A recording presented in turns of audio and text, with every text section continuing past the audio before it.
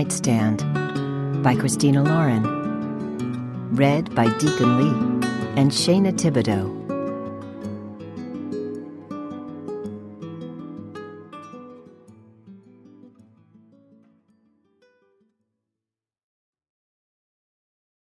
Chapter 1. Millie.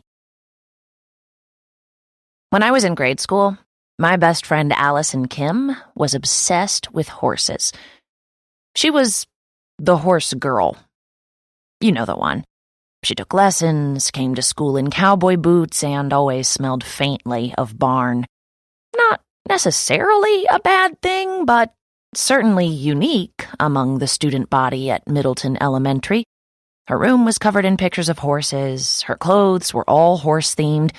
She had trading cards and figurines. This girl was invested and could be called upon at any given moment to answer a horsey question or rattle off an equestrian fact. Did you know horses can run a mere 6 hours after birth? Nope. What about their teeth? Were you aware a horse's teeth take up more space in their head than their brain does? Didn't know that either. Most little girls are obsessed with something at one point, and for the most part it never gets a second thought. Puppies, standard. Princesses are also frequently idolized. An obsession with boy bands is to be expected. Begging your parents for a pony or unicorn is normal. I don't think I've ever been normal. Me? I was obsessed with serial killers. More specifically, I was obsessed with the idea of female serial killers. Hear the phrase serial killer, and most of us probably picture a man. It's not surprising. Let's be real, men are responsible for at least 92% of the evil in the world. For centuries, women have been socially programmed to be the nurturers, after all, the protectors, the emotional bridges. So when we hear of a woman who takes life instead of creating it, it's instinctively shocking. My particular fascination started around the time I played Lizzie Borden in my 7th grade theater class. It was an original musical, the brainchild of our eccentric, would-be-an-understatement teacher, and I landed the lead role. Before then, the concept of murder was still loose and shapeless in my head, but ever studious as a child, I gobbled up everything I could about Lizzie Borden, the gruesome hatchet murders, the dramatic trial, the acquittal. The fact that, to this day, the murders remain unsolved was enough to get the wheels in my mind spinning. What is it about the male brain that makes it not just more aggressive in general, but more prone to serial violence? And what trips that same switch in a woman? That's why I read every book on the subject I could find as a teen, watched every crime, drama, and mystery, and why I now teach criminology at UC Santa Barbara and am working on my own book about the very women who so fascinated me as a child. It's probably also why I'm drinking it up with 4 of my strictly platonic best guy friends instead of out enjoying myself on an actual date. No man wants to hear, I wrote my thesis on gender differences in serial murderers, during the tell me about yourself portion of an initial rendezvous. Millie. Mills. My attention first snags on Ed's voice and then focuses on Reed's. Yeah?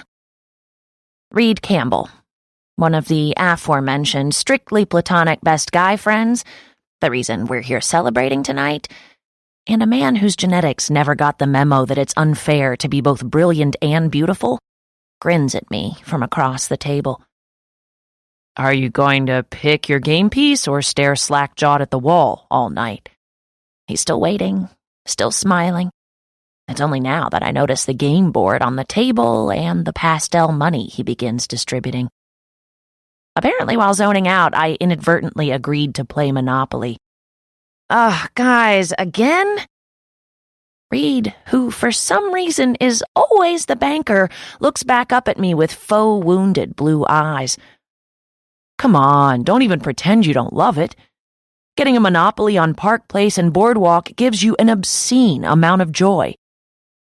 I loved it when I was 10. I still mostly liked it 2 years ago, I say. But why do we keep playing it when it always ends the same? What do you mean it always ends the same?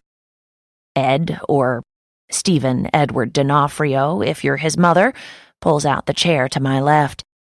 Ed's hair is this wild mop of reddish-brown curls that always looks like he either just got up or should really go to bed. For starters, I begin, Reed is always the top hat, you're the car, Alex is the ship, Chris is the shoe, and I'm the dog.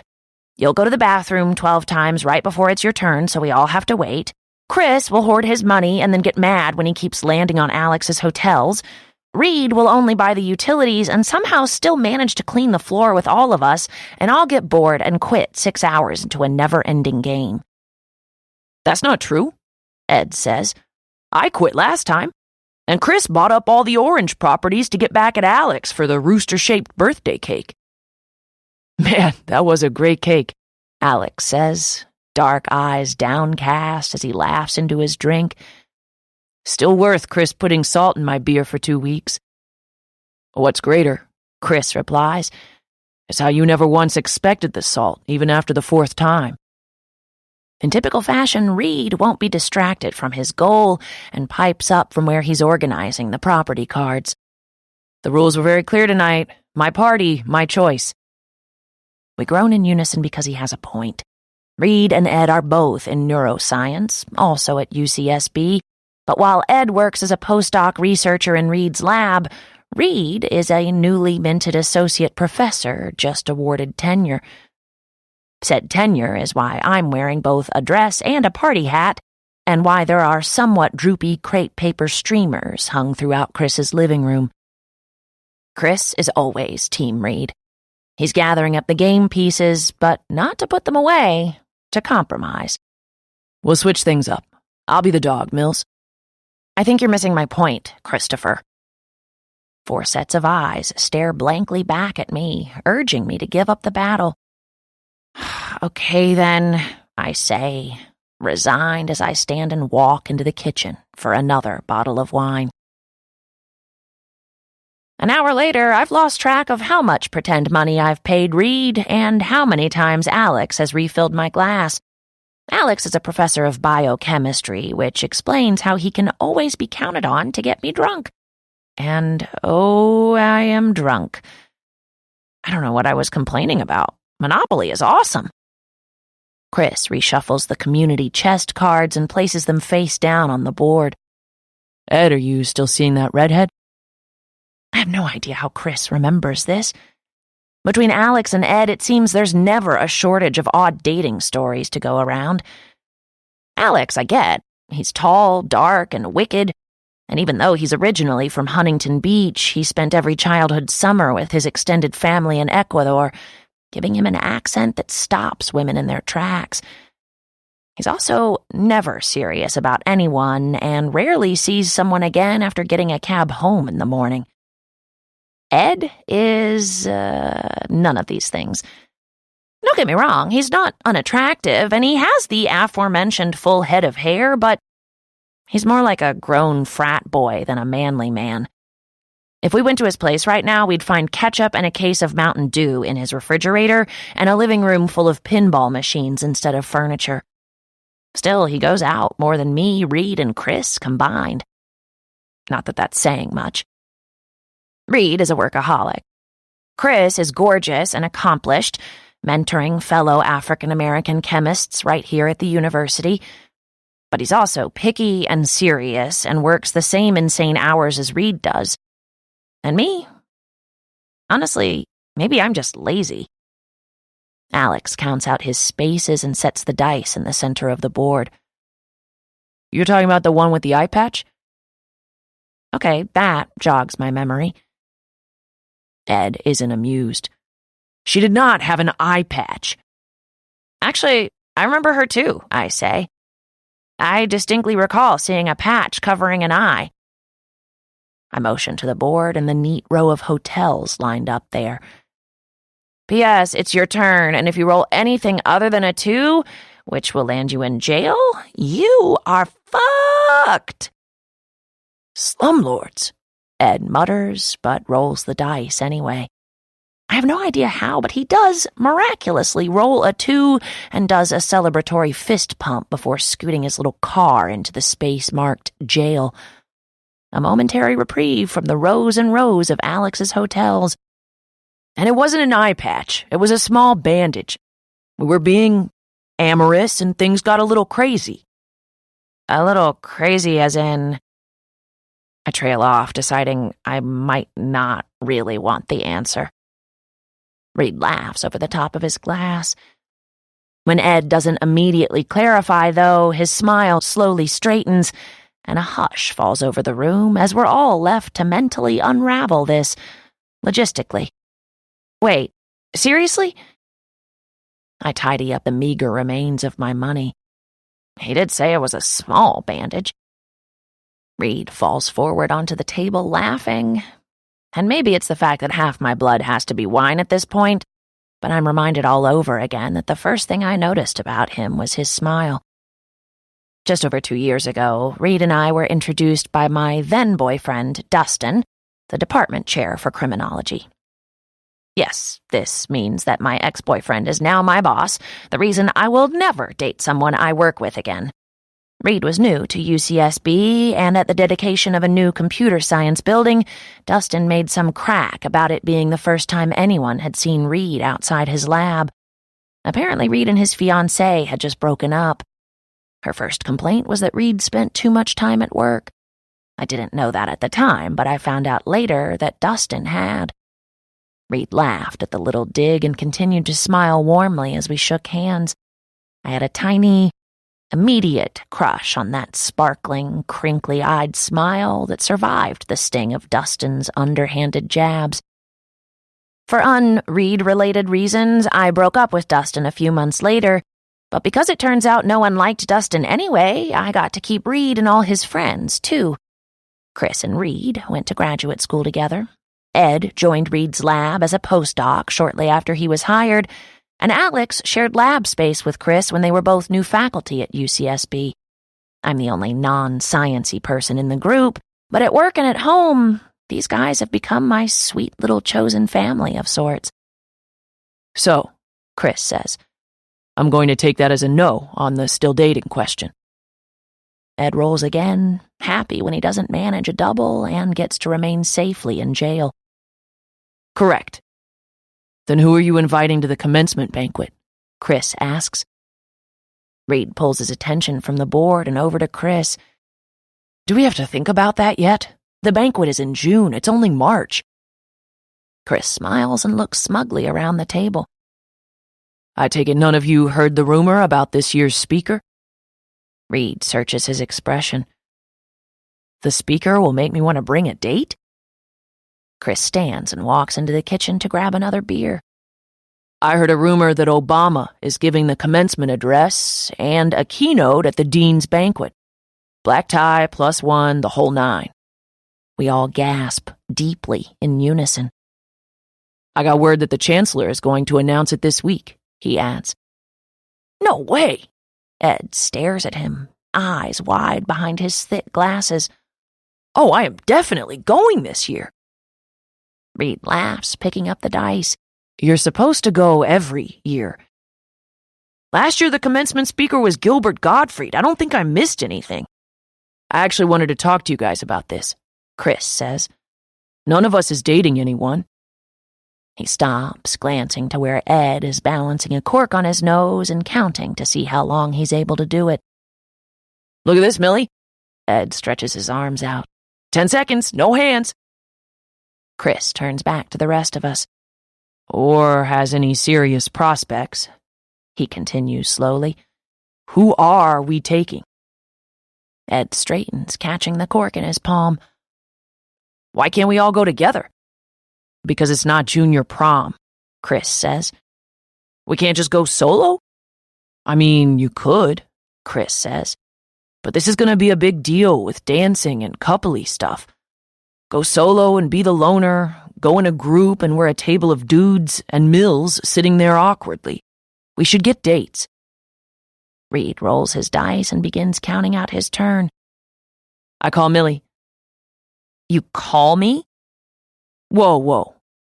Derailed from his initial argument, Chris turns to Reed with a frown. If we're just going to pair up, why'd you pick her? Reed shrugs and gives a vague nod in my direction. She looks better in a ball gown. Ed seems genuinely insulted. You have obviously never seen me in one. I took you to the Dean's banquet last year, Chris reminds Reed. We had an awesome time. His turn completed, Reed drops the dice onto the center of the board and picks up his drink. We did. I'm just being fair and going with someone else this time. Ed smacks Chris's shoulder. I'm more Reed's type. Remember that cute bartender he liked? The one with the curly hair? He makes a show of pointing to his head and the mass of auburn curls there. Tell me we wouldn't look great together. I can beat that. Alex brings up a foot to rest on the table and rolls up the hem of his jeans, flexing his calf muscle. Reed is a leg man. Just look at these stems. I could spin you all around that dance floor. Reed watches each of them bemused. I mean, technically speaking, Millie is my type, being female and whatnot. Is it weird to anyone that this room full of straight men is fighting over Reed and not me? I ask. Chris, Alex, and Ed seem to give this fair consideration before answering, No, in unison. I lift my glass of wine and take a deep swallow. Okay, then. Finally, Reed stands, carrying his empty glass into the kitchen. Millie, you need anything? Other than tips on how to develop an alluring female presence? I ask. I'm good, thanks. At the counter, Reed rinses his glass and bends to open the dishwasher, carefully setting it inside. It's something I've seen him do 100 times, and I don't know if it's the talk of dates or the wine, or if Reed is just looking particularly good in that dark gray shirt. But tonight I don't look away. I watch as he easily moves around the kitchen, picking up stray dishes near the sink and loading them into the correct tray. I can see the muscles in his back flex as he bends when he's done, rubbing a hand over the broad head of Chris's silver Labrador, Maisie. I've had enough to drink that my limbs feel loose and pliable. My stomach feels warm. My brain is a little fuzzy around the edges, just enough to block out my tendency to overthink everything. Instead, my mind meanders around the fact that Reed doing something as mundane as loading a dishwasher and petting a dog is absolutely fascinating. With the kitchen tidied up, Reed extends his arms above his head in a leisurely stretch. My eyes are like magnets and follow the lines of his body, the way the fabric of his shirt pulls tight across his chest and strains along the curve of his biceps. I get a peek of stomach. Reed has a really nice stomach. I bet he'd look great with that shirt all the way off. Kneeling above me, arms outstretched, fingers wrapped around the headboard while he... Whoa, where did that come from? I fix my attention down at the dining room table, and it's a full 5 seconds before I dare to move again.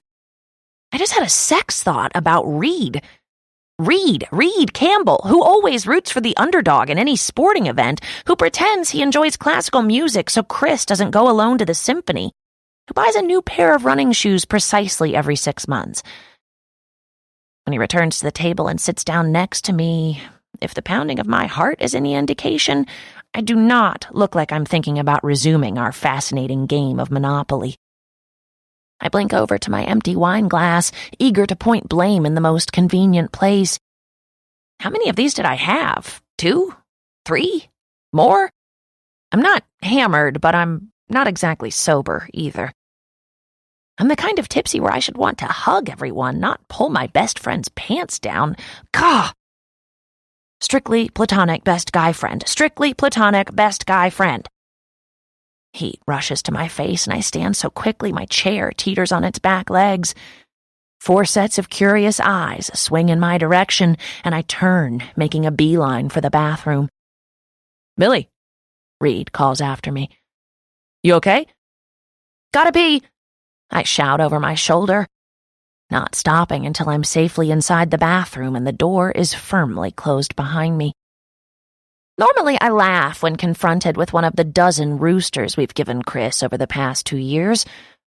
But now, not so much. The cock thing began as a joke.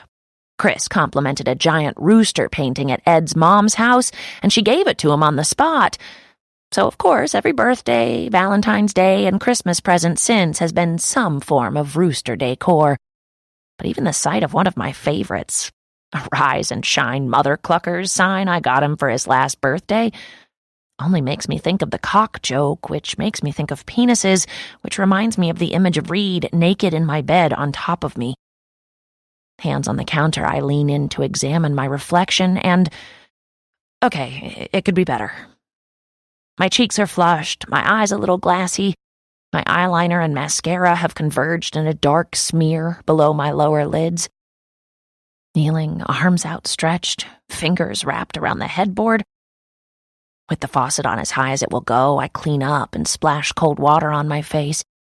It helps a little, cooling down my skin and clearing out the haze so I can think. It's not that I find Reed unappealing in a sexual way. He's gorgeous and brilliant and hysterical. But he's also my best friend. My Reed. The guy who held my hand during an emergency root canal and dressed up as Kylo Ren when we went to see The Last Jedi on my 29th birthday. I'm close with the other guys, but for whatever reason, it's different with Reed. Not that kind of different, but closer. Maybe it's because he always knows to find me in the true crime section of the bookstore. Maybe it's because he has a level of intuition that I've never known in a friend before. Maybe it's because we can be quiet together and it's never weird. I squeeze my eyes shut. It's hard to have an existential crisis when you're drunk. Part of me thinks I should head to the nearest exit, but the other part thinks we should just hug it out.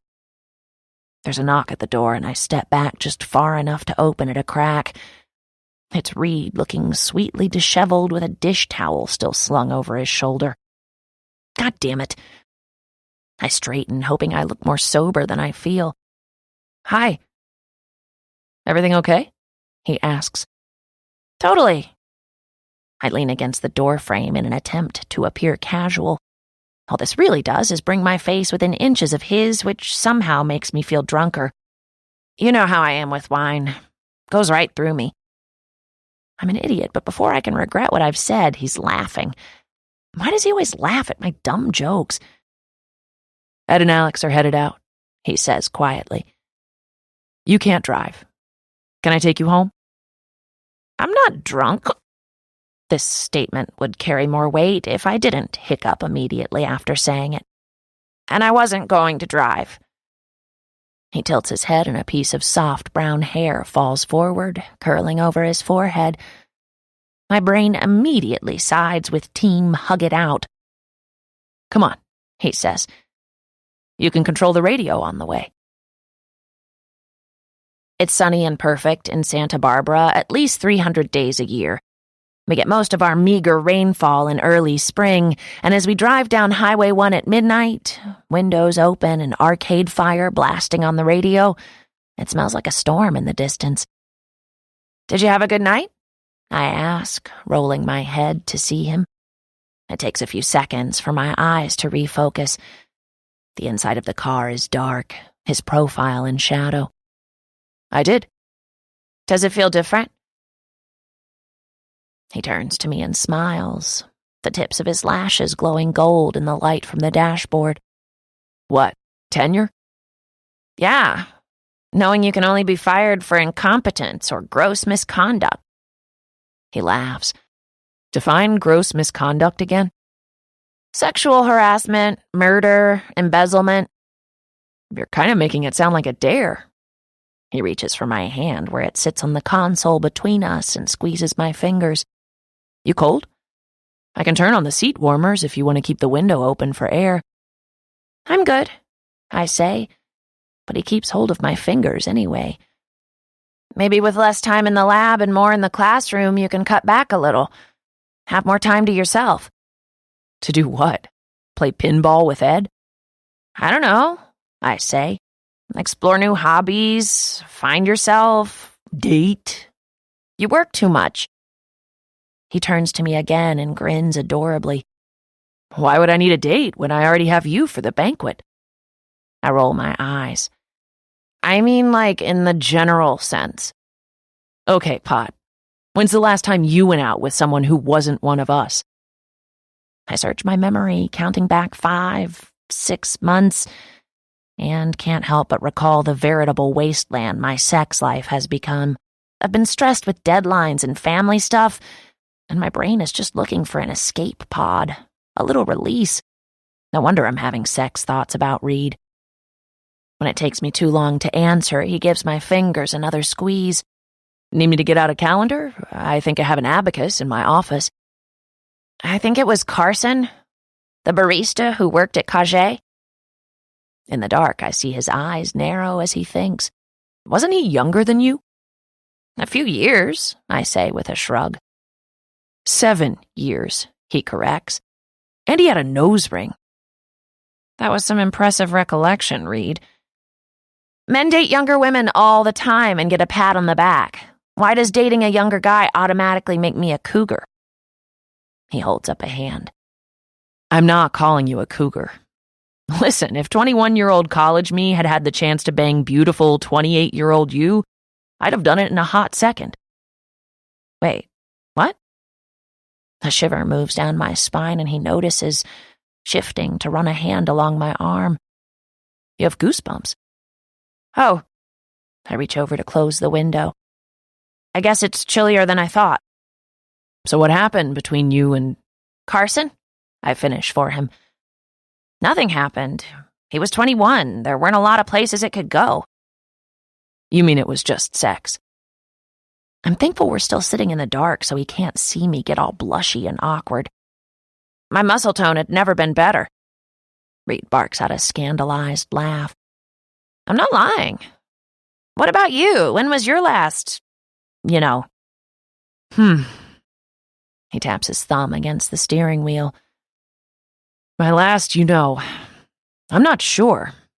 You probably know my life as well as I do. You tell me. You work all the time. Funny thing about that, he says with a grin. It's probably how I got tenure. I concede this with a dorky little nod. He turns down State Street, which, this time of night, is the quickest route to my house. I watch as we dart past the streetlights one by one. Does that make us lame, I wonder? That we've been single this long and nobody in our group is in an actual relationship? Ed and Alex date more than us, maybe even Chris, but it never goes anywhere. Is it possible we're all enabling each other to die alone? Are we turning into a weird celibacy cult? We're definitely enabling each other. But should we be worried about that? I ask. One of the many, many problems I had with Dustin was that he wanted a good little wife. I'm not even sure I have that gene and haven't been with anyone long-term since him. You haven't since Isla. Does that make us failures? I think it means the opposite, actually, he says, pulling into my driveway and shifting the car into park. He turns to face me. Let me ask you a question. Do you love your career? I don't even have to think about it. 100%. Well, there you go. And even if we are enabling each other, who cares? You could never die alone because you have me. It's suddenly quiet in the car, and I know I should go inside. I should wash my face and put my pajamas on and go straight to bed. I should let Reed go home. The problem is I don't want to. Come inside with me, I say, pushing open my door and already climbing out. The air is cool and smells like the ocean, but it's not enough to drown out whatever buzz is still humming in my veins or make me come to my senses. I have no idea what I'm doing or what's happening between us, but when I reach the porch and pull out my keys, Reed is right behind me. Chapter 2. Reed. I've never hooked up with a friend before. Is that what's happening right now? I mean, it seems like it might be. Millie is being herself, but a little more, giving me a shy smile while her eyes wander a lot more than I'm used to, then twisting her fingers in mine when I held her hand in the car. It's like unlocking a window and letting the wind blow it wide open. If Millie is flirting, then what? Should I flirt back? This is a very the usual suspects moment. I had no idea Millie was this person. Are we doing this? I blatantly check out her backside when she ducks into the fridge to grab us each a can of sparkling water. It feels nearly clinical the way I study her. Objectively, it is a fantastic ass. It's just that it's Millie's ass. Initially, briefly, she was known as Dustin's Millie. Later, and better, she was known as one of the guys' Millie, our Millie. Now it appears she's drunk, flirty Millie. I've looked at her ass before, of course. I've looked at all of her, frankly, but I've done it in the disassociated way all guys look at women, almost without realizing we're doing it. Casually, too, and entirely due to the habit of proximity, while helping her out of her coat, while holding her beer as she takes off a sweater, while examining her outside a changing room when she asks whether she should buy a particular pair of jeans. Regardless, no matter how objectively pretty she is, Millie Morse has always been off-limits. But mostly, I think she's been off-limits because she's never shown any particular interest in any of us. She clears her throat, and I drag my eyes back up to her face, which, it's fair to say, may be the best part of her. The enormous bright green eyes, the sarcastic mouth, the splash of freckles across her nose and cheeks. She's beautiful, yes, but I've never truly veered into is she sexy territory until tonight. I was checking out your ass. And? She leans a hip against the counter and gives me a smile that's unlike anything I've ever seen from her. Most of her smiles are open-mouthed, delighted, often given through a choking laugh as she quickly swallows a mouthful of beer. Other smiles are half-baked, amused at us while we try to get a rise out of her. The rare smile is triumphant when she gives us the perfect amount of shit. They're rarer only because she so infrequently shows her cards. But this one is a little like being told a secret. She seems to agree because she bites her bottom lip halfway through it, like she's trying to put it away. I think she wants a rating on her backside, but it's probably clear from my expression that I'd give her high marks. What's with you tonight? A bare shoulder lifts and drops. I'm tipsy. This makes me bark out a laugh. Tipsy? I'd be amazed if Chris has any wine left in his house. Don't blame that on me, she says. You're the one who went and got tenure. Besides, Ed took down 2 bottles by himself, and Alex was pouring mine. Ed's blood is 90% alcohol. And 10% Cheeto dust. She moves over to me, waters in hand, and the only way to describe her gait is sachet-y. It's so dramatic it makes me start to laugh. We've known each other for more than 2 years, and I never would have predicted this playful, seductive side of her. But the sound is cut off in my throat when she puts the waters down on the end table near me and puts her hand squarely on my chest. Anticipation comes alive beneath my skin. Mills? Reeds? Speaking through the pressurized air in my throat, I say, What are you doing? Seducing you. She lifts one hand and draws a pinky down the side of her face, pulling away a strand of auburn hair. Is it working? I've never had reason to check myself around her before, and the answer easily slides out of me, unfiltered. Yes, but why? Another shrug. I haven't had sex in a while. You were doing dishes earlier. Dishes? It was sexy, and you stretched. I saw stomach muscles and happy trail. Oh, well, of course we should end up here. She growls a little as she stretches to press her nose into my neck, inhaling. I like how you smell. I freeze. When she says this, it feels a little like standing at the static center of a spinning room. Again, Millie. This is Millie Morris, goofball, colleague, stealer of my Stanford sweatshirt, woman who shares my exact tastes in beer, the glue of our circle of friends. You do? Yeah, she says, and blazes heat into me with the press of her mouth over my pulse point.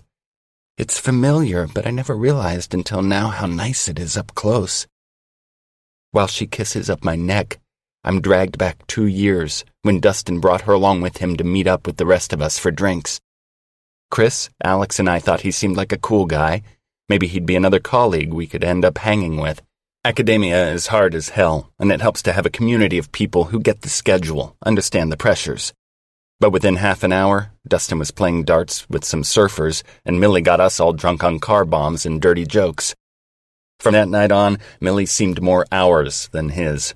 I know they ostensibly broke up because their schedules weren't compatible, and they hit a plateau. Also, he was basically a dick, but I sometimes wonder how much her friendship with us contributed to the breakup. It was a friendship that came at a perfect time.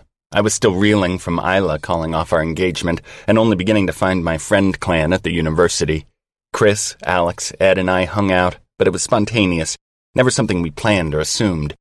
As soon as Millie joined our little gang, though, being together became the default. Barbecues at Chris's when it was nice out, football at Millie's on Sundays with a big TV and the best furniture, game night at Ed's, inside jokes and familiarity.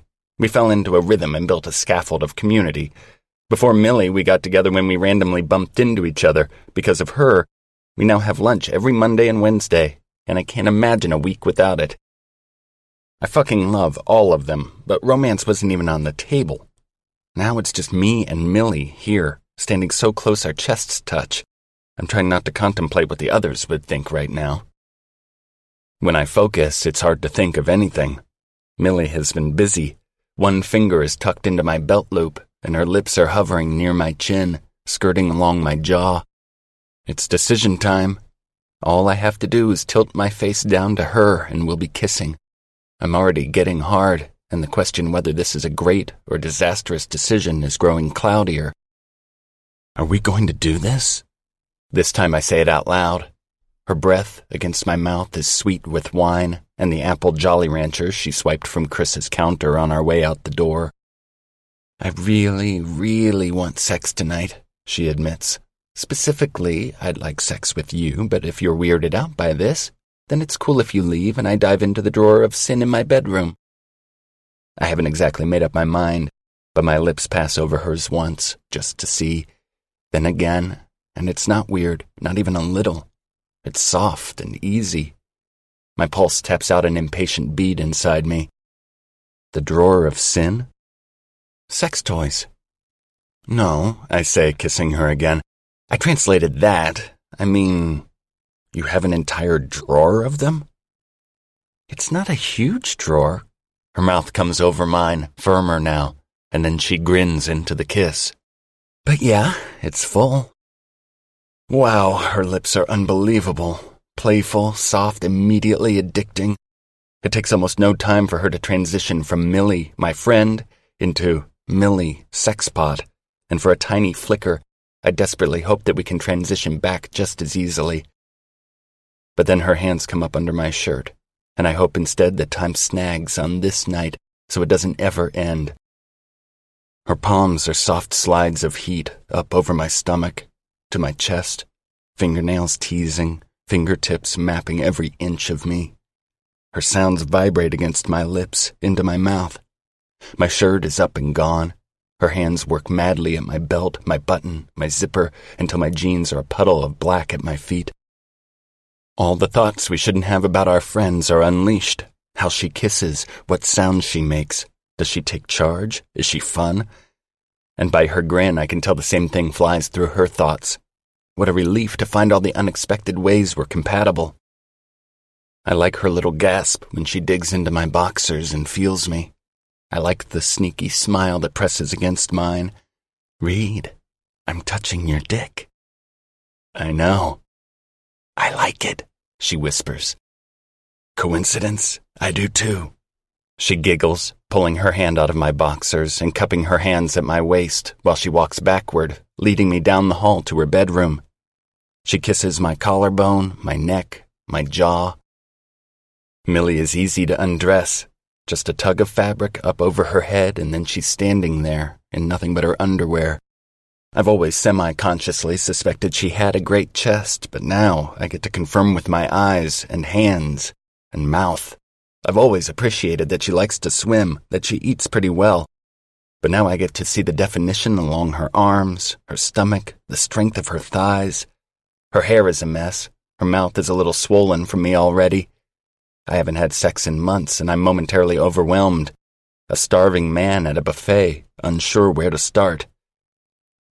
"You're overthinking something," she says and moves closer, hooking her thumbs into the waistband of my boxers.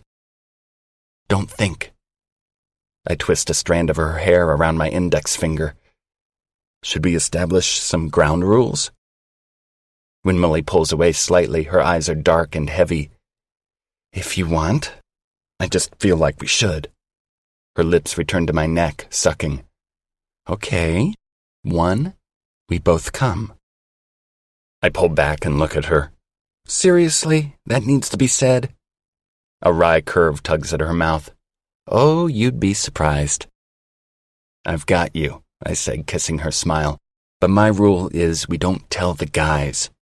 Ed is so genuinely optimistic, he'd probably be happy for us, even if it's just one night of fun. But Alex is a smartass who would give us unending shit, and Chris would be horrified. It's her turn to pull back in surprise. "That needs to be said?" I feel like they'd be jealous, I guess. "Of me, obviously. Clearly everyone wants to bang Reed." This makes me laugh. "Clearly. So you're not telling Chris? You tell him everything."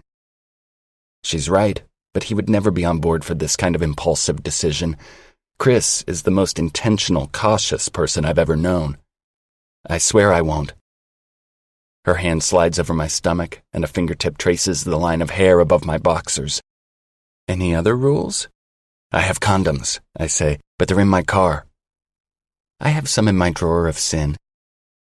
I can hear the smile in her voice, but the blunt mention of something so physically related to the act makes her neck go warm under my mouth.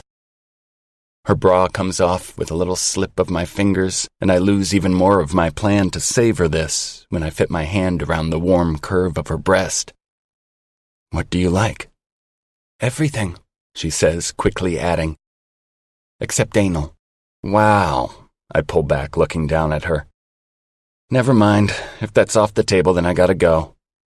She pinches my nipple, laughing at my high-pitched shriek. "I was kidding."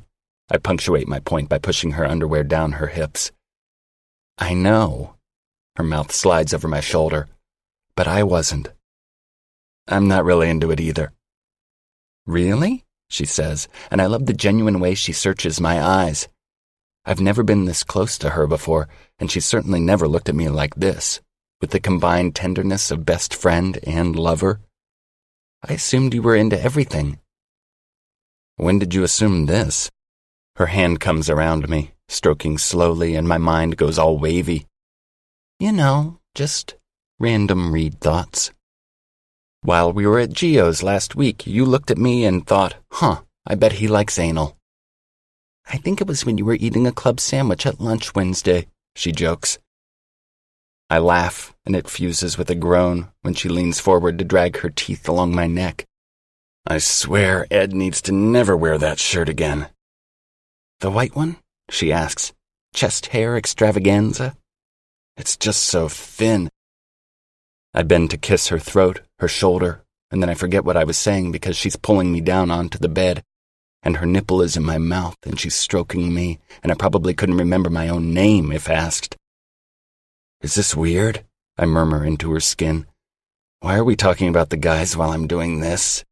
"I like talking," she says, and digs her free hand into my hair. "I like talking to you while—" Her voice falls away when I suck. I half expect it to be like this the entire night. Easy conversation like we've always had, but through kisses, touches, even through the sex itself.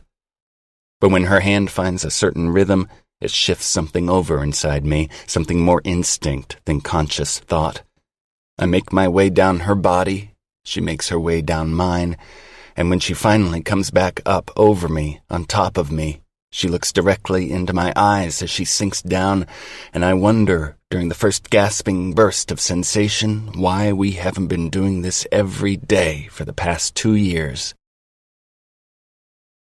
I leave Millie's around 2, when she's fast asleep and starfished across 90% of the mattress. I kiss her cheek when I go. It feels weird to leave her after only half a night together, but I have to think it would be even weirder to wake up with your best friend naked in your bed. I didn't have much to drink, but the next morning I feel hungover anyway. It's a cocktail of the lightheaded relief that comes on the heels of a night of great sex, mixed with the nauseating anxiety over a fight with a friend. Not that Millie and I are fighting. I mean, I can't even imagine Millie angry.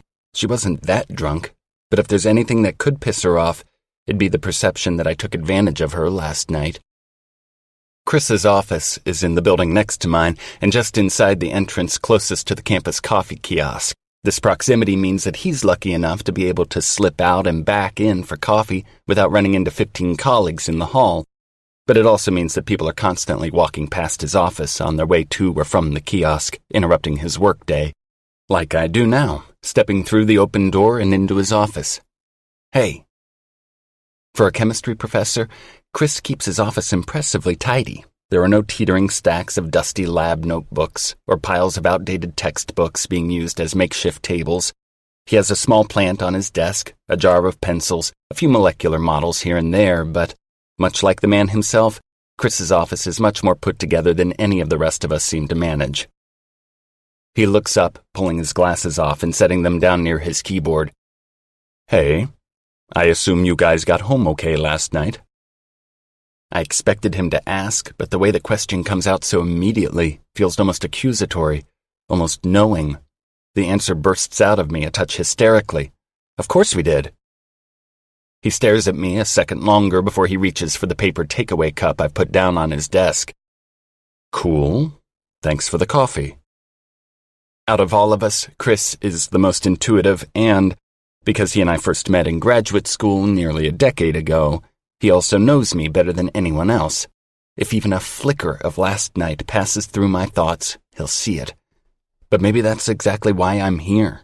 Millie and I drove a mallet into our easy rhythm, creating a fault line that will either lie dormant or break everything into pieces. I need to know I can still act normal, where normal means I pretend the fault line is not directly underfoot. You good? Chris asks. Oh, yeah. I stare with an intense focus at his bookshelves, specifically studying a worn copy of Wade's Organic Chemistry, and finally the moment snaps free. Just wanted to come by and say thanks again for hosting last night. Of course, man. I'm really happy for you. My gaze swings higher up on his bookshelf to some molecular models, some awards on small pedestals, and... nice cock. He groans, standing so he can reach for the rooster-shaped stress ball and toss it into the trash. You have my students in on this rooster thing now. A student gave you a cock? He jerks his attention past me, out into the hallway, before giving me the expression that speaks to the mental murder happening inside his brain. Think you could keep your voice down? I grin. I can try. What do you have going on today? Checking my watch, I tell him, I'm giving our department seminar in 30. Wanna come? No. Then I'll see you at lunch. I'm halfway through my 50-minute presentation on optic nerve inflammation when the back door to the theater creaks loudly open the way it always does when someone unfamiliar with it tries it from the wrong side. Heads turn, and my chest suffers a weird, painful hiccup as Millie steps in. Dressed in black jeans and a deep green sweater, she tiptoes down the aisle with a paper bag in her hand and a dramatically apologetic expression for the disruption of her entrance. Millie has never come to one of my seminars. Given that I'm in neuroscience and she's in criminology, she'd have no reason to. How did she even know where to find me? Maybe she wants a word with me afterward? The thought makes me uneasy. Last night was good, right? I mean, to me, last night was incredible. We had sex twice. We talked for an hour in between about all the kind of stuff we always talk about. Ed's latest lab disasters, Millie's upcoming lecture at Princeton, whether Alex will get tenure this year. Nothing too personal, nothing deep. Eventually, pillow talk turned into touching, which turned into me climbing over her and words falling away. Before last night, I couldn't have even imagined the quiet, rhythmic sounds she would make, but I can't seem to get them out of my head today. Glancing at the slide up on the large screen, I find my place again. As the only retinal specialist in the department, I try to keep my presentations sharp, interesting, and accessible. Millie knows my biggest gripe, that the rest of the neuroscience department likes to forget that the retina is part of the brain, and I catch her grinning when an image of the central nervous system comes up with the retina highlighted right up front. The smile unknots the seed of tension in me. This is Millie. She's unflappable. Of course we're okay. In fact, she meets me halfway up the aisle as everyone is filing out and pulls a small pastry box out of the bag, handing it over. Inside there is a cupcake with a unicorn sculpted out of frosting. What's this for? I look up at her. We celebrated my tenure last night, and my birthday is still a month away. Millie grins. It's the morning after cupcake. When I don't figure out a response fast enough, she adds in a whisper, It's a good job with the orgasms, cupcake. Pausing, she looks down at my hands. And it's an are we okay cupcake? This rare display of vulnerability tilts me sideways, so I close the lid and boop her nose with my index finger, the way she always does to us. You know we're fine. Then come to Cage with me. She tugs my hand. I need caffeination. I already had some with Chris. But she's already turned to head up the aisle. I should have led with the more compelling, I need to get into the lab explanation, because to Millie, work always comes first, but there's no such thing as too much coffee. Cage is a coffee shop right near campus, and it's generally populated by the scruffiest representation of our student body. I'd wager there are as many white people with dreadlocks outside on the patio as there are baristas inside. And although I know Millie can slob it up with the best of them on the weekend, right now in her fitted jeans, heels, and cashmere sweater, she stands out like a spray of flowers in a field of dry grass. Without even bothering to ask what I want, she knows anyway, she leans in and orders 2 medium Americanos, extra hot, and then, in a rushed flurry, points to a miraculously empty table for me to snag. I wipe the table off with a couple of napkins, trying to calm the unfamiliar anxiety I'm feeling about an upcoming conversation with Millie. My best friend, Millie, who puts moisturizing facial masks on me while we watch our favorite 1990s gangster movies and generously eats all the melon in my fruit salads. With 2 steaming cups in her hands, she walks toward me at the table, and I have to make a conscious effort to look normal, which I'm pretty sure negates any potential for success. This is so weird. I mean, it's impossible to ignore the way her jeans curve over her hips, and then I'm boomeranged into wondering whether I would have noticed this before last night. Sitting wordlessly, she smiles, touching her cheek, and the motion catches my eye as she drags a few wayward strands of hair behind her ear. There's a new, bare honesty here, an unspoken awareness captured by eye contact and screaming, "We had sex." My gaze slides down to her neck and trips over something there. I don't think I would normally spot the tiny red bruise on her throat if I hadn't been the one to inflict it. She notices me noticing and covers it with a fingertip. I'll put some more makeup on it before lunch. That's right. It's Wednesday, one of 2 days each week we all meet at Summit Cafe near the library. It's cool. It's small, I say. Sorry. Oh, don't be sorry. The sex is front and center now. Millie stares directly at me, and it's a lot, having her undivided attention like this. It always is. Only now, instead of simply enjoying it, my mind toggles between the calming surety of her expression and the memory of her eyes falling closed in relief when she moved on top of me and found that buckling moment of pleasure. You're sure you're okay today? I ask. She nods decisively. 100%. You? Same. I wonder whether she's also having these disruptive flashes of recollection. I don't exactly know how to extricate us from this topic, but letting the words, "It was really good though," tumble out of my mouth is probably not the way to do it. She could make this awkward, and it's absolutely what I expect her to do because making us uncomfortable is Millie's favorite pastime, but she's feeling generous apparently. Of course it was good. We're both amazing in bed. When I laugh, she adds, but we're still on the same page, right? About us being friends? We're on the same page. And we are. For as good as last night was, I don't want to be with Millie that way again. At least I don't think I do. I definitely shouldn't. We're too good at being smart-ass friends to be very good tender lovers. I can't really imagine Millie like that anyway. She reaches across, squeezing my hand. You're my best friend, Reed. You're going to make me cry. With a laugh, she shoves my hand away. But seriously, I can't do the dating a colleague thing again. What a disaster he was. To be fair, I say, grateful for this easy entrance back into normal, his name is Dustin. She quickly swallows a sip of coffee to protest this.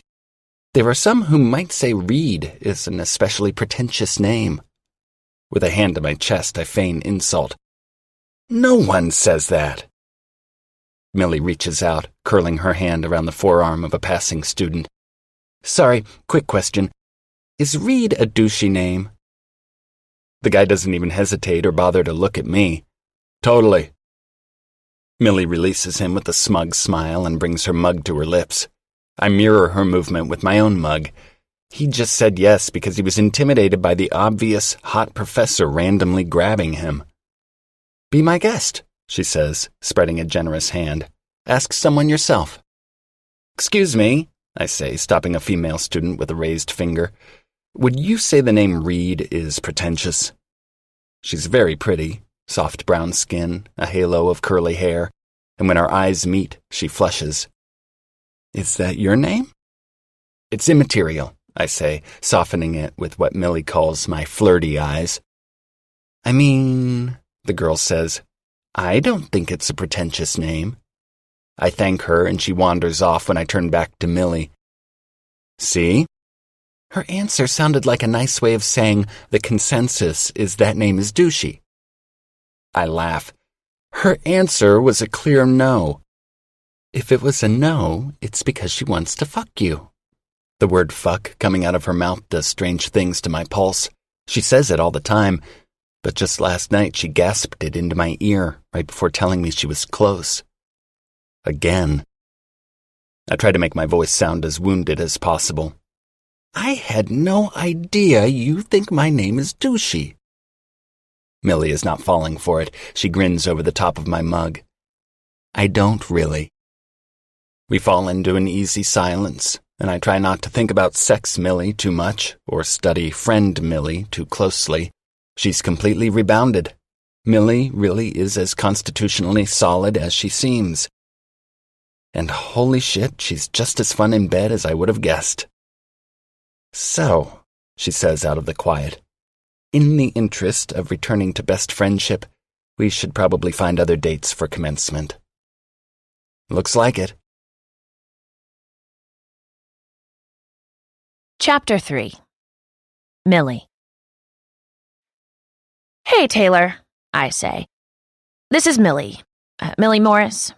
I'm not sure if you remember me or not. We saw a girl on the train together at the Dollar Theater last summer. You kept insisting that the new wife couldn't be the killer because she was a mother, and I argued that 42% of children killed by a parent are killed by the mother, alone or with an accomplice. Anyway, I have this thing in June, and I was wondering if you'd like to be my date. It's black tie, and I have to RSVP, so if you could give me a call as soon as possible, and I promise not to talk about mothers murdering their own children. The line disconnects. That's weird, I think, but I pencil in a check mark on the maybe column next to Taylor Baldwin's name anyway. A maybe? I jump at the sound of Reed's voice, so close to my ear. Heat radiates off his skin as he tries to read over my shoulder. His hair is damp where it brushes my cheek. He's freshly showered and standing so close that even during lunchtime rush in the campus cafe, I can smell the lemongrass soap he always keeps in his gym bag. It's been 3 days since our sexcapade, and I swear my blood pressure still hasn't completely recovered. An elbow to his stomach sends him back into his own space, and has the added benefit of allowing me to angle my date notebook away from him. Do your feet even touch the ground when you walk? I didn't hear you. He leans over the chair beside mine, catching my eye. Were you really quoting murder stats while asking someone out? I may have some insight into why you haven't dated since the fetus barista at Cage. Pardon me, sir? I was using that as context since I wasn't sure he would remember me by name. Maybe the guy sees a lot of movies. I erased my check mark with an aggressive rub before sweeping eraser crumbs into Reed's lap. Suppressed laughter curves the corners of his mouth, and my eyes are snagged there, my thoughts drifting from mouths to lips to tongues, and all the things those parts managed very capably to do. I want to rub Purell on my brain.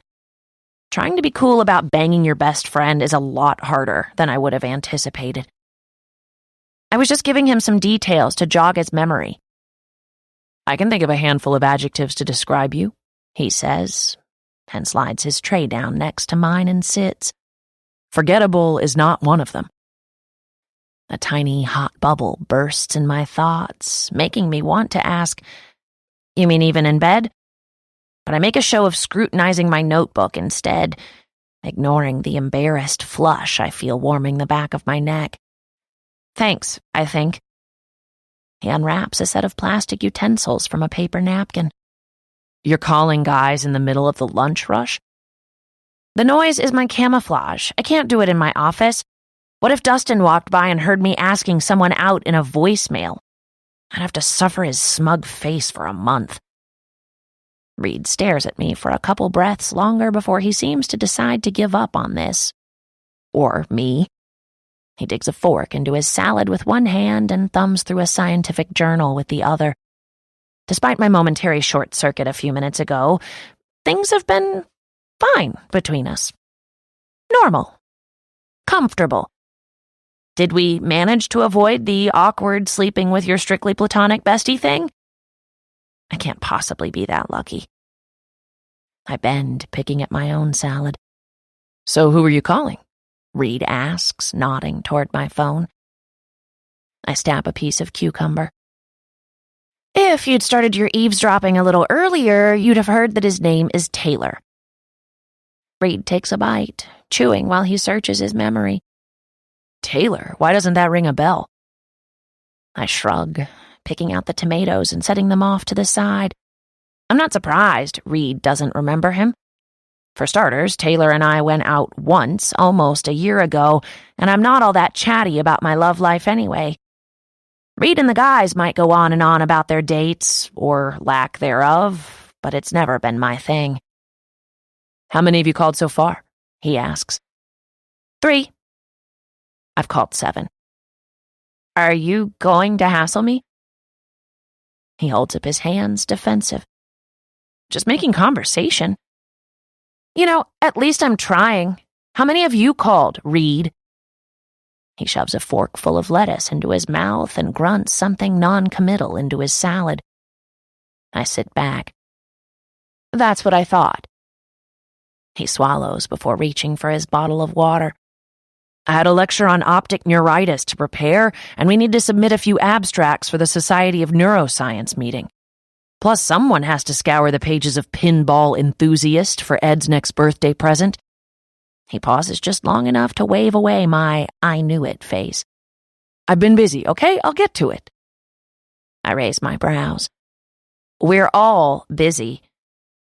The grounds crew is working outside the cafe, and when the door opens again, it brings with it a gust of air fresh with cut grass. It also brings Chris, who is clearly agitated as he makes his way to our table. "Do you have any idea how many available, reasonably attractive single women over the age of 25 I interact with on a daily basis?" he says in lieu of a greeting. I blink. "Hi, Chris." He sets an insulated coffee mug on the table and pulls out the chair next to Reed. "I'll fill you in. 2. One is the lady who lives above me and walks her cats, and the other is you." I stick a piece of lettuce to my front teeth and give him my cheesiest smile. "So what you're saying is, I've got a chance." Reed and Chris stare blankly at me for a lingering beat before turning back to each other. "It's only been a few days," Reed tells him. "I think you're too stressed about this." "That's what Chris does," I remind him, pulling the lettuce free. "He takes things very seriously and does them better than all of us. Ed steps up behind Chris's chair, pulls out the last seat at our small table, and asks him, "Didn't you and Rebecca Fielding bang in the bathroom at the faculty Christmas party? You could ask her, since you've already dated." Chris lets out an audible sigh, but it's Reed who answers. "Sex isn't dating." "Either way," Chris says, "I've got nothing for this commencement thing." "None of us do," I tell him. "But you have plenty of time." "But do we actually need dates?" Reed asks. "Wait." Ed wags his finger back and forth between me and Reed. "I thought you two were going together." Reed stabs another forkful of salad. "We decided not to." "Why?" Ed looks understandably confused. I have to be sending Reed a look that's half threatening reminder and half panic, but he doesn't look flustered at all. "Because Millie is her own person and can find a date by herself. It was a dick move on my part to call dibs like she's some sort of new toy." I give Reed a patronizing, "That's right, you chauvinist," smile, and he kicks me under the table. Ed makes some kind of dismissive noise in the back of his throat. "It's Millie. It's not like you can offend her." I start to argue this, but then realize he's right. Well, maybe I should have been more offended, but I only have one emotion, and it's hunger. Chris, who has been noticeably silent, looks up from his coffee. "I've been thinking lately. What about a dating site?" He offers up the suggestion carefully, like he's aiming a shot into a very distant, very small basket. A dating site? I scrunch my nose. Ew. Ed obviously agrees because he's the first to speak up. Good job, Ed. "You want these two to use a dating app?" he says, pointing a thumb between Reed and me. Chris looks on as confused as I am. "It's how my sister met Ashley. Reed and Mills are the oldest 30-year-olds I know." Wow, Ed sucks. I'm 29, I remind him. "And you watch Murder, She Wrote every night alone in bed." I frown and throw a cherry tomato at his poof of hair. Because it's a good show and my bed is hella comfortable. "And you still use the word hella." "Ed," Reed says, "you're doing that thing again." What thing? "Being a dick. Something like 40 million people use dating sites. It can't be that complicated." Ed turns to us, his smile the expressive equivalent of a condescending pat on the head. "Why do you even know that kind of statistic? And no, it's not complicated per se. It's nuance. There's an entire language involved in these sorts of things. We have 6 degrees between the 4 of us." Reed looks back down to his lunch. "I think we can keep up." Chris leans in toward Ed. "What kind of language?" "Why do I already know this is going to be like teaching my mom to use the DVR?" Ed rubs a hand over his face. "Okay, for example, thirst trap is someone posting intentionally sexy pics to get attention." I shake my head. Isn't that the point of a photo, to get attention? "Yeah, but this would be like, look at my new watch, but showing the watch just gave an excuse to zoom in on your boobs." Chris reaches for my notebook and pencil, flips to a new page, and prompts Ed to continue, ready to take notes. "Okay, what else?" "Nerds," I say. "We are nerds, and old. Ed, you're right. My God, we are too young to be this old." Everyone ignores me. Ed leans back in his chair, eyes on the ceiling while he thinks. "Let's see. Ghosting is when someone you're chatting with online just disappears, no reason or anything, as opposed to a slow fade where they start to respond less and less over time."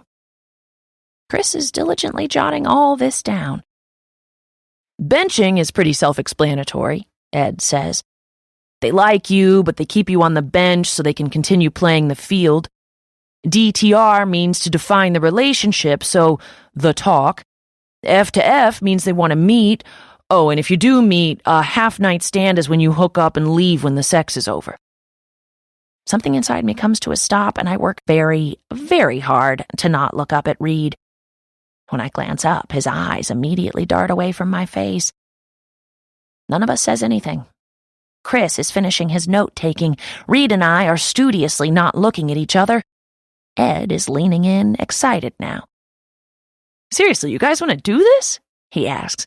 Like team dating app? I say. No, but maybe. I glance at Reed. If we must. Okay, well, if you're all down, Tinder is pretty awesome, Ed says. Tinder? When would he have time? Ed is either in the lab or playing one of the half-dozen arcade games he owns. I try to imagine a scenario in which someone is expecting a hot hookup and they open the door to find Ed standing there instead. Like I said, Ed is good-looking in his own way. He's just so Ed.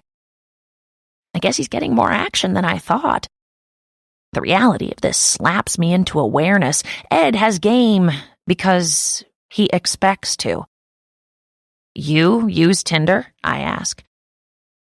Reaching across the table, he pulls a discarded tomato from my salad and pops it into his mouth. Sometimes. And?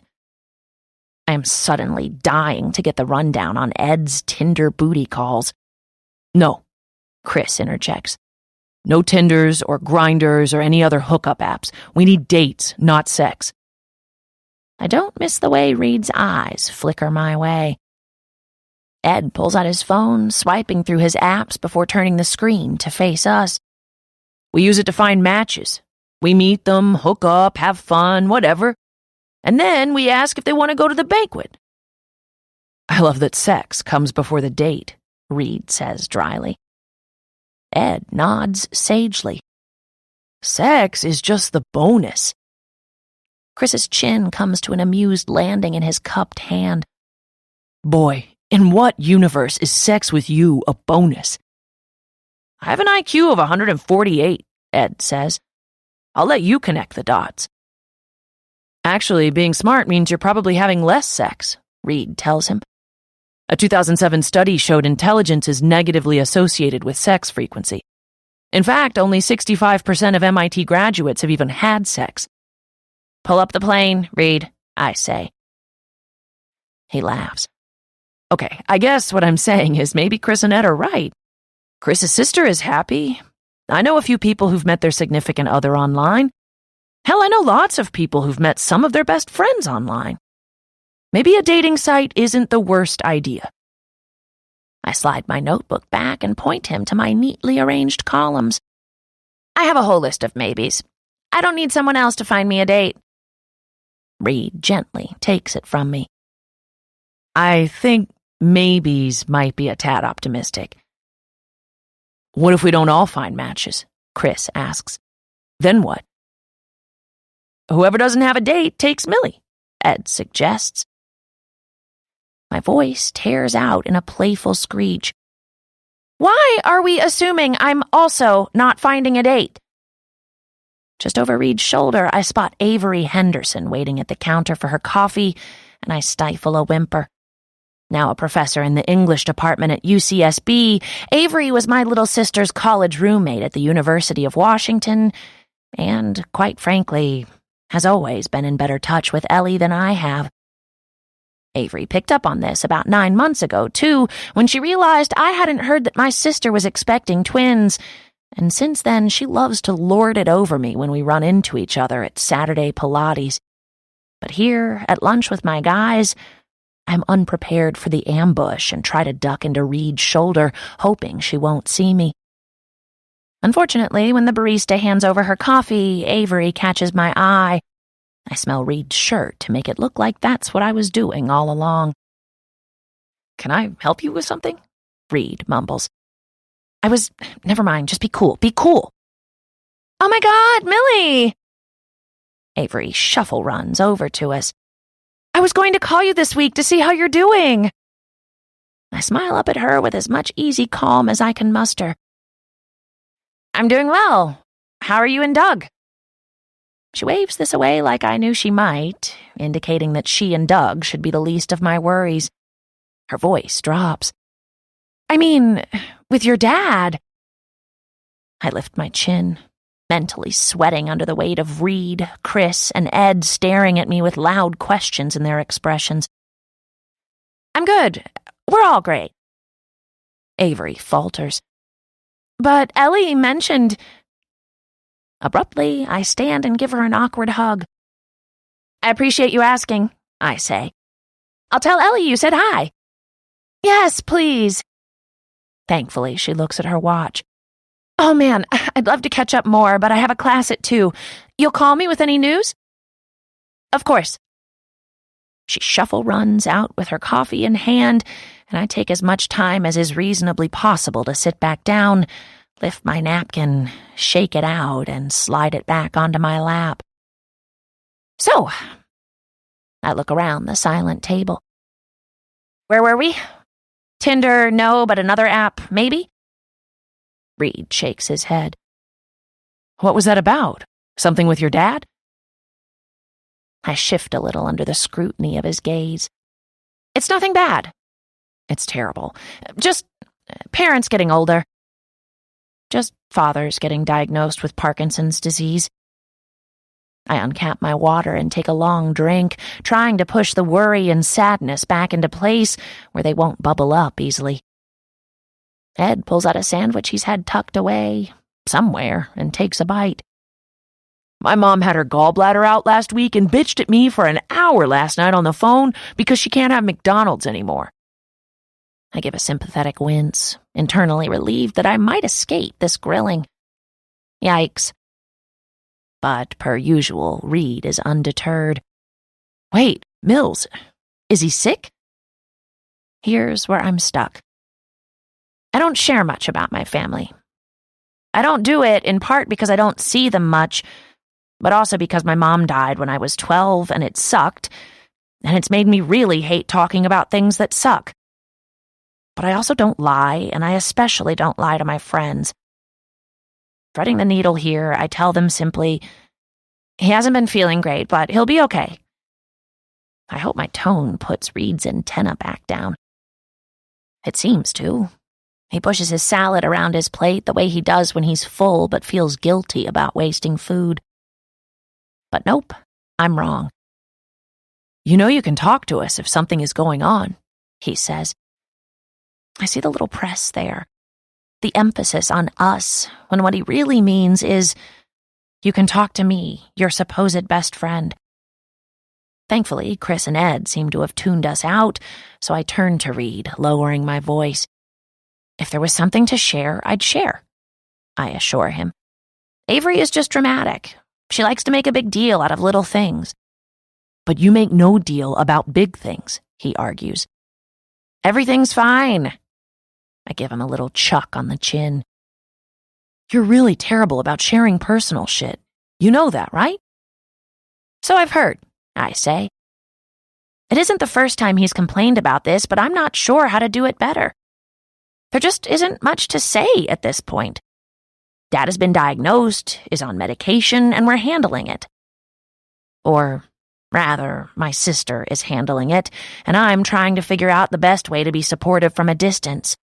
Talking about it with my friends when none of us have any control over it would just stress me out and make me feel more helpless. Ed looks at his phone. I have some cells I need to sort, so I should get back soon. Are we doing this, the dating app? Are we all in? 3 sets of eyes swing in my direction, and I groan. Let's check out a few, Chris says. We'll find the best one out there and put as little or as much info as you want. And you can quit any time, Reed adds with a hopeful lean to his words.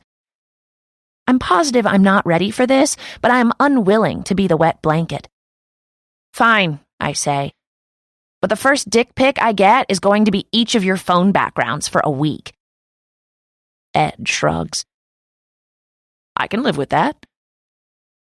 University of Santa Barbara campus IM box. Christopher Hill. So turns out there are approximately 1 million of these dating sites. Reed Campbell. I found one for Western men who want to connect with women from Russia, in case that strikes anyone's fancy. Millie Morris. OMG, this one is called Bernie Singles and is designed for users who like Bernie Sanders. What even? Stephen Ed D'Onofrio. There are people out there who want to date someone who looks like Bernie Sanders? Fetish. Millie Morris. Wait for it. Stephen Ed D'Onofrio. Oh, wait. Ignore me. I get it. Reed Campbell. Are you sure your IQ was 148 and not just 48? Alex Ramirez. I'm still trying to figure out why I'm involved in this. Millie Morris. That'll teach you to miss lunch again. Stephen Ed D'Onofrio. Dude, gluten-free singles, mullet passions, 420 singles. Actually, let me bookmark that one for later. Millie Morris. These names, equestrian singles, marry me already, date my pet. Oh, Chris, rooster mate. Stephen Ed D'Onofrio. Good one, Mills. Christopher Hill. Reed Campbell. Children, can we stay on task? Stephen Ed D'Onofrio. Are we sure we don't just want Tinder? Users make 1 billion swipes a day for a reason. Millie Morris. 1 billion? Stephen Ed D'Onofrio. If it ain't broke. Reed Campbell. Hey, what about this one? It's called IRL. In real life? That's clever. It's a premium site, so we'd have to pay, but we can filter our browsing preferences. See when someone's viewed your profile and read or deleted messages. And men can read summary profiles and read reply to contacts, but not make repeated contact or send photos until they're accepted. Christopher Hill. Sounds efficient. Reed Campbell. That's pretty great, right, Mills? No creepsters or unsolicited dick pics? Alex Ramirez. Why would she ever solicit a dick pic when she has the three of us? Millie Morris. I'm looking. Millie Morris. I'll admit, tit doesn't look completely terrible. Millie Morris. GDI. It. Why do I always do that? Stephen Ed D'Onofrio. Because you have tiny hobbit hands? Millie Morris. I'd call you a douchebag, Ed, but that would imply you could actually get near a vagina. Stephen Ed D'Onofrio. Savage. Reed Campbell. So do we all agree? Millie Morris. Sigh, I guess so. Reed Campbell. Yes. Everyone registers and we'll meet at Millie's tonight to fill it all out. Go team. Alex Ramirez. High five. Christopher Hill. High five. Millie Morris. Limp high five. Reed shows up around 6. Thai food under one arm, a laptop under the other. The wine is noticeably absent, thank God. Where's everyone else? I take the bag from him and carry it into the kitchen. Ed had some samples fail and needed to redo them. Alex might be over later, but I'll be honest, his interest in joining another dating site is flaccid at best. That's because Tinder clearly already works for him. I agree. Right. And Chris had a student emergency, which is sort of great because it means I could get that hot chicken he hates. He follows me into the kitchen, pulling out plates and silverware while I open up the containers. He moves around my kitchen with the same comfort he had at Chris's, handing me a glass just as I've raised my arm to reach for it, and we're stepping around each other like we do it every day. The silence is easy. We fill our plates with drunken noodles, chicken, and curried vegetables. I fill each of us a glass of water from the tap, avoiding the cans of sparkling in the fridge entirely. Too soon. And we carry it all into the dining room. With food and laptops ready to go, we both create new IRL accounts, and after we confirm our email addresses, a pretty thorough questionnaire awaits. Most of the questions are easy enough. Name, age, job, the age range and location of match I'm seeking, a brief rundown of my appearance and whether I have or want to have kids. But the others are a little more in-depth, and by the time I've gotten to favorite things and the about me and what I'm looking for out of life, I'm beginning to zone out. I've always been better at pulling details out of other people than I am at examining my own. Next to me, Reed doesn't seem to be having any problems, and his fingers fly over the keyboard, the keys making an audible click each time one is depressed. It occurs to me, Reed says, finishing off the last of his noodles, "that this is an excellent way to get to know each other." I look at him over the top of my glass. "You've known me for over 2 years." Yes, but you know how you can talk to someone almost every day and still not know some of the most mundane things about them? He glances down at his screen. Like number 4, your favorite place. What is your favorite place? If I had to guess, I'd say Cagé, but only because you're there for coffee at least twice a day. I hum. I do like my coffee. I know you take it black, even though your sugary cocktail preference would give me at least 3 cavities. You'll read anything you can get your hands on, but have a dog-eared collection of Agatha Christie in your end table, and a bunch of Sherlock fan fiction saved on your phone. You know almost every detail about my hometown and family, but I know next to nothing about where you grew up, or whether you used to fight with your sister, or when you had your first kiss. He tilts his head and watches me in a way that tiptoes the line that separates adoring and scrutinizing. You're a mystery, Millie Morris. I grew up in Seattle, which you already knew. My dad and sister Ellie still live there. Ellie is married, she just had twins, and she used to call me Green Gables because my hair was more red back then. And your mom died when you were 12. I keep my eyes on the screen in front of me, trying to suppress the mild feeling of dread I get whenever this subject comes up. It isn't Reed's fault, it's just I'm fine, and whenever someone wants to talk about it, they seem disappointed that I'm not more emotional. Uterine cancer. Reed reaches across the table and gives my hand a squeeze. That must have been so hard. I'm trying to imagine little Millie back then. I can feel him waiting for me to elaborate. He's not pushy. He does it in the gentle, unobtrusive way he always has. At Reed's place, there are framed photos of his parents and his sister Raimi, and even pictures of himself at various ages. Of course, his parents also have pictures of Reed and Raimi from infancy to present day all over their house. Seeing Reed at every age makes it easier to feel like I really know him. I know what he looked like as a chubby toddler, as a toothless second grader, as a goobery preteen, and as a 17-year-old who still only felt his awkwardness and none of his beauty. So I understand his desire to see deeper into who I am by knowing my past. I do. It's just that it isn't ever a pleasant experience for me to revisit being a kid. The urge to change the subject feels like a balloon filling, pressing against the underside of my breastbone. Standing, I move to the sink, turning on the tap and waiting for the water to run cold so I can refill my glass. My dad was really great after Mom died, though. We were lucky. I spill some water on the counter because I feel so awkward and uncomfortable about what I'm saying. It isn't false, per se.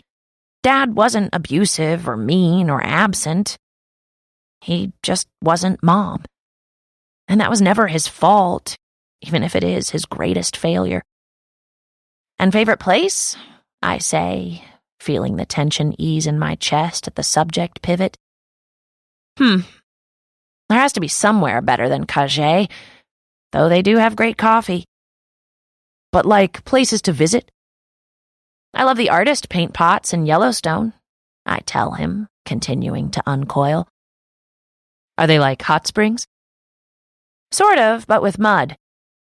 I sit back down in front of my laptop. You walk on little boardwalks that are suspended a few inches above the ground, where you can see these gurgling little pools of mud and water. The color depends on how much sulfur is in the ground, and I think it changes depending on the time of year and the weather, but it's amazing. It feels almost prehistoric in a way. We used to go every summer when I was little. On the outside, Reed is totally cool, nodding and following along while I speak, but I know him well enough to understand that he's cataloging this scrap of information and slotting it into the gap in his Millie bank, where most of my pre-Santa Barbara history remains blank to him. What about yours? I ask. Your parents' vineyard? Reed leans back in his chair and scratches his chin, the questionnaire forgotten for now. And I love this about him, how his love for connecting with people makes him the easiest person to hang out with. I wish I were more like him in this way. Maybe, he muses.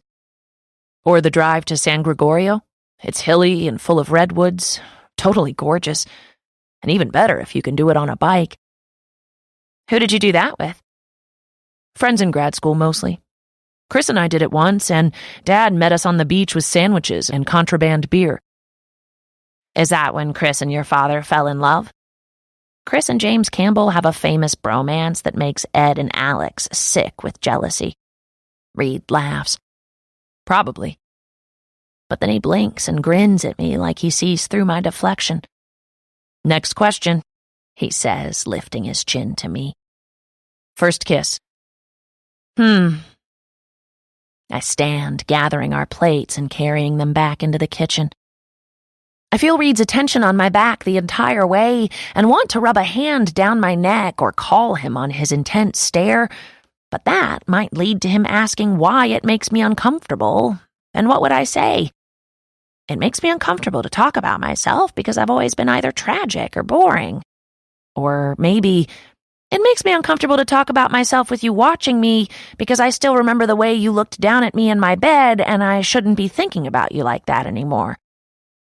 I was 14, I tell him. I had this weird worry about our noses hitting, so I just opened my mouth and spun my tongue around a few times. His name was Tim Chen, and he looked a little confused when we pulled away, but didn't complain. I grin over my shoulder. I assure you, I'm a much better kisser now. Oh, I know, Reed says with a hoarse laugh, and then seems to realize what he's said as soon as I do. Shit, there it is. We go silent, and he adds, I made it weird. My laugh is a sharp, awkward bark into the room. Okay, no, that noise made it weird, he says, rounding the counter and moving to stand next to me.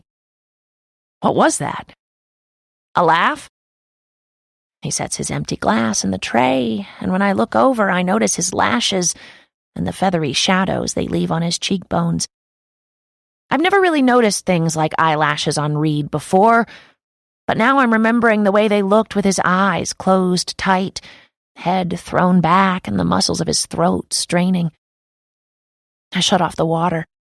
This tension is exactly the kind of thing the morning after / are we okay cupcake was meant to eradicate. It was supposed to provide sexual closure. Get it together, Millie. We're always pretty weird, I say, using my metaphorical broom to gather all sexy thoughts and sweep them under the metaphorical rug. The sex just made us weirder. Our half-night stand? He asks, and his smile is an adorable concoction of self-deprecating and sweet. I shake my head, must resist the cute nerd. Stop! You can't pull off internet lingo. Come on, he says, laughing. You guys act like I'm my dad's age. I'm 31. I am the internet. Reed sidles up beside me, reaching back and gripping the edge of the counter. I swear my pulse rockets forward when I catch the scent of his soap. I'm not sure I've ever thought about sex this much, even when I've been in actual sexual relationships with other people. And I'm glad things aren't actually weird between us, he says. I manage an easy smile of agreement. Nope. Not weird. Not even a little. He lifts a shoulder in a casual shrug. It's different, but not weird. I didn't mean to bring it up again, though. I reach out, booping his nose with my index finger. Don't worry. I'm sure I'll say something way more awkward the next time I make us something with eggplant. You said eggplant, not baby carrot. I'm not going to complain. Okay. I dry my hands and walk back into the dining room. How about we finish these on our own and call it a night? Reed, how about if you stop being cute and leave me to my vibrator? Reed is obviously pleased with himself. Too far? How about cucumber? No, white asparagus? I close his laptop and place it in his hands. Good night, Reed. Thanks for feeding me. If you didn't bring dinner, I would have been left to gnaw on a rind of old cheese. You are the frattiest woman I have ever met, he says. It's manchego. I defy you to find a frat house with Manchego. You know I love you. He says, smile straightening as we near the door. My heart clenches a little at the sincerity in his voice. Reed is so good. I could never risk screwing this up over something as trivial as sex. Yeah, I say. I do. Then you know there's nothing wrong with the two of us making jokes about what happened. Maybe it'll even bring us closer. Maybe. I tap his computer. But if our goal is to meet other people, you need to finish this tonight and send it to me in the morning for approval. He looks down at me with a goofy smile. Reed Campbell really is fucking cute. Yes, ma'am. I open the door and push him out. And make sure the guys do it too. I'm looking forward to judging you all. As you wish, he calls out. When he disappears out the front gate, I am free to disappear into my bedroom. Chapter 4. Reed. Millie Morris. Dude, you guys. Christopher Hill. What? Reed Campbell. What? Millie Morris. Your dating profiles suck. Alex Ramirez. There were approximately 600 questions. Millie Morris. I'm aware. I filled them all out too. I'm talking specifically about your essay intro portion. Stephen Ed D'Onofrio. I spent like 2 hours on it. Millie Morris. Really, Ed? 2 hours? Ed. 2-ish. Millie Morris. I'm going to paste the best example in here, which was Chris's. Christopher Hill. That's right, boys. Learn from the man. Chris. Headed to a meeting, so I'll catch up then. Back in an hour. Christopher Hill has left the chat. Millie Morris. He left before he realized that his also needs to be rewritten. Reed Campbell. Hey, mine wasn't terrible. Millie Morris. Yes, Reed, it was terrible. You essentially had the abstract from your most recent paper in there. Women don't need to know about optic neuritis until, like, date 4. Okay, here's Chris's. I'm divorced, 29, 6'3", and a professor of chemistry at UC Santa Barbara. I enjoy running, home brewing, and cow football. Reed Campbell. He forgot to mention roosters. Millie Morris. He forgot to mention, like, anything interesting about himself. Ed. Wait, why is that intro bad? I don't get it. Reed Campbell. Ed, aren't you supposed to be helping Shailene transfect her cells? Ed. Shit. Alex Ramirez. LOL, the downside of IMing with your boss. Millie Morris. Chris took the less is more approach. Alex, you took the all about me approach. I can assure you that the execution is equally offensive for entirely different reasons. Ed, yours had like 700 typos. Ed. I hate to break it to you, but so will 90% of the profiles out there. Most people are doing all this on their phones. Millie Morris. I am so old. Ed. Maybe you should write them for us. Millie Morris. Pardon? Ed. You're good at this shit, and you obviously care more that they're well written. Reed Campbell. Ed, cells, now. Millie Morris. I am not being the organized, well-spoken woman to your male chaos. Stephen Ed D'Onofrio has left the chat. Reed Campbell. I can't believe I'm saying this, but he has a point. Millie Morris. Ugh. Reed Campbell. Please, Mills. I'll buy you lunch. Millie Morris. You owe me lunch anyway. Reed. 2 lunches, then. You can wear your elastic waist pants tomorrow. Millie. No. Alex. Please, Millie. Millie Morris. No. Alex Ramirez. It's a good idea, Mills. Millie Morris. No. I sense that victory is near. Millie is just about to break, but I'm called away from pressuring her when my phone rings.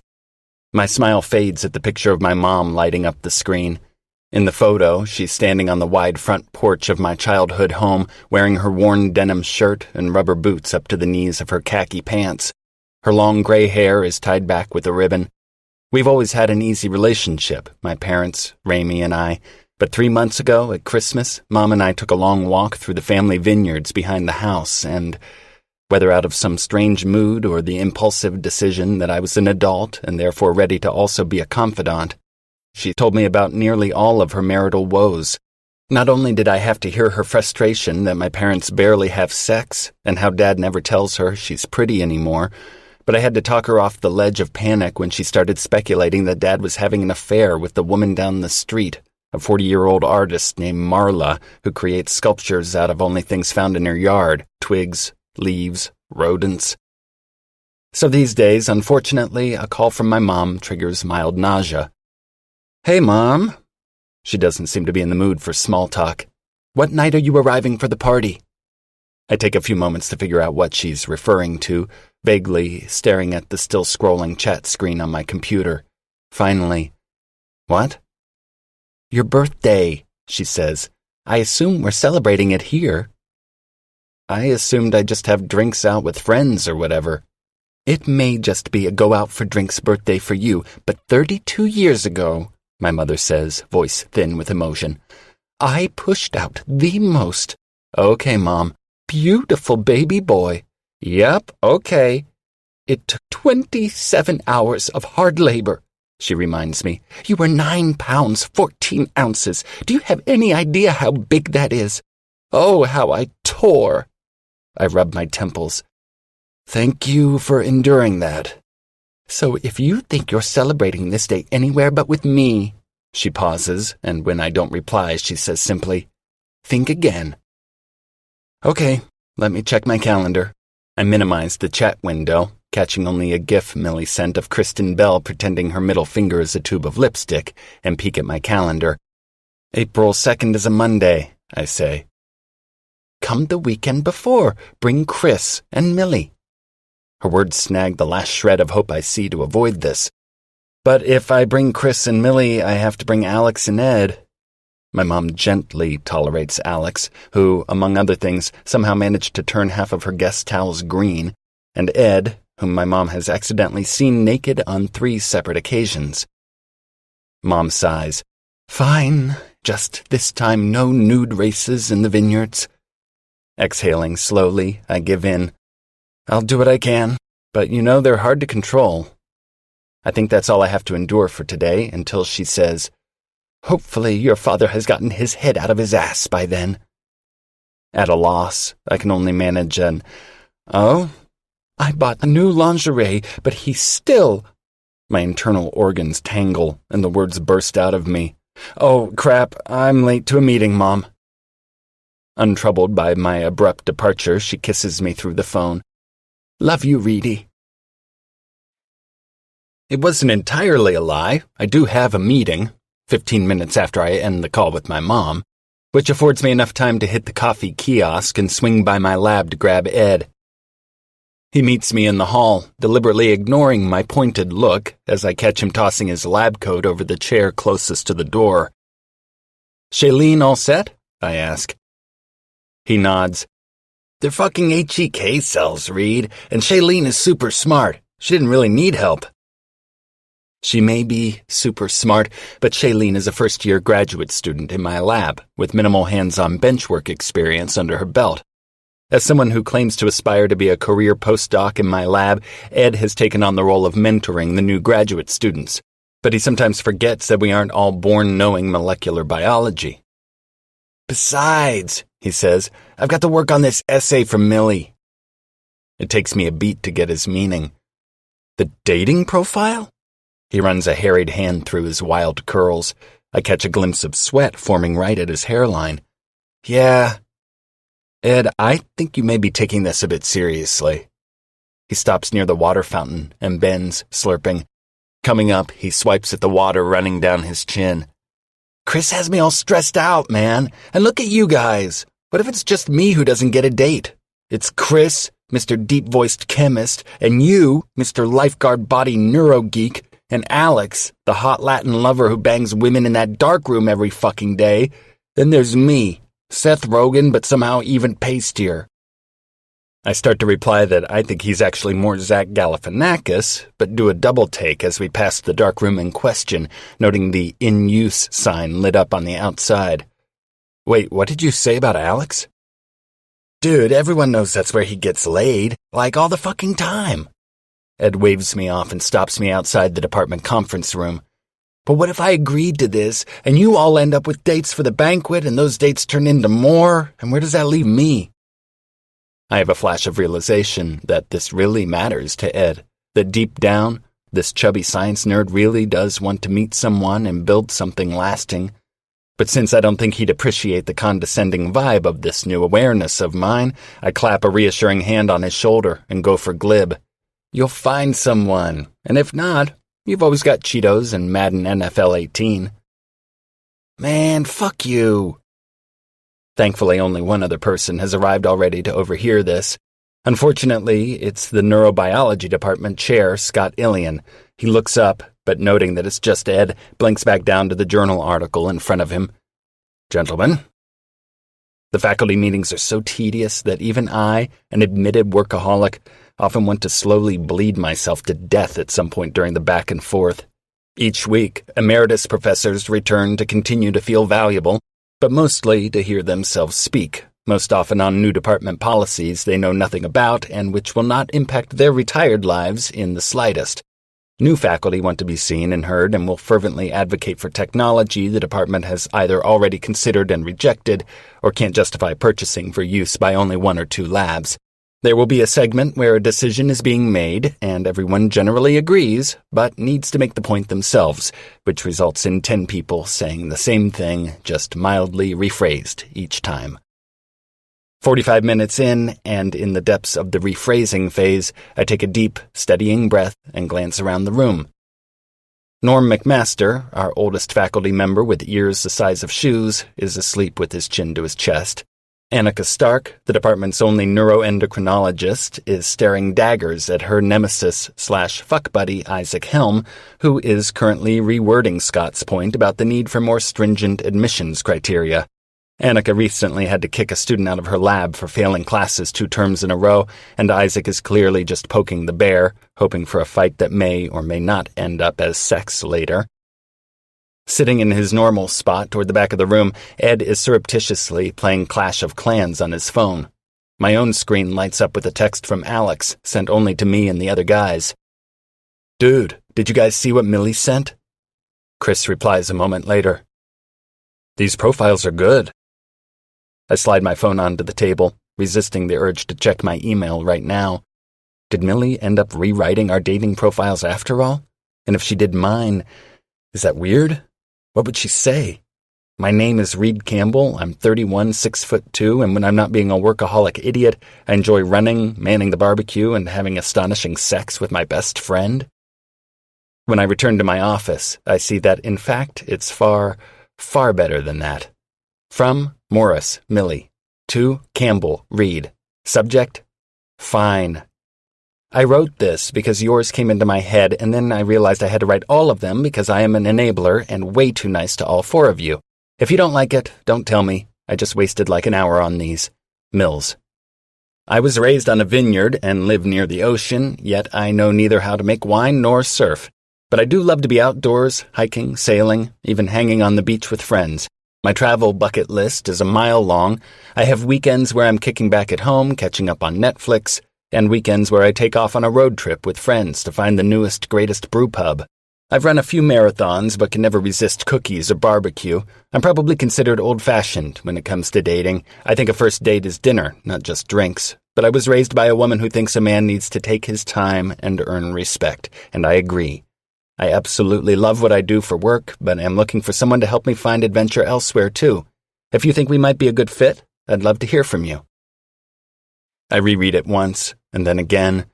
It's simple, but better than anything I'd come up with on my own. I'm reminded of the day I showed up at Millie's last summer, in the impulsive mood to tear down the highway with the windows down and music turned up loud. We drove toward San Luis Obispo and found a tiny new brewery there, had a lunch of messy burgers and tangy IPAs, and then drove home, quieter on the way back, with full bellies and the sound of flapping air and Tom Petty in the car. It was the perfect day with the perfect person. And I remember when all 5 of us tried to surf, and only Chris managed to get up on the board while the rest of us gave up and watched from the warm sand of the shore. Millie was beside me, wearing a blue 2-piece.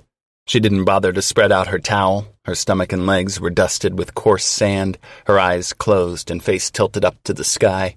We were new friends. She'd only been out of the relationship with Dustin for a matter of weeks at that point, and it was the first time we'd really talked about it, after a decent amount of prodding on my end, about how distracted Dustin was, about how weird it felt to be single, about how relieved she was to no longer be living with someone with such a hot temper. I see our moments in every line of this profile, except one. I don't know how she knows that I can't imagine going on a date with only drinks, that a first date over coffee seems odd to me. I wonder whether she sees deeper, too, to a place even I can't really access, and which understands better than my conscious mind does the ache I feel at the thought of Millie also writing a profile for herself, for others out there to read. I'm unprepared for the way this hits me. The train of thought gives me a lurching nausea that resembles what I felt earlier talking to Mom, the sense of something being all wrong. I press the heels of my hands to my eyes and then open the IM thread with the guys. Read. Okay, Millie's attempt at my profile is pretty good. Chris. Let's see it. Read. You too. Here's mine. I paste it in and then read theirs as they pop up on the screen. Christopher Hill. My friends would call me the calmest member of our group, and although I think it's true, I sometimes feel like I have so much strident curiosity burning inside me that I'm not sure I'll ever be able to retire.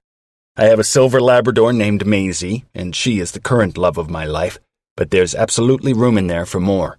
Having married and later divorced my high school sweetheart, I learned not that relationships are treacherous, but that finding the right one isn't easy. We are all constantly growing with the world around us.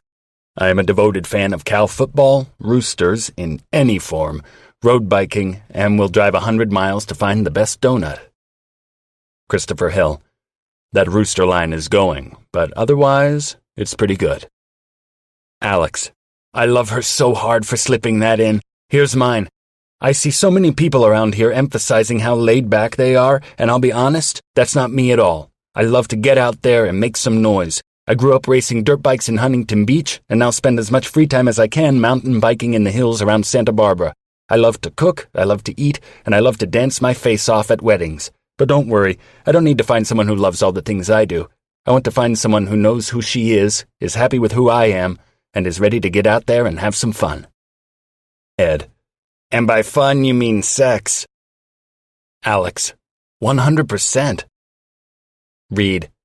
Ed, where's yours? Stephen Ed D'Onofrio.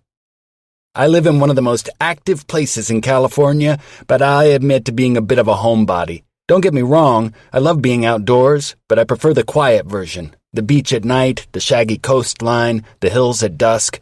Some people are happiest out and about. Me, I'm happiest when I'm in the lab or with my circle of friends enjoying a good meal and cracking jokes. I may never be the first to cross the finish line, but I will be laughing the entire trip no matter what. Honestly, I'm just looking for someone who wants to be there laughing right next to me. Read. Wow, these are good. Chris. Has anyone seen Millie's? Ed. No. Chris. I mean, if we're loading these now, we'll see her soon, right? Ed. Not necessarily, because even if she posts it online, men can't see women's full profiles unless they're granted access to them. So you'd have to like her photo and basic profile and hope that she gives you access. Read. But wouldn't she? With us? Chris. I mean, we're not planning to date Mills, so maybe not. Alex. Why not just ask her to send it to you, dumbass? Read. Okay, I will. Let me add her. Millie Morris has joined the chat. Millie Morris. What up, losers? Read. These profiles are awesome. Millie. I know. I'm really good at this. Alex. Let's see yours. Millie. Alex, please, at least buy me dinner first. Alex, oh girl, I would buy you dinner and dessert if you catch my drift. Millie, well, that escalated quickly. Reed, in the dark room, right, Alex? Alex, what? Millie, what? Reed, never mind. Mills, show us your profile. Millie, okay, hang on. Then I've got to jet to class. Millie, here 'tit is. Enjoy. It's better to light a candle than curse the darkness. Eleanor Roosevelt. I've always been drawn to the eccentric, the eerie, the unbelievable. I'm a lover of books and beaches, movies and mayhem. If you want to know more, just ask. Millie Morris has left the chat. Chris. An Eleanor Roosevelt quote? Is Millie a lesbian? Reed. Not that I know of, but now I'm questioning everything. Alex. Huh. I feel like that last sentence could take Millie's inbox to a lot of interesting places. Reed. So I'm not the only one who is underwhelmed by this? Chris. Are any of us surprised that it says nothing about her? Ed. Maybe she's anticipating guys being sort of gross, so she's sharing less? Chris. Maybe. Ed. Someone should tell her that it sucked. Not it. Chris. Not it. Alex. Not it. Reed. Wow. Ed. What? She likes you the most. Reed. Who doesn't? Reed. So are we doing this? I have to get back to work. Ed. Mine is ready to go. I'm using that pic Chris took of me last summer. Chris. The one where you're dressed as Grimace? I think that's a bad choice. Ed. No, the one of me on your back deck, you dick. Chris. Marginally better. Alex. Clicking submit in 3, 2, 1. Reed. Here we go. Ed. Oh, and tits. Everyone noticed she typed tits again? Alex. Classic Millie. Reed. Focus. Chapter 5. Millie. My phone is ringing before the sun is even up. Well, ringing isn't quite right. It's buzzing incessantly from somewhere beneath my back. I try to roll away before realizing I'm tangled in the sheets, and extracting myself feels like a lot of work. My arms are asleep, my head is foggy, and I'm not ready to leave this Chris Hemsworth dream. Dream Me asked him to stay after class, and he just stepped inside my office and closed the door. Normally, I'd be horrified by that kind of student-teacher thing, but since Dream Me is dressed as hot teacher and Dream Chris Hemsworth is dressed as Thor, short-haired Thor Ragnarok to be exact, I'm willing to overlook it. I pity the person who has the balls to tear me away from this escape from reality at, I squint at the screen, 5:30, because I'm going to kill them. With fumbling hands, I manage to answer, eyes still closed as I croak out a groggy, "Hello?" "Hey, Millie." My sister. My sister, who has 6-month-old twins and assumes everyone is awake at the crack of dawn.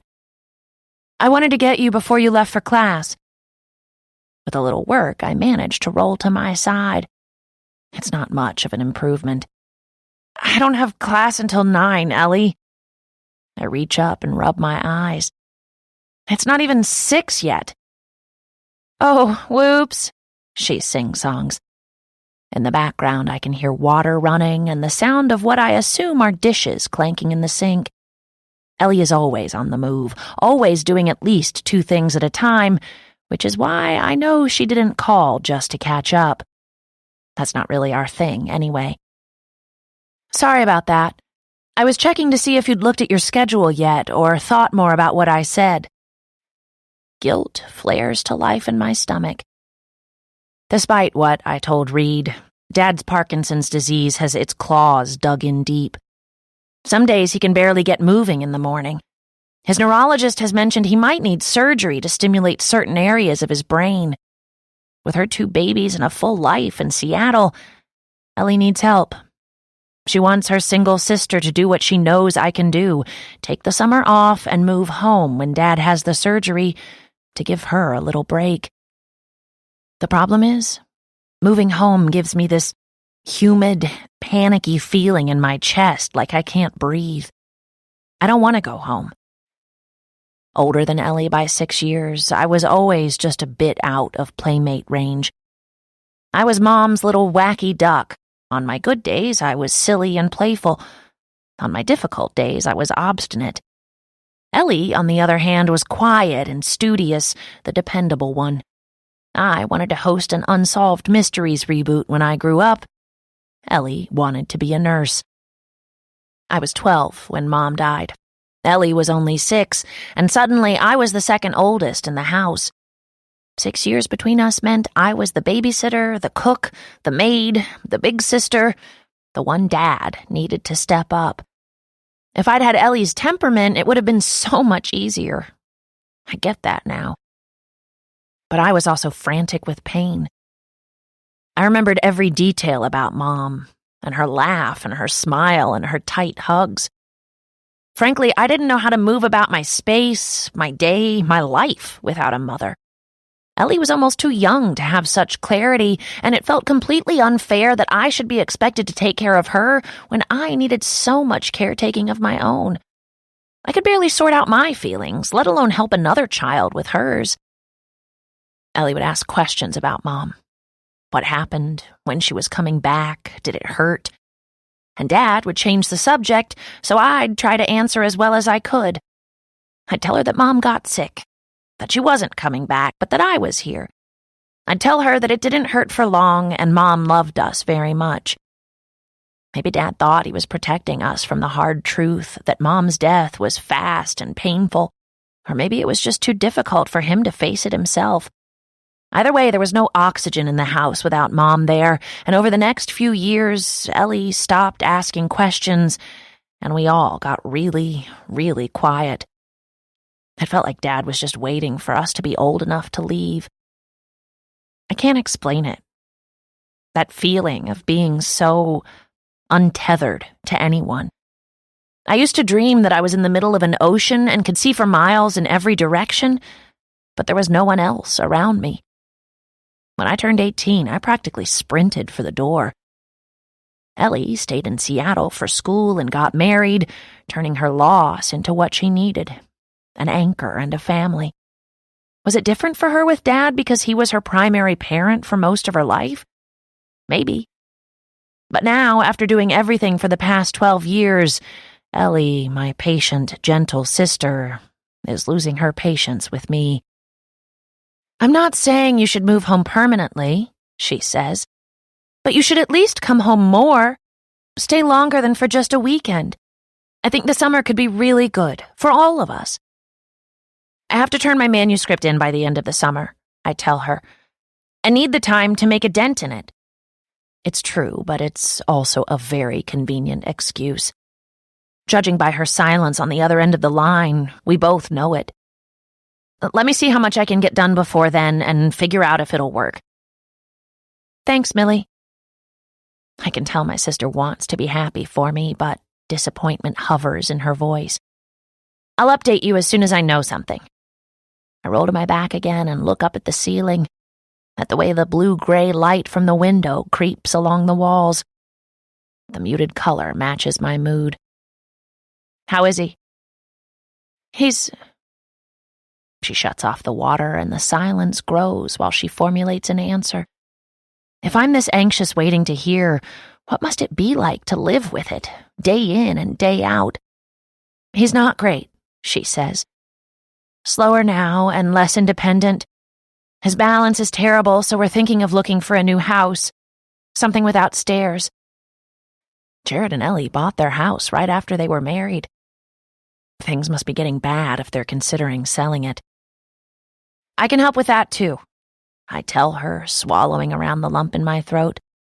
I'll have part of my advance by then, and it's all yours if you need it. 2 Cocoa Krispies donuts improve my outlook dramatically by the time I get to school, but the call with Ellie sticks like a cloudy film on a window. I know I did my best as a kid, but I can't stop feeling like a selfish asshole now. Ellie needs me. Dad needs me. But I would honestly rather walk across a beach of broken glass than spend the summer in my hometown. Instinct carries me here. With a coffee in each hand, I use my foot to push open the door to Reed's office. He's finishing up a call, phone wedged between chin and shoulder, pen scribbling away at something on his desk. The polite thing would be to wait outside or tell him to find me later, but Reed and I have never been particularly good at boundaries, obviously, and so I set his cup down in front of him and take a seat while he wraps things up. I'm not really in the mood to talk, but locking myself in my office isn't going to do anything but make me feel worse. Given the fastidiousness of Reed's brain, his desk is a surprising mess. There's the usual detritus of files and assignments and books, but Reed is an obsessive note-taker, so there are post-its and scraps of paper everywhere, notes tacked to the computer monitor, the window, the walls. A corkboard hangs just within arm's reach, and it's so weighted down with bulletins and reports and random scribbles, I'm not even sure how it's still hanging. The one on the side of his computer is a drawing of a brain. Not just a doodle, but an actual anatomically correct illustration with arrows and words like limbic and superior colliculus. This is exactly why we no longer play draw something. Reed goes way too deep. The post-it just beside the drawing has the name Lily and a phone number written in bubbly, heart-embellished script. Do I remember him mentioning a Lily? Sorry about that. You okay? I startle, sloshing my coffee on his desk. I didn't even hear him hang up the phone. Shit, what? You're pouting. He sounds amazed. My eyes flick to the tacked-up phone number and back to where I'm using my only napkin to sop up some of the mess. Yeah, totally, just zoning out. Reed eyes me with a curious grin before handing me a few tissues to help. He picks up his own cup. Thanks for this. I meant to grab some before I started this morning, but got called away. Of course. He takes a sip, sucking in a breath when he burns himself. P.S. It's hot, I say, and drop the tissues into the trash can next to his feet. Long morning? You could say that. I came in to get some papers graded and was cornered by a couple students begging for extensions. But I'm glad you came. He looks at me again and then does a double take. You sure you're okay? Yes, Reed. You look haggard. Wow, seduce me, why don't you? Seriously, what's up with you? Nothing, I swear. He stares at me with flat skepticism for 1, 2, 3 seconds before shaking his head to clear it. Okay, whatever, I wanted to show you something. Reaching for his phone, he swipes the screen before turning it to face me. I lean in. Good God, Reed, you have 98 updates to install? Amazon, OpenTable, Facebook, what is wrong with you? Focus, Millie. He taps on the bright blue icon with a red notification bubble. The IRL app. I woke up to 18 notifications. Notifications for... He clearly thinks I'm going to figure it out because he pauses for a few lingering seconds before giving up. Didn't you go through the app intro when you downloaded it? I spread my hands like he should know the answer to this. Obviously not. Laughing, he says, Okay, this means 18 women shared their profile with me. Oh. I fumble for my bag on the back of the chair and pull out my own phone. I hadn't even thought to look. I filled out everything on the laptop. I turn the screen to him. Oh, hey, look, I didn't even download the app yet. According to Ed, you'll want to use your phone for everything else. He lifts his chin. Search for it in the App Store. Whoa, slow down with this technical speak. My eyes are wide in faux confusion. Write that down for me, mansplainer. Jesus Christ, Millie. I do know how an iPhone works, Reed. He leans back with a patient sigh and continues scrolling through his own messages. One of them speaks French and is a scuba instructor, he says proudly, eyes widening as he zooms in on a photo. Once the app is downloaded, I enter in the username and password I'd set up on my computer. How does this work exactly? I ask. There's no swipe right or whatever, is there? That sounds terrible. You know you were in the room when we talked about this. I smile at him over the top of my coffee. I probably wasn't listening. I do that sometimes when you speak. As I mentioned before, men can only see your basic info and summary along with a thumbnail of your photo. They can't see the entire profile until you approve them, in which case you'll probably have some requests wanting to see more. But not 18. Reed ignores me, and sure enough, an alert pops up signaling that I have unread messages. I'm surprised by the rush the little red bubble brings. I have 12 requests pending. Reed's brows climb up his forehead, impressed. Not bad, Mills. Ed had 4. You're comparing me to Ed now? Wait, what profile pic did he use? Did he use the one of him in the bathrobe doing the Captain Morgan pose? Ed, who wanted to wear an Animal House toga for his faculty photo? Yes. And you're surprised I have more than him? Reed, come on. I'm saying that with such limited information and only a thumbnail to see your pretty face, 12 isn't bad. What profile pic did you use? I ask. Were you wearing the FBI shirt? I let out a short, bursting cackle. I will never get over Reed having to borrow a shirt from Alex's trunk when his own disappeared from the beach, and all Alex had was one that said FBI, Female Body Inspector. We went right out for drinks that night, and oh boy, Reed got some shit. Sadly, Ed spilled red wine on that one. I won't be able to wear it again. Well, that solves the problem of future commentary. He leans forward, redirecting my attention to my screen. The little percentage in the blue bubble at the top of the request shows our compatibility. I know. Seriously, how do you think I feed and bathe myself every day? Just read through them and see who you want to share with. With an odd mixture of dread and anticipation, I open the first message, wincing a little at the photo. I don't want to seem completely superficial, so I don't comment on the backward baseball cap or puka shell necklace and start to read. I might be the man you're looking for. I've been a plumber for 15 years and know a thing or two about cleaning pipes, winky face. I like to spend my weekends on the lake or at the barbecue, and I'm looking for a special lady to stand at my side. If you think you're up to the challenge, drop me a line. I just might bite. My eye roll must be audible because Reed looks up with a questioning glance. There's just so much here, I say. Where do I even begin? Cleaning pipes? Virility is a sign of health. He wants someone to stand by him at the barbecue. I think that's kind of sweet. Don't look at me like that. Reed, he misspelled your. You're always typing tit instead of it. It could have been an accident. Twice. Okay, he says. Let's look at the next one. My name is Greg and I'm 32. I'm a structural engineer because I live to figure things out. They say travel is good for the soul, and I firmly believe that.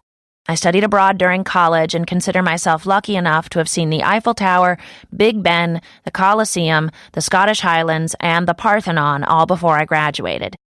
If you think you could be my next adventure, I'd love to hear from you. This sounds too good to be true, and so I pull up his photo. Wow, not terrible. Blonde hair, tan, and leaning against a surfboard in the sand. I turn the phone to face Reed. He leans in for a closer look. He might... He stops, his eyes narrow. Is that a ring? What? I turn the phone back and zoom in. There's definitely something there. Could it be a shadow? I mean, it's gold.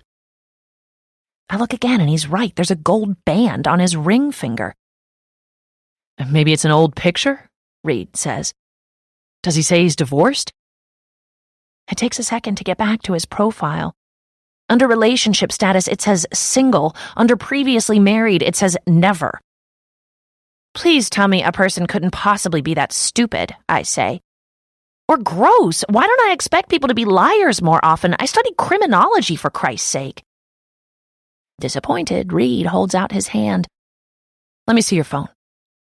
I slide it across the desk and let the full skepticism about this endeavor take root again. I'm not one to say I told you so, but... He opens the next message. Okay, this guy... He stops, a scowl shaping his face. Never mind. What? He had the word tits in his bio, and I don't think it was your charming typo. I wrinkle my nose. No, let's keep going. They can't all be that bad. He opens one, and then another, and with each message, his smile wilts further. I think this guy might be Dustin. I groan. Please tell me you're kidding. I'm kidding, he says, and looks up at me. He is clearly not kidding. That's depressing, I tell him. How much faith can I put in an app that matches me with my ex? Good Lord. I mean, maybe that means it's good? Reed tries to be optimistic. At one point, you and Dustin... Oh, God. This next guy has his penis as his profile picture. His actual penis. I mean, I hope it's his. Reed, you are too pure for this world. I take back my phone and go through the rest. One message simply says, hey. One assures me his dick is huge. One wants a full-body photo before he'll request access to my profile. And two want to know how much I weigh. This is it? I wave my phone. You got a French-speaking scuba diver and I got this? These are the kinds of guys I'm matched with? There's a quick knock at the door before Ed is pushing it open. Here's the most recent fax data, he says, and drops a few pages with scatter plots on Reed's desk. There are 3 strips of duct tape holding Ed's lab coat together, but I don't even bother to ask. He considers the way I'm slumped in the chair, arms folded across my chest, and takes a bite of an apple he's pulled out of his lab coat pocket. I'm not even a scientist, and I know that's disgusting. Hey there, sunshine. I let out a growl. He nods in Reed's direction. Lover boy showing you his matches? I swing my eyes over to Reed. He did. Another noisy bite of apple, and Ed pulls out the chair next to me. What about you? He points to my phone. She has 12, Reed answers for me. Ed's eyes brighten. Oh yeah? Any good? I open my mouth and then close it again. There's no great way to answer that. She's got a bunch of weirdos, Reed explains for me.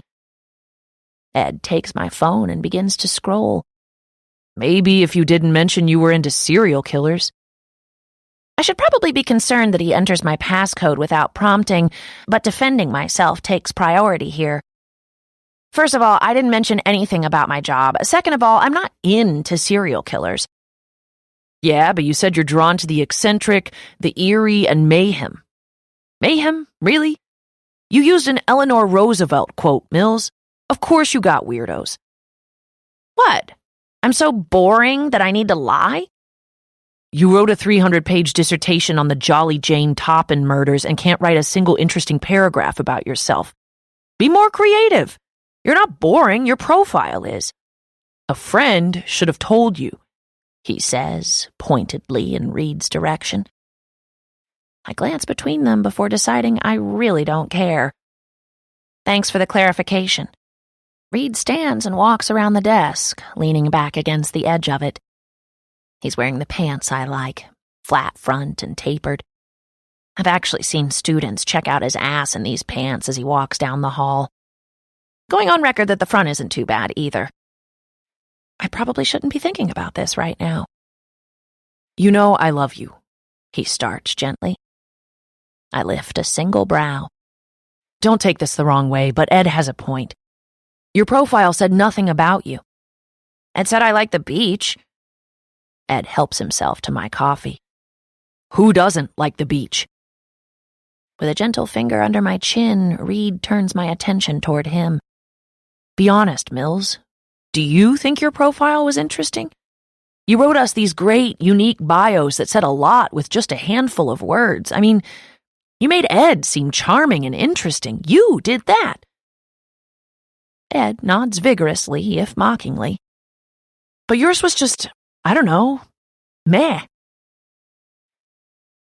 Back in my own office, I stare at the new profile on my screen. Some people never go crazy. What truly horrible lives they must lead. Charles Bukowski. You know that friend who's always planning something and gets a little too enthusiastic? That would probably be me. I love birthday parties because there's cake, any excuse to wear a costume, and movies that I can't guess the end to. I'm looking for someone who lives to laugh, who wants the wild, chaotic mess that comes with falling in love, and someone who could sit on the cliffs at Hendry's Beach and listen to the crashing surf until the sun has slipped into the ocean. Not bad. Call me a quitter, but rather than wade through the penis-dense marsh that is my old profile, I decide to start a new one. I even give myself a new name, Catherine M. I would worry that I'm engaging in some sort of catfishing, but one, aside from the name, which is actually my middle name, and last initial, there are no lies in my bio. 2, my photo is from the side and a little artsier than your typical profile pic, but it's definitely me. And 3, I don't have any nefarious intentions. To double down on this, I make a solemn promise to the universe that if any rich, elderly gentleman should happen to fall in love with me, I just won't respond. Easy. It's a study of human behavior, I think, scrolling through the rest of my information. Market research, but for dating. And no different than restaurants using red or yellow color schemes to create the perfect setting that would entice a person to stop and eat. In this case, I've put out a few stimuli meant to elicit a response. I'm still me, just secret me. I give my state rather than my city. I say late 20s rather than 29. I say academics rather than criminology. I may not be precise in this new profile, but I'm authentic. This is good. This feels safe. Without overthinking, I click submit and head for class. My research methods and criminology course meets at the end of the day, and by 4 o'clock the students are a squirrely bunch. It can be a fascinating course, focusing on crime mapping and analysis, but it can also be tedious. Aside from a looming research project, never-ending lectures, and countless stats and procedures to memorize, the students themselves can be their own worst enemy. Like most faculty members these days, I'm in constant competition with cell phones and laptops and all forms of social media for the attention of my class. Reed has explained that the ability to stay focused depends entirely on 2 neural processes, directing our attention to goal-related activities and blocking out irrelevant distractions, which I think, in the simplest of terms, means the goal is to graduate, so turn off your damn Instagram. It should be easy enough, but apparently there are days where even I am not immune. With just 5 minutes left of my last class of the day, I hear a buzzing from inside the lectern. Everyone is mostly working, quietly cleaning up lecture notes and jotting down project timelines from the PowerPoint still on the screen behind me. When the buzzing comes a second time, I pause. I've been mildly on edge since loading my new profile a few hours ago, ignoring most of the group chat messages and avoiding the coffee kiosk and the guys altogether. I realized they were right, and my Millie profile really did suck. But what if it isn't just the profile? It's actually me. And even with a more genuine version of myself out there, I still don't get any good matches. Am I even going to tell them about Catherine, whom I've nicknamed Cat, and whom I absolutely plan to make much more emotionally healthy than Millie, and who easily discusses things like feelings and fears and long-term goals? Surely I can do that much, even if it's anonymous. Thankfully, no one lingers after class, and I'm able to jog-walk back to my office in solitude. It takes a moment for the app to load, but when it does, a red bubble with a number 6 appears on the screen. 6 matches, and a couple of the guys have already requested access to see my profile. Just like that, a mixture of adrenaline and dread trickles into my bloodstream. I check the first one, an aspiring writer from San Francisco. Pass, writers are crazy. The next is a pediatrician who recently moved to Santa Barbara. His bio is funny, his photo is great, and there's no wedding ring or wife accidentally snapped in the background. I press yes and share my profile with him. But I never make it to the rest. I'm not prepared for the next photo that fills the screen. You have a new match. Would you like to show Reed C. your profile? It takes a second for this to sink in. I matched with Reed? Well, Catherine matched with Reed. But since her profile is more genuinely me than Millie's was, I debate just ignoring the notification, but come on, this is actually pretty funny. According to the match notification, Reed and I are 98% compatible. He will love this. Decision made, I click allow and type up a short message before I can change my mind. I guess the guys will find out about Catherine after all. Reed gets me like nobody else. A Monopoly joke? I mean, come on, it's so obvious. Chapter 6. Reed. I wake to the standard barrage of late-night texts from Ed and Alex. This time, it's a debate about the best underrated comic run in the past couple decades. Ed is fiercely arguing in favor of Hawkeye, Squirrel Girl, and Fence. Alex is just as vehement that Thompson's Hawkeye is just as good as the Fraction run, and that Ed is being a sexist pig. Millie tells them both to shut the fuck up around 1 a.m, and then the thread devolves into a string of increasingly filthy gifs, ending with a video of a man dressed as a horse having sex with a woman. My friends, everyone. Without studying any of the clips too carefully, I reply, I'm so glad I passed out at 11 last night. It's early. My alarm hasn't even gone off yet, and outside the sky is a hazy purple blue. I'm on the very edge of falling back to sleep when I remember that I matched with another woman on IRL yesterday, and curiosity over whether I've got any new messages is a weird, anticipatory thrill that feels like a streak of caffeine into my bloodstream. In fact, I have 2 new contacts. 2 women, Catherine M. and Daisy D., have offered me access to their profiles. There's a weird, low clench in my stomach at the sight of Daisy's photo. She's 23, blonde, and absolutely stunning. I can tell her profile photo was taken on the craggy rocks at the edge of Ledbetter Beach. Her extended profile tells me that she's a graduate student in education, originally from Texas. The algorithm connects us as an 82% match, but I'm willing to put the remaining 18% of incompatibility aside for the sake of what I'm seeing in her profile photo. Her message is simple. Hi, Reed. Your profile seems really nice. This is my first time doing this, so I'm not sure how it works, but I'd love to talk to you some more. Catherine is a professor as well, and although she doesn't specify which school, I don't know anyone with that name in the UCSB bio departments, so this doesn't set off any alarm bells. Hi, Reed, her message begins. Apparently, we're a 98% match. With odds like that, we should take our wallets to Vegas or play Monopoly. I'm good with either. This brief, easy introduction makes me laugh, and there's something so genuinely easygoing about it that it feels immediately appealing. But it's hard to get an instinctive physical response to her. Her profile picture is only of her shoulder and neck. Her head is turned away, allowing just a glimpse of her jaw. Since it's a black and white photo, I can't even tell what color her hair is. Alex's voice rings in response. Only ugly chicks go for the artful profile pics. I swear he's ruining all of us, one by one. I'm in the lab all morning with Ed, watching a demo of a new imaging system, but he's clearly been holding out on me. As soon as we get to lunch, he pulls out his phone and shows Millie the photo of a woman he matched with last night. I watch him for a lingering beat, aware again that he seems genuinely invested in all of this. Based on Mill's reaction, the woman is either beautiful or hideous. Her surprise really could mean either. Alex sits down on the other side of Millie and leans over to look. You matched with her? Ed gives a long enough pause that anyone but Alex might rethink his choice of word emphasis. Yes. And you posted a picture of yourself? Alex is immediately pelted with Ed's balled-up napkin. Millie hands the phone back to Ed.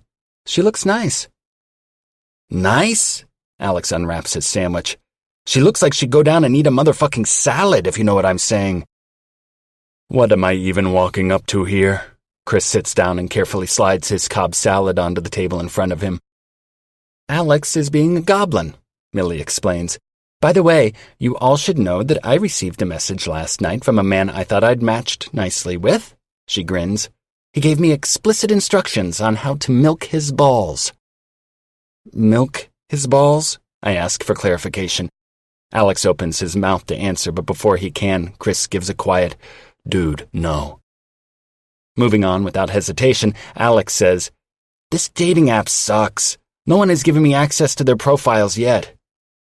"Because you come across like Animal from the Muppets," I tell him. Millie protests.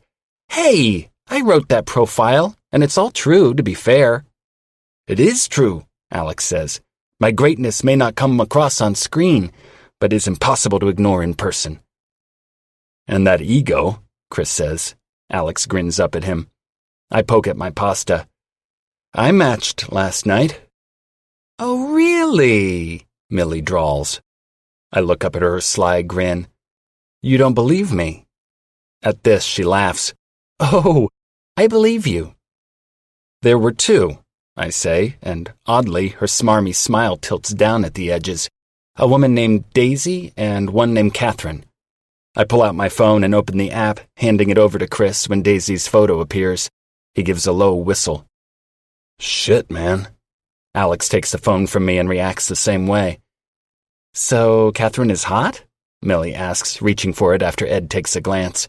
I shake my head. "I can't tell from her picture. That's Daisy, and holy shit, she—" "What do you mean you can't tell from her picture?" I take my phone back from Millie and look up at her. Her eyes are doing the weird, intense, unblinking thing she does when she's trying to work out a mystery or eat a hotter pepper than Chris without tearing up. "Catherine's picture is like of her neck or something," I say, waving it off. "I can't see her face." Alex performs as predicted. "So she's ugly." "Alex, come on," Millie protests. "Well, who knows," I say, "but for sure I'll reply to Daisy and—" Millie cuts in. "Maybe for Catherine it's about what's behind the curtain rather than the curtain, you know?" "If she was hot," Alex reasons, "she'd show her curtain." Ed balls up his burrito wrapper and tosses it onto his tray. "Maybe she's pretty, but for her finding someone compatible isn't all about looks?"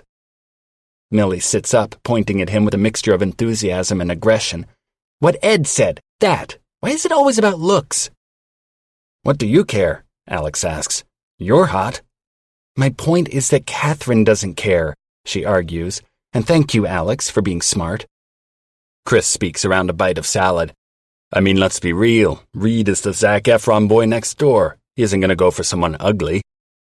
This makes me laugh. "If any one of us is a boy next door, it's you, Chris." "Man, come on. You think America is talking about a black dude when they say that?" He swallows and points at Millie with a fork.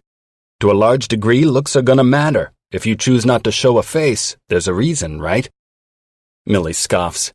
"Like being private? I have about 10 requests for my cup size on here. I can understand why a woman wouldn't want to share her face right off the bat." "I mean, that's not a bad point." I look to Alex, hoping for once he keeps his mouth shut, and when it seems like he will, I turn back to Millie. "Will you help me reply to her, Mills?" "To Catherine?" she asks. "To Daisy," I say, then amend. "Well, both, I guess. Maybe I could copy and paste what I write to Daisy into Catherine's box for now." Millie stares at me for a long, flat second and then stands. "Sure, Reed. Send along their messages and I'll help you." We all go very still. "Are you sure?" I point to her narrow eyes and stiff posture, something we've never seen on her, other than the time we were playing cornhole at Chris's, and Millie, the reigning, undisputed champion of cornhole, was briefly losing to Alex. "You look like you're going to kill me via decapitation." She laughs, but it's a weird ha-ha-ha laugh, a movie villain laugh. "I'm not going to kill you." Millie slides her messenger bag across her chest, hooking a thumb beneath the strap. "I don't feel reassured," I admit. "I just think you're being shallow." The unfamiliar disappointment in her voice is cutting, and beyond that, another type of unease starts to worm its way through me. Is there something going on here? With Millie and the prospect of me dating? "Why do you care who I reply to?" I ask as carefully as I can. I'm a little out of my depth here because is she angry? And what does it mean that I'm not really sure what angry Millie looks like? It's just a female solidarity thing, she says. Why are we always expected to share the picture of us with our boobs out on the beach, but dudes can share the candid one with their slobbery dog? I want to remind you, Ed says, that this same group has had strong opinions about what photos I share too. You're tripping because I didn't want you to look like a McDonald's ad? Chris asks him. I wasn't going to wear the fucking Grimace costume, Ed yells, and about 14 people around us turn to look. When I turn back to answer Millie to tell her she's right, that I need to give Catherine more of a chance, she's gone. Chapter 7. Millie. I'm in a dramatic huff by the time I get back to my office. Seriously, copy and paste? What the fuck, Reed? Dropping into my chair, I reach for the bag of peanut butter M&Ms I keep in my bottom drawer. No, it's not the greatest coping mechanism, but since I already finished the bottle of scotch I used to keep there, M&Ms will have to do. Shallow isn't a word I'd have used to describe Reed before today. Manipulative? Maybe. I mean, aren't we all a little? Even a tiny bit self-absorbed? Sure, I'm guilty of that one too, but shallow? No. Which is why this feels like such a big thing, because more than angry about how quickly Reed prioritized his response to Daisy over Catherine, I feel disappointed. It's not an emotion I'm used to where Reed is concerned.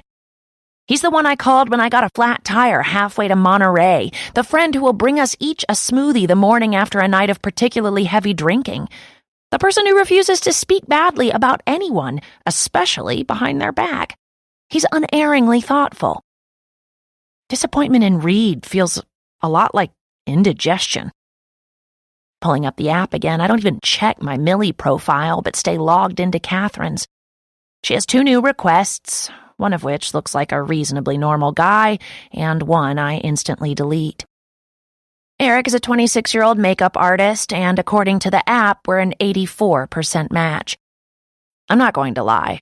The idea of dating someone who can do my makeup better than I can is pretty damn appealing, and so I click allow to let him view the rest of my information.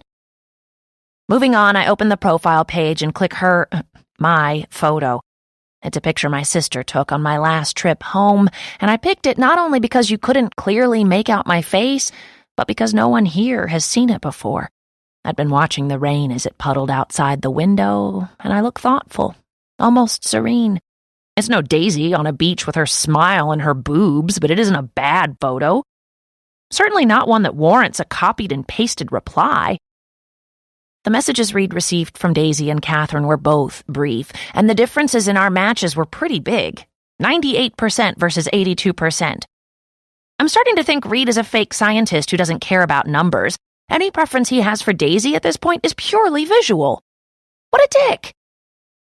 Is it crazy that I'm suddenly determined to make Catherine the winner here? To teach them a lesson?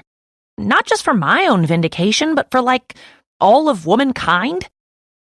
If I asked the guys, I'm sure they'd tell me Catherine's, first step should be to choose a new photo. Unfortunately, I can't show my face, and a close-up down the front of my shirt wouldn't be all that impressive either, so I'll just have to make Catherine more interesting. This would be easier if I could be creative and tell a lot of stories, taking snippets I've heard from other people or gleaned from books, spinning them into details I could share with Reed. But since I'm being semi-shady as it is, I can't lie. Catherine's stories have to be my stories, which means I can't show him the easy, superficial stuff I've let him see before. I have to actually work for this and dig deep. But first, Reed will need to reply. He's already forwarded me the messages from Daisy and Catherine. It only takes a few minutes to write something he can paste into each of their boxes. I am now literally writing letters to myself, but why the fuck not? And so I ping him in a separate window. Millie Morris. I have your replies. Do you want them here or email? Reed Campbell. You are a goddess, and here is good. Millie Morris. Huge sigh. Millie Morris. For Daisy. An 82% match? Not too bad. You've read my profile, so you know I grew up in California. If I'm not mistaken, your profile photo was taken at Ledbetter Beach. I'm an associate professor at UCSB, just down the road from there. I've gone to a couple parties at the park just off the beach, and even attempted a few surfing lessons there. It didn't go well. Let me just say that my pride and my favorite board shorts are still floating around there somewhere. I also see from your profile photo that you have giant knockers, which must mean that your fertility and quality of life are higher than those around you. Reed Campbell. I may leave that last sentence out. Millie Morris. As you wish. Reed Campbell. Mills, this is so great of you. Thank you. Millie Morris. For Catherine. I assume a 98% match basically only leaves our preferences for Coke versus Pepsi. Coke for the win. Our favorite of the Chris's. I'm secure enough in my masculinity to admit that bearded Chris Evans is a 10 out of 10. And whether Star Wars Episodes 1, 2, and 3 can be skipped entirely. The correct answer is always yes. To see if we are in fact the same person, favorite funny movie? Dots appear in the chat window as Reed types before disappearing again. Millie Morris. Hello? Reed Campbell. Sorry, I'm here. Daisy's seems a bit, I don't know, stiffer than Catherine's? Millie Morris. Oh, right. I know how you can fix that. Reed Campbell. How? Millie Morris. Write them yourself. Reed Campbell. I'm sorry, Mills. Thank you. Who knew I was so charming? Millie Morris. And humble. Reed Campbell. Seriously, these are great. Do you want my login and you can just send? Millie Morris. Am I going to be the one having sex with one of these women for you too? Reed Campbell. If you're into that, sure. Millie Morris. I do not want your login. I also think you should write your own letters. This is weird, even for us. Reed Campbell. Millie, you're better at this than I am. This is clearly your thing. Millie Morris. You'll get the hang of tit. Gotta run. Class. Millie Morris has left the chat. It's almost 9 by the time I finish up at the office and pull into my driveway. Just like every night, the neighbor's cat is waiting on my porch. I reach down and scratch behind her ears, wondering for the 100th time if I should get a pet. I love living alone, but can imagine it would be nice to have someone or something waiting when I walk in the door, too. Alas, I'm never home. I'm never here, and Ellie's voice reminds me I'm certainly never in Seattle. I set down my things, order dinner, pour a giant glass of wine, and power up my laptop. I told her I'd firm up dates for a visit, and I'm going to do it before anything else drags my attention away. How convenient, then, that there's an email from my new editor with a suggestion for deadlines and some questions about my outline. I text Ellie with a very loose window of dates for me to come visit, but I know 1 week, whether in June, July, or August, her choice won't appease her. The red bubble in the IRL tab drags my attention away from my email inbox, and with a little grunt of irritation, I open it up, knowing exactly what it is. A letter from myself, how exciting. But my competitive fire reignites, and I hammer out my reply as fast as I should probably be writing the book I have due in 4 months. From Catherine M. Sent 7:39 p.m., March 28th. Read. I can't believe you went for the Chris's this early in our email relationship. It is both genius and brave.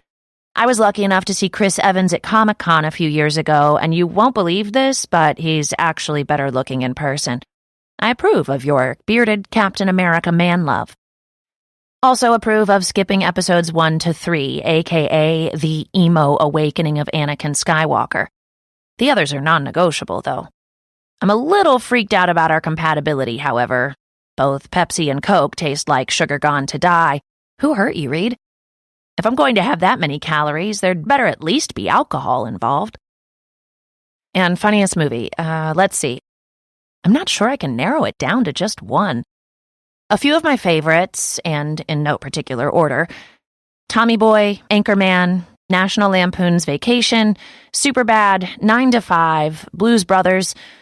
I could do this all day. Revenge of the Nerds gets a special mention because my parents took us to an 80s night at a drive-in once and expected us to sleep in the back seat during the show. Okay, Mom, I saw my first movie boobs in that drive-in. And I'll stop now so I don't get too chatty. You're up. Favorite movie and favorite quote. I'll go with one from Girls Trip. Girl, you can't get no infection in your booty hole. It's a booty hole. Did I just break some sort of online dating code by bringing up butts in the first message? I'm gambling that it's both genius and brave. Bye, Reed. Cat. I mean, for fuck's sake. If he doesn't get that it's me from the butt reference / anal sex joke, there's no hope for this boy. Plus, I made him see that movie with me 3 times in the theater. Come on, Reed. The doorbell rings and I stand from my laptop, pressing send before heading to the door, wallet in hand and salivary glands, standing up and anticipating pizza. It's not pizza. It's Reed, on my porch, and he brushes past me before I have a chance to stop him. Do you have any food? He says, already halfway to the kitchen. I'm starving. Then you should have had more than a salad for lunch. I like salads. Oh, he's hangry. He steps into the kitchen and holy fuck, my laptop is still on the counter with the dating site up. Reed, I call out, and thank God he turns. He's standing directly in front of Kat's profile and her artsy black and white photo on the screen. What? In my socks, I skate gracelessly across the room and nearly fall onto my ass at the transition from wood floor to kitchen tile. Pizza is on its way. I lunge past him and slam the computer shut. Reed turns to me slowly, wearing a puzzled grin. What was that? Porn. His eyes light up with scandal and he reaches for the laptop. Let me see. I slap his hand. No, it's sick porn. Oh my God, Millie. Of course, now he's really interested. For work. I wave what is supposed to be a nonchalant hand. You know. Reed doesn't look very convinced. I hope the FBI never has reason to check your search history. God, me too. Your job is super weird, Mills. Hey, I'm not the one dissecting cow eyeballs, okay? To my immense relief, he seems to move on and takes a seat on the stool, right in front of my laptop. So, hey, he says more quietly, are we okay? A new kind of unease trickles through me. Yep, all good. Listen, I was about to head to bed. Didn't you just say you had pizza coming? Oh, right. Shit. I mean, I'm going to bed right after pizza. And the porn. I offer an encouraging nudge toward the door. So maybe we can talk tomorrow? But if there's pizza, I want some. He gives me a winning grin. I'm hungry, remember? Then take some to go. The muscle in his jaw ticks and there's the tiniest tilt of his head. Are you sure everything's okay? You were annoyed with us today. What?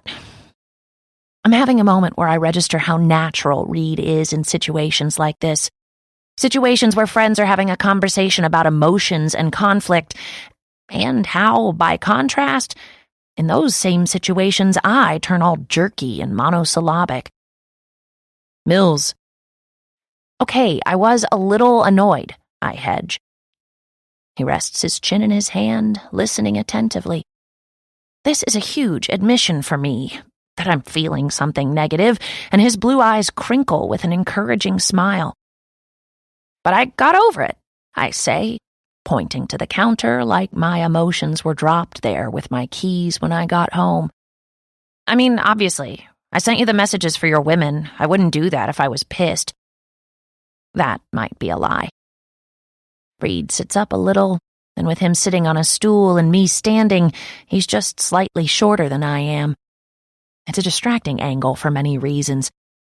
He could pull his knees apart and bring me between his legs. He could lean forward and kiss my throat. I could straddle his lap. Oh, shut up, sex brain.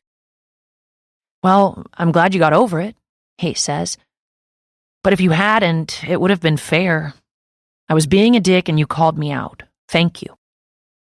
I'm listening to his words, but I'm thinking of his lemongrass soap and the way it smelled on his neck and chest and stomach. I clear my throat. Well, I'm always happy to help your moral development. By the way, I sent the messages you gave me, he says. Oh. Stepping away, I take in a huge lungful of reed-free air and move to the fridge to grab him a beer. I'm torn between wanting to extract more information and needing to change the subject entirely. No good can come from us chit-chatting about my not totally fake profile. Yeah, I haven't heard back from them yet. I pause and then glance over my shoulder at him. Huh. After accepting the bottle with a quiet, thanks, Reed pulls out his phone and swipes to the home screen. Yeah, Oh! He looks up, beaming. I got one. The doorbell rings and I make a beeline for it, throwing money at the pizza guy and carrying the box of heaven into the kitchen. I need a change in topic.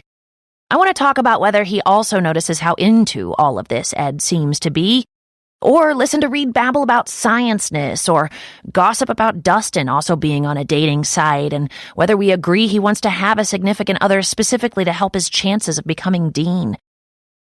Basically, I need Reed out of my space. Not because I want him out of my space exactly, but because I'm feeling the same way I felt the night of his tenure party.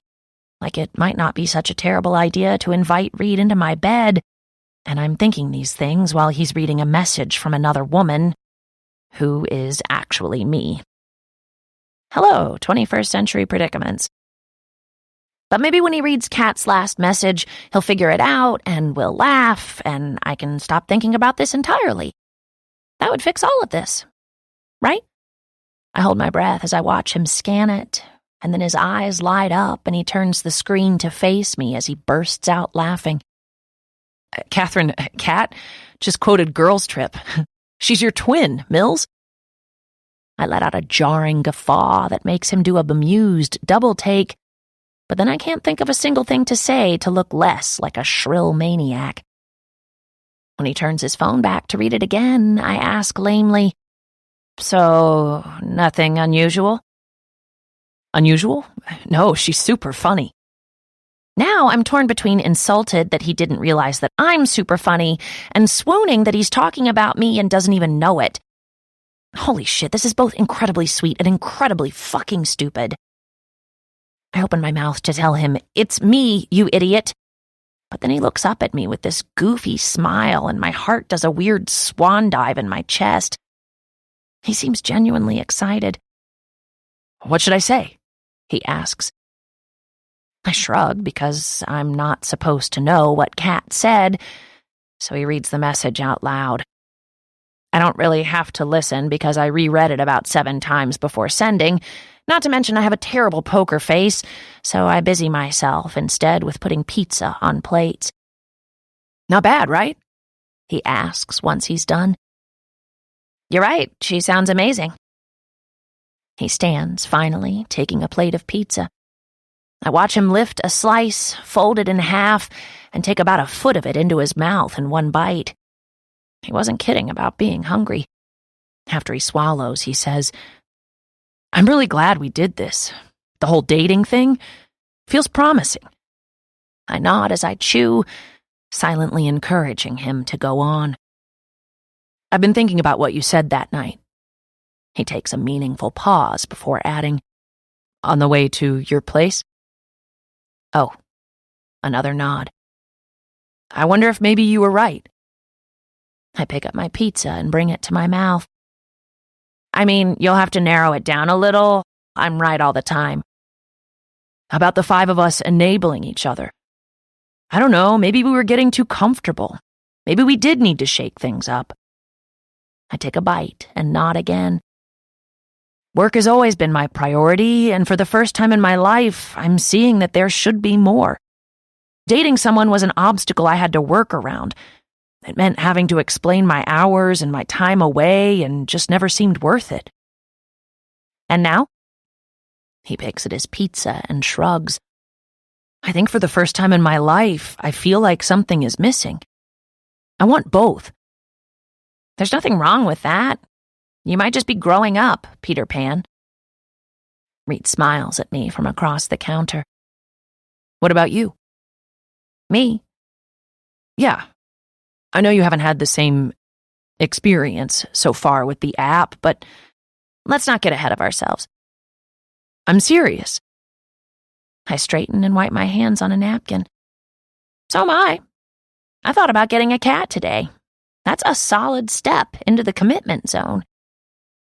Reed reaches for another slice, and I pick up my wine glass, taking a long gulp. We eat in silence, and only the occasional sounds of Reed's chewing and my wine chugging fill the silence. Finally, Reed places each of his elbows on the counter. I hate when you're upset with me, even if you won't admit it, and especially if we're going to be trapped together all weekend at my parents' place. You're still good with that? A weekend with Reed, SOS. 1, I'm not upset with you. 2, you know I wouldn't miss a weekend with your mom's cooking. He tugs on a piece of hair that's escaped my bun. Or someone's birthday cake. It's your mom's birthday? Reed rolls his eyes before leaning in to press a kiss to my forehead. All right, I'm out. He lifts a third slice of pizza to indicate he'll take it with him and turns for the door, stopping just short. I know you're tired of talking about this, but did you ever change your profile? Panic stabs me in the chest. My profile? He gives me another few seconds before saying slowly, on IRL. Ah, the account he knows about, full of boob requests and popped collars. Oh, Millie, right, no. I abruptly quack out a string of words. You should, he says. It sucks. Thanks. Thanks for listening to me. You're so fucking great. He turns for the door again. I envy the man who gets you. I have the feeling I should respond to this in some way, but my brain has become a solid brick of styrofoam. Even if I were emotionally mature enough to have a good reply, he's already halfway down the front steps. So I suppose the only thing to do is loudly yell, "Same!" to his retreating form. Reed's wave over his shoulder. He doesn't even turn around. Tells me exactly how stupid that was. 5 minutes after he's gone, the words, "You are perhaps the best man alive and deserve more than any of us to be happy," swim into my head. But I don't know what to do with them, so I flop down on the couch and turn on the television, wishing I had that cat. Midway through my inexplicable Grey's Anatomy binge, my phone pings on the coffee table. I practically roll off the couch in my lunge to get to it. From Reed C. Sent 11:15 p.m., March 28th. Cat. Coke tastes like sugar gone to die? And we could have been so perfect. You remind me of my best friend. She hates soda because it's too sweet, but then orders the most sugary cocktails I've ever seen. We've got another thing in common with favorite funny movies, or maybe all intelligent people love Blues Brothers. I'm also adding Caddyshack to that list because it's hilarious, but also for the nostalgic factor. I was a caddy for a few months when I was 16, though I'd say my time following old rich golfers around was a lot less entertaining than in the movie. There were no raunchy sexcapades that I was aware of, and no rich businessman ever offered me beer from a secret tap in his high-tech golf bag. I did see somebody streak across the driving range one day, but it was more Cocoon, less Animal House than you're probably imagining. I'm not sure if I mentioned it or not, but I'll be out of town this weekend. You know, I grew up on a vineyard, and a couple of my friends are driving up for a few days. I'm already imagining what kind of craziness I'm in for, especially with copious amounts of alcohol around. I don't come home as often as I should, and I'm not really sure why. The vineyard is great. Everything is blooming, and it's this peaceful place where you can unplug from the world, but I always get a little anxious about bringing everyone there. My parents are, well, parents. I guess that pretty much sums it up. Lately, it seems my mom is always ranting about this artist woman that lives down the road, or attempting to tell me something that will scar me for life. I'm not sure at what age moms start to feel like their son/daughter is old enough to become their new bestie/confidant, but I've definitely reached it. Your thoughts and prayers during this difficult time are appreciated. And don't ever worry about being chatty. That's the point of all this, right? I didn't realize I'd enjoy it so much, but it's sort of nice getting to know someone this way. Favorite movie quote? All I can think of right now is from Zoolander. What's this? A school for ants? Read. From Catherine M. Sent 11:37 p.m., March 28th. Zoolander. See, I've never seen that movie because my ex-boyfriend, who had promised to wait until I got back from a trip to see it with me, saw it with his dude friends and told me it was so funny. He never laughed so hard in his entire life, OMG. Obviously, I never watched it on principle. Cat. From Catherine M. Sent 11:43 p.m., March 28th. I can see how that last message looked a touch vindictive, and I should probably dial it back since we're so new to each other. But this is one instance when I'm pretty content living up in my petty castle on the hill. Cat. From Reed C. Sent 12:04 a.m., March 29th. I will never judge you for your petty grudges. I'm still pissed off at my track coach in high school for putting Tucker Ames, the biggest asshole on the team, in the anchor spot on our 4x400 relay against Pacific Beach High. From Catherine M. Sent 12:21 a.m., March 29th. Please tell me you called him Fucker Ames behind his back for this unforgivable offense. From Reed C. Sent 12:26 a.m., March 29th. You know, I didn't, but that's because when I was 16, I was 6'2" and weighed approximately 70 pounds. I feared that if I even thought something shitty about Tucker, he'd know, and the fear alone of him hitting me would break my legs like toothpicks. From Catherine M. Sent 12:29 a.m., March 29th. My dad never gave me the birds and bees talk, but he did pull me aside when I was 13 and show me how and where to throw a punch. I didn't use this knowledge until an unfortunate night, one which we shall not discuss again, where I had a bit too much to drink and throat-punched a guy for cutting in front of me at the shuffleboard table at a bar, which is why I'm banned for life at the Goat Hill Tavern in Costa Mesa. From Reed C. Sent 12:36 a.m., March 29th. It's hard these days to find a woman who takes her shuffleboarding seriously. From Catherine M. Sent 12:43 a.m., March 29th. I'm selling myself pretty hard tonight. Does this explain why I'm on a dating app? Maybe. From Reed C. Sent 12:59 a.m., March 29th. No, look. Back when I was in grad school, there were a million single people my age. Now that we're settling into our careers, our worlds are getting so much smaller. Throughout the day, I see maybe a handful of the same people, and unless I do something like this, or join an intramural softball team or take sailing lessons, I'm unlikely to meet someone new. Dating apps don't make us lame. They make us modern and technologically savvy. Right? From Catherine M. Sent 1:04 a.m., March 29th. Right. And I didn't mean it like that, but I think it is fair to say that I tend to focus on, shall we say, the low-hanging life fruit. Getting my turn at shuffleboard, grading this stack of assignments, meeting friends for beers. Rather than, say, doing the emotional heavy lifting that I know I should be doing on a daily basis. I wonder whether I'm single, not because I haven't met the right person yet, but because I'm not the right person yet. The other night I had the most terrifying thought. Who would I be a good match for? Like, I honestly can't imagine who that man is. Someone who likes to watch television from 2004 and drink beer and make fun of each other? Okay, sure, but is that the stuff that lifelong relationships are made of?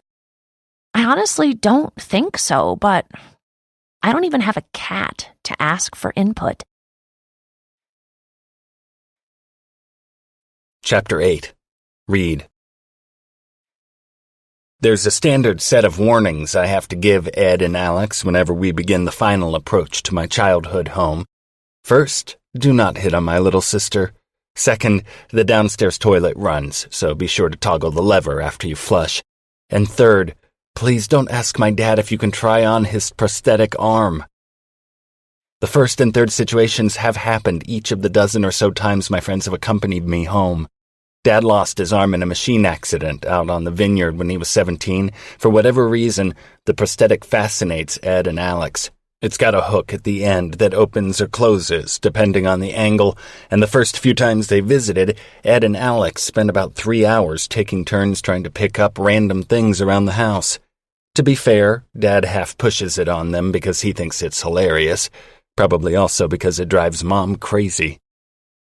And although she's my sister, I am aware that Raimi is beautiful. It's impossible to be unaware of this. At 25, she's 6 feet tall and could give Wonder Woman a run for her money in terms of both fitness and unguarded charm. Every guy friend, and a fair share of female friends too, has had a crush on her at one point or another.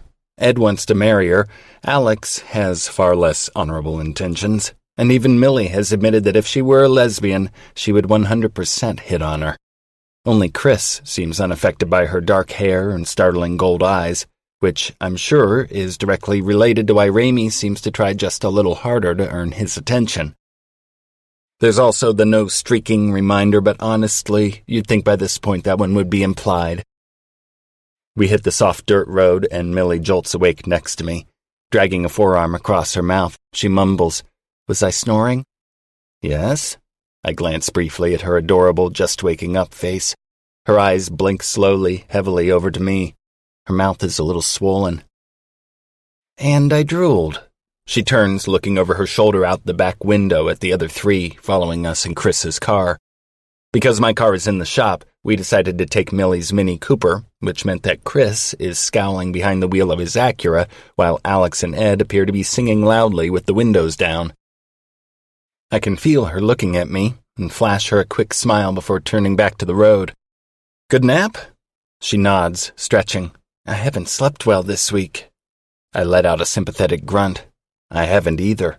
The last few nights, I've been up until 1 or 2 messaging Catherine, and, less frequently, Daisy. It's the sort of addictive rush I haven't felt in years. It feels a little like being a teenager again. Millie lifts her chin when we pass the Pine Grove Road sign that signals we're less than 2 miles from my house. "Almost there." She runs a hand through her hair, and it spills like a sunset over her shoulders. "Want me to call Chris?" She knows the drill. "Sure." Chris answers on the first ring through his Bluetooth, and it's a few seconds before I hear his voice over the sound of John Waite singing "Missing You" with the loud accompaniment of Ed and Alex. "Get me out of this hell," he says by way of greeting. Millie clears her throat. "Just calling with the reminders."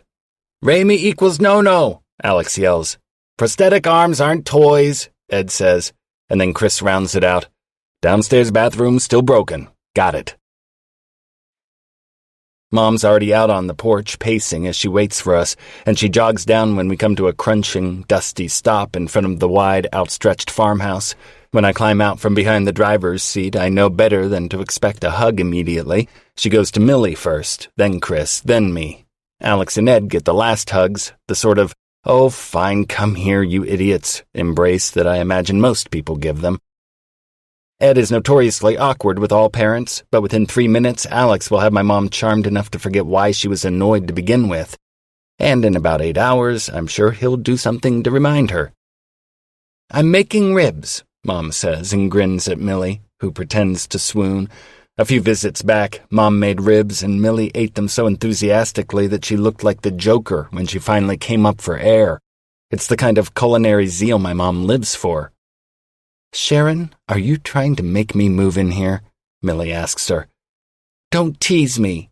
Mom pops a kiss to the side of Millie's head, then walks ahead of her into the house, calling out, "James, they're all here."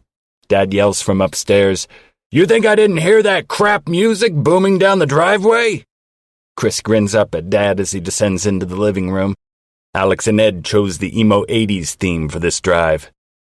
"Who was driving?" Dad asks, laughing knowingly. He doesn't bother to wait for an answer. "You are too goddamn nice, Chris." The two of them disappear immediately to do who knows what. Discuss the weather almanac or the biochemistry of grape fermentation, probably. Alex and Ed look around, hoping to find Raimi, I'm sure, and I smile proudly when Millie reaches out to either side of her and shoves each of them in the shoulder. She's not going to be here until about 5, she says. I start to agree before remembering that I didn't know this. Wait, what? She texted me, Millie says, all innocent, round green eyes and flirting freckles. Raimi texted you? She didn't text me. Millie didn't mention it either. Yeah. Millie follows Mom into the kitchen, and I'm left with Ed, whose hands are shoved deep into his pockets. Safe. He won't break anything this way. And Alex, who saunters over and sits on the couch, kicking his feet onto the coffee table. Alex, I say. He drops his feet. Want a beer? At their nods, I turn and head into the kitchen. Mom and Millie are staring into the oven and moaning over the sight and smells of the roasting meat. Christ, that looks good. Millie's gravelly voice rockets a gallon of blood down my body and toward my groin before I remember that she's talking about my mother's cooking. Mom heads out the back door to pick vegetables for the salad, and Millie leans against the counter, smiling at me. It's a quiet smile, a real one, where her mouth curves but doesn't open, and her eyes move all over my face, cataloging, almost like she's reading a news story for the latest update. Hey you, she says. It feels like everything finally goes still. With the tenure party, the spontaneous sex, and this last week of cycling work/dating app adrenaline/sleep/repeat, I realize we haven't just been us in days. It doesn't sound like a lot, but Millie is a fixture in my life. When I don't get time with her, it's weird. Hey yourself. What's new? I shrug. Work's been bananas. How about you? Same. Millie pulls a hair tie off her wrist and bundles her hair on top of her head. I got started on the book. That's awesome. I reach for a high five. Her hand is a slap of warmth against mine. How are things going on the dating front? Meh. She looks down to the floor. There's one guy I'm talking to a fair bit. That's awesome. See? I told you they weren't all losers. She shrugs noncommittally. Is he cool? She nods. What about you? Tension rises like steam in the room, and it feels like every other sound falls away. Yeah, same. Well, the two still, really. But Catherine and I stay up late messaging lately. It's nice. Millie gnaws at her lip for a few seconds, and I can't read the reaction. Is it jealousy? Is this the one whose picture you didn't like? She asks. I groan. Come on, this again? She grins. Tell me about her. There's a flash of annoyance when I realize how easily she's managed to turn the conversation back to me. She deflects before I realize she's done it. Well, I start, leaning back against the counter and choosing my words carefully. I'm not sure what department she's in, but it sounds like she's faculty at UCSB. She's funny, I told you that, and laid back, but shares these amazing stories. Apparently, in college she went to Africa for a month and got into a car with the wrong driver and ended up like 200 miles away from the town she was supposed to be in, but she just got on a bus and went back. Millie smiles faintly. Wow, how cool. She has a sister, and, like you, her mom died when she was younger. I pause, looking at her closely. You two would probably get along really well, actually. If things don't work out with us, maybe I just found you a backup best friend for when I'm out of town. Millie bites her lower lip, looks at my mouth, and then takes a sharp, deep breath, turning away toward the sink. Did you notice that neither of your parents have said happy birthday to you? A breath comes out of me as a laugh. It's not my birthday yet. She turns back around to face me. But isn't that why we're here? Only sort of, I say. Mom just wanted everyone here so she could brag that I spent my birthday with her. My mother has 3 sisters, and they are notoriously competitive about how great their kids are. Some children have pressure to go to an Ivy League school. Some are pressured to become physicians. Raimi and I are pressured to do all the things specifically that Aunt Janice's kids won't do, like visit regularly, send thank you notes, and celebrate Mother's Day. Do you know what I was thinking earlier? She's looking at her feet when she says this, so I can't read her face to see why the tone has shifted. I have no idea. I say. That we had sex only 3 weeks ago. This sometimes happens with Millie. She's not exactly forthcoming about her thought process, and the sudden change in topic is so disorienting that for a breath I think I've misheard her. But I haven't, because she blushes. We did, I agree, wondering how she got from birthdays to here. She lets out this strange, breathy laugh. What were we thinking? Probably that we were drunk and sex would be fun. You weren't drunk, she says. No. I was. She considers this. A little. Are you sure you're not drunk now? I smile and walk to the fridge, less to get a beer and more to cool down the entire front half of my body. We haven't talked about this again since the next morning at Cagé, and it's pretty daring to do it here when Alex and Ed are only a room away. I realize, too, that she's wearing the same dress that she wore that night. Is that what made her think of it? I can't help but wonder if she's wearing the same thing underneath, too. Not yet, unfortunately. What I'm saying is I could totally write you a letter of recommendation for one of your lady friends. You know, if you need it. I give her a smarmy bow. I genuinely appreciate that.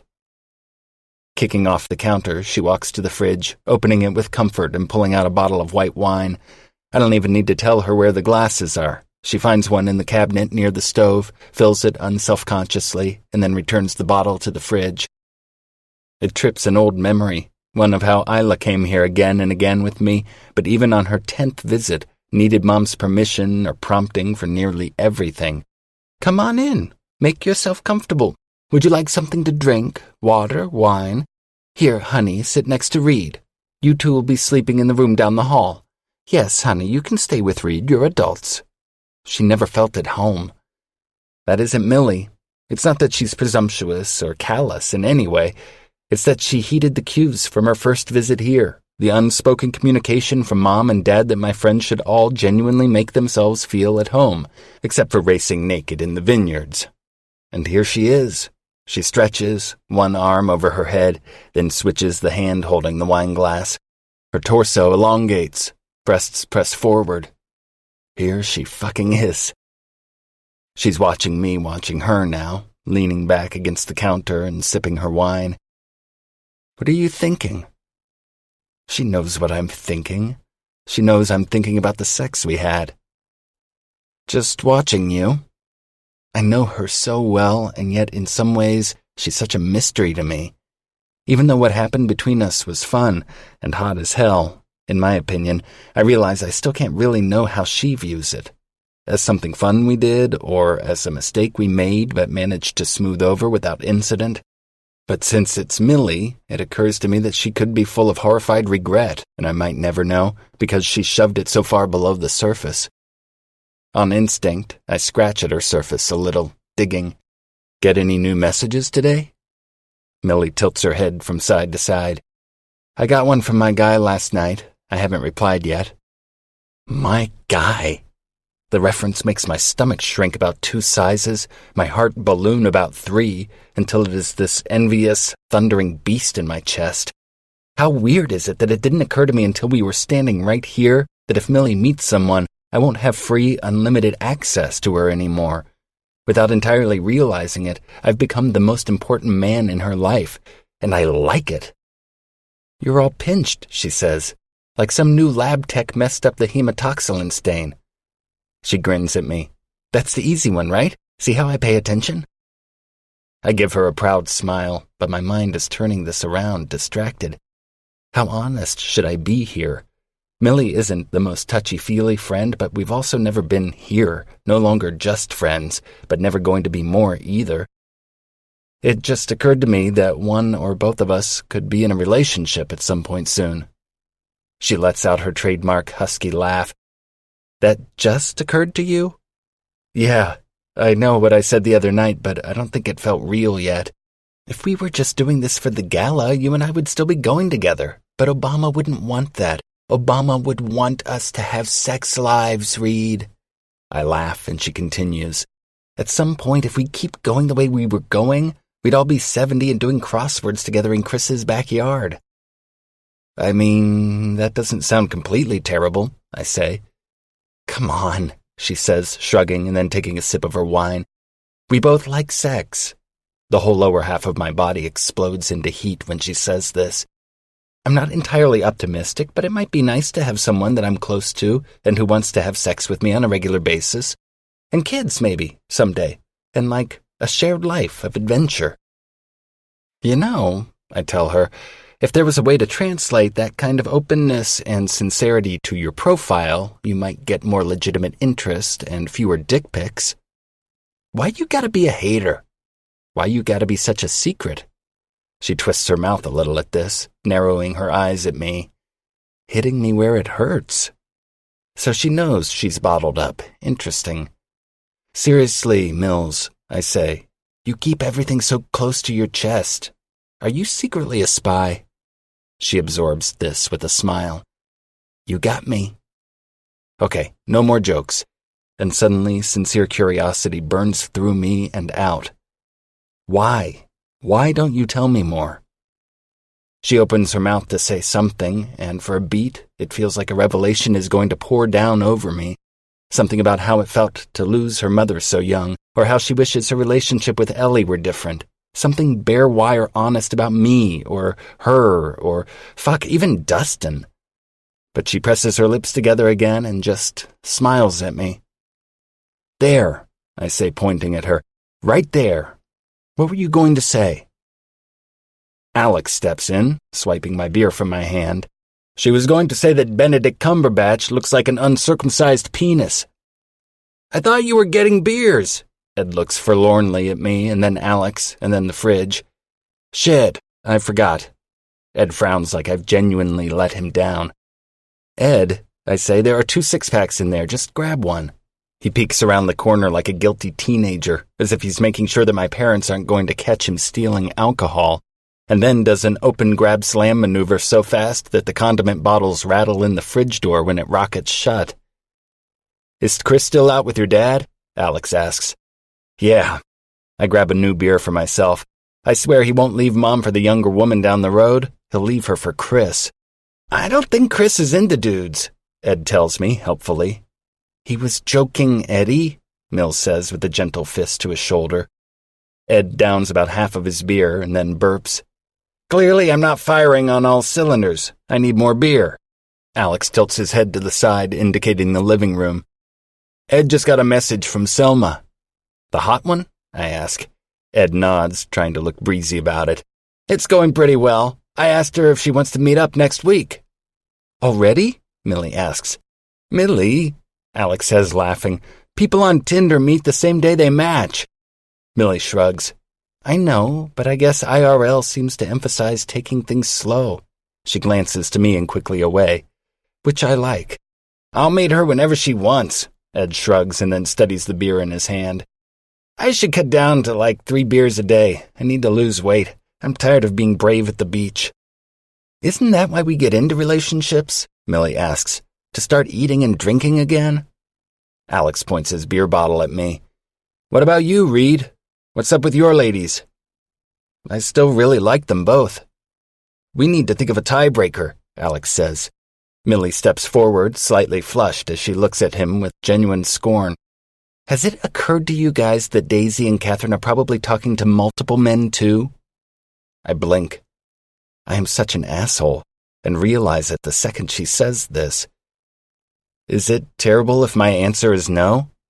Ed and Alex say, no. At the same time, Millie shouts, yes! I give a tiny apologetic wince. It just seems crazy that Kat would be having this kind of interaction with someone else. But aren't you? Millie asks, genuinely annoyed. With Daisy? Conceding this with a nod, I say, I mean, yes, though I probably talk to Kat more frequently and openly.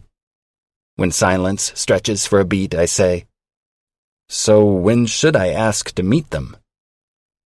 Maybe ask for more pictures first, Alex says. Millie gasps. Don't do that. That's douchey. We fall into a contemplative silence. Millie is normally unflappable and can hold her own against us in every way. Is she worried she'll lose me to another woman? That the friendship we have will suffer? Okay, I say.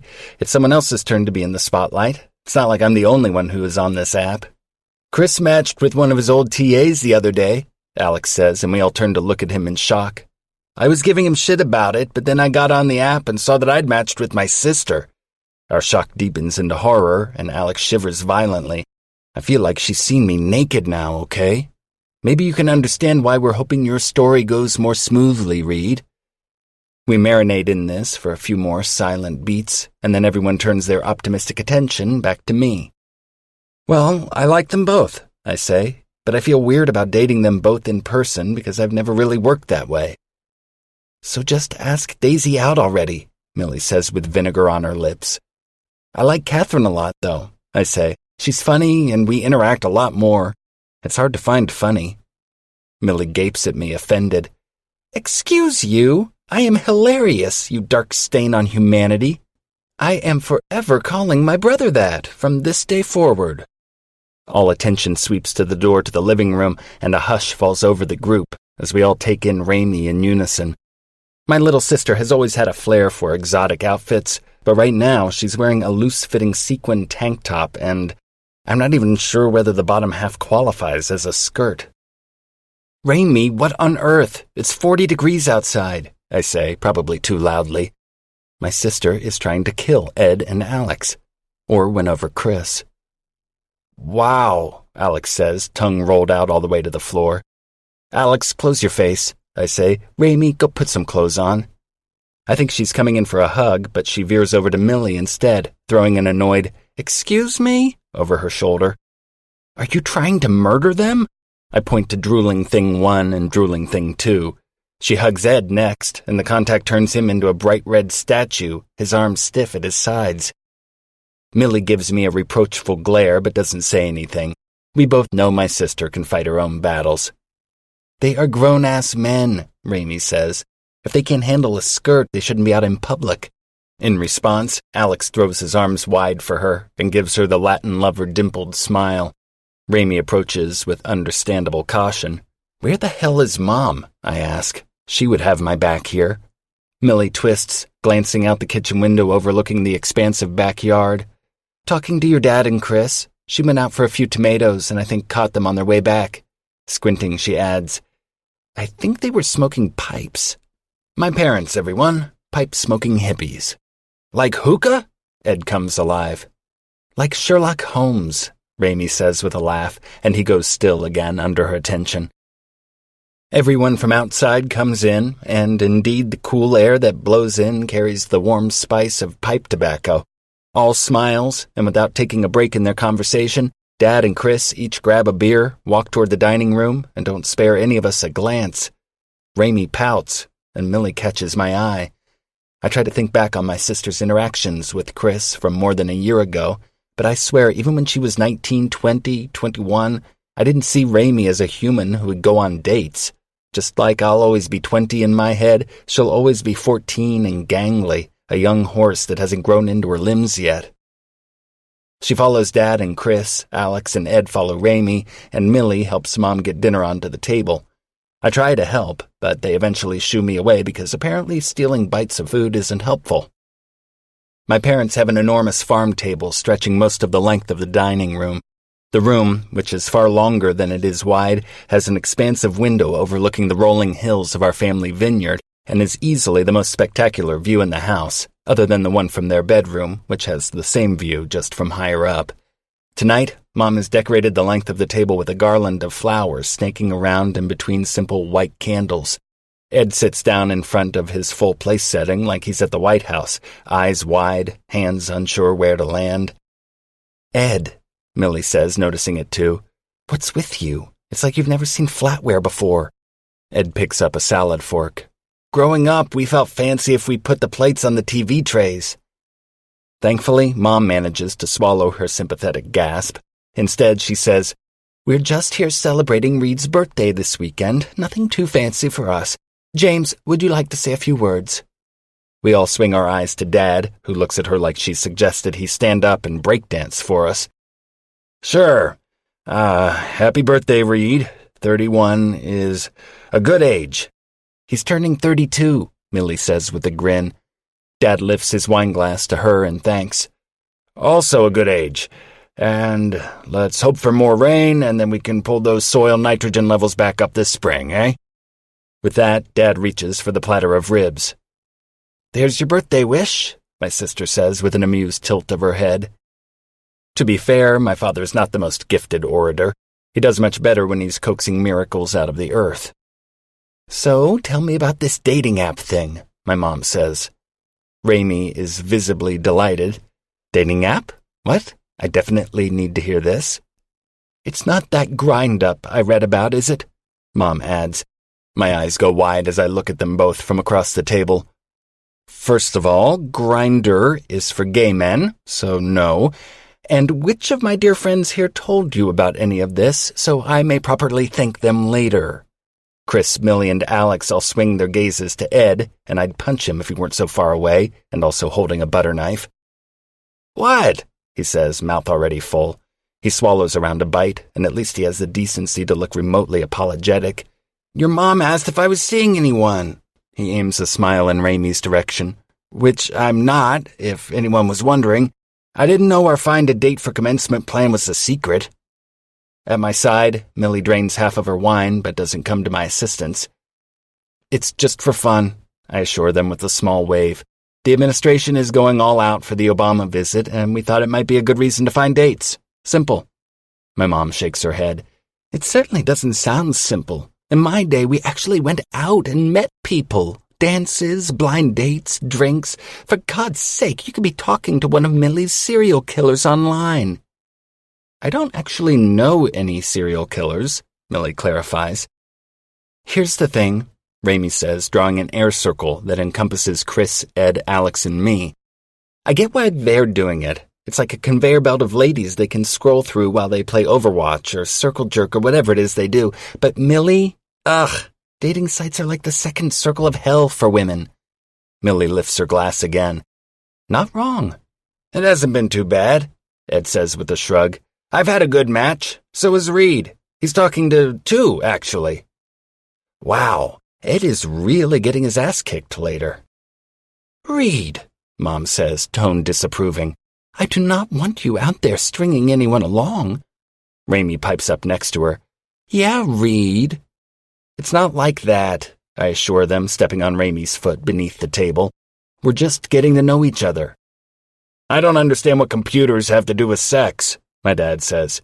Why not just go down to Rita's? It's that little place just off the highway. You remember that, Reed? Thursday nights is lady nights and the beers are only $2. Place is full of women. Dad, oh my God, Jim, Mom cuts in delighted. Do you remember when Reed was 17 and tried to sneak in? Got picked up by the sheriff for a fake ID. Dad barks out a laugh and slaps his prosthetic arm on the table, causing the silverware and glasses to jump with the impact. Of course, every Campbell, as well as Chris and Millie, is used to it, but Ed and Alex both visibly startle in their seats. Point is, Dad says, you should give it a try while you're here. After I promise my parents that I'll give Rita's a shot, the rest of dinner is fine for the most part. Dad and Chris continue to speak quietly about phosphates and calcium concentrations in the area. Raimi joins in, and for the first time, I see Chris's eyes light up when she mentions a new cover crop they're going to try to bring up the pH of the soil. Alex and Ed give up on trying to lure Raimi into a conversation and end up listening as Mom loudly shares stories about the woman who makes weird art down the road, every now and then looking up to check Dad's reaction when she loudly enunciates the name Marla. The subject of my dating life is thankfully dropped.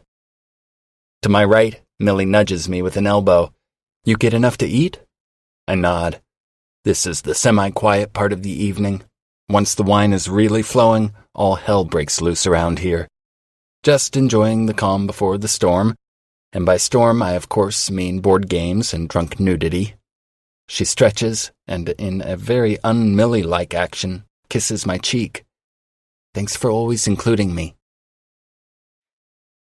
True to form, shit really does hit the fan after dinner and cake. Alex and Raimi pull out a deck of cards and get swept up in a rousing game of kings. Mom joins in, and at least 3 glasses of wine are spilled, but 4 bottles are consumed, so I'm not sure anyone notices.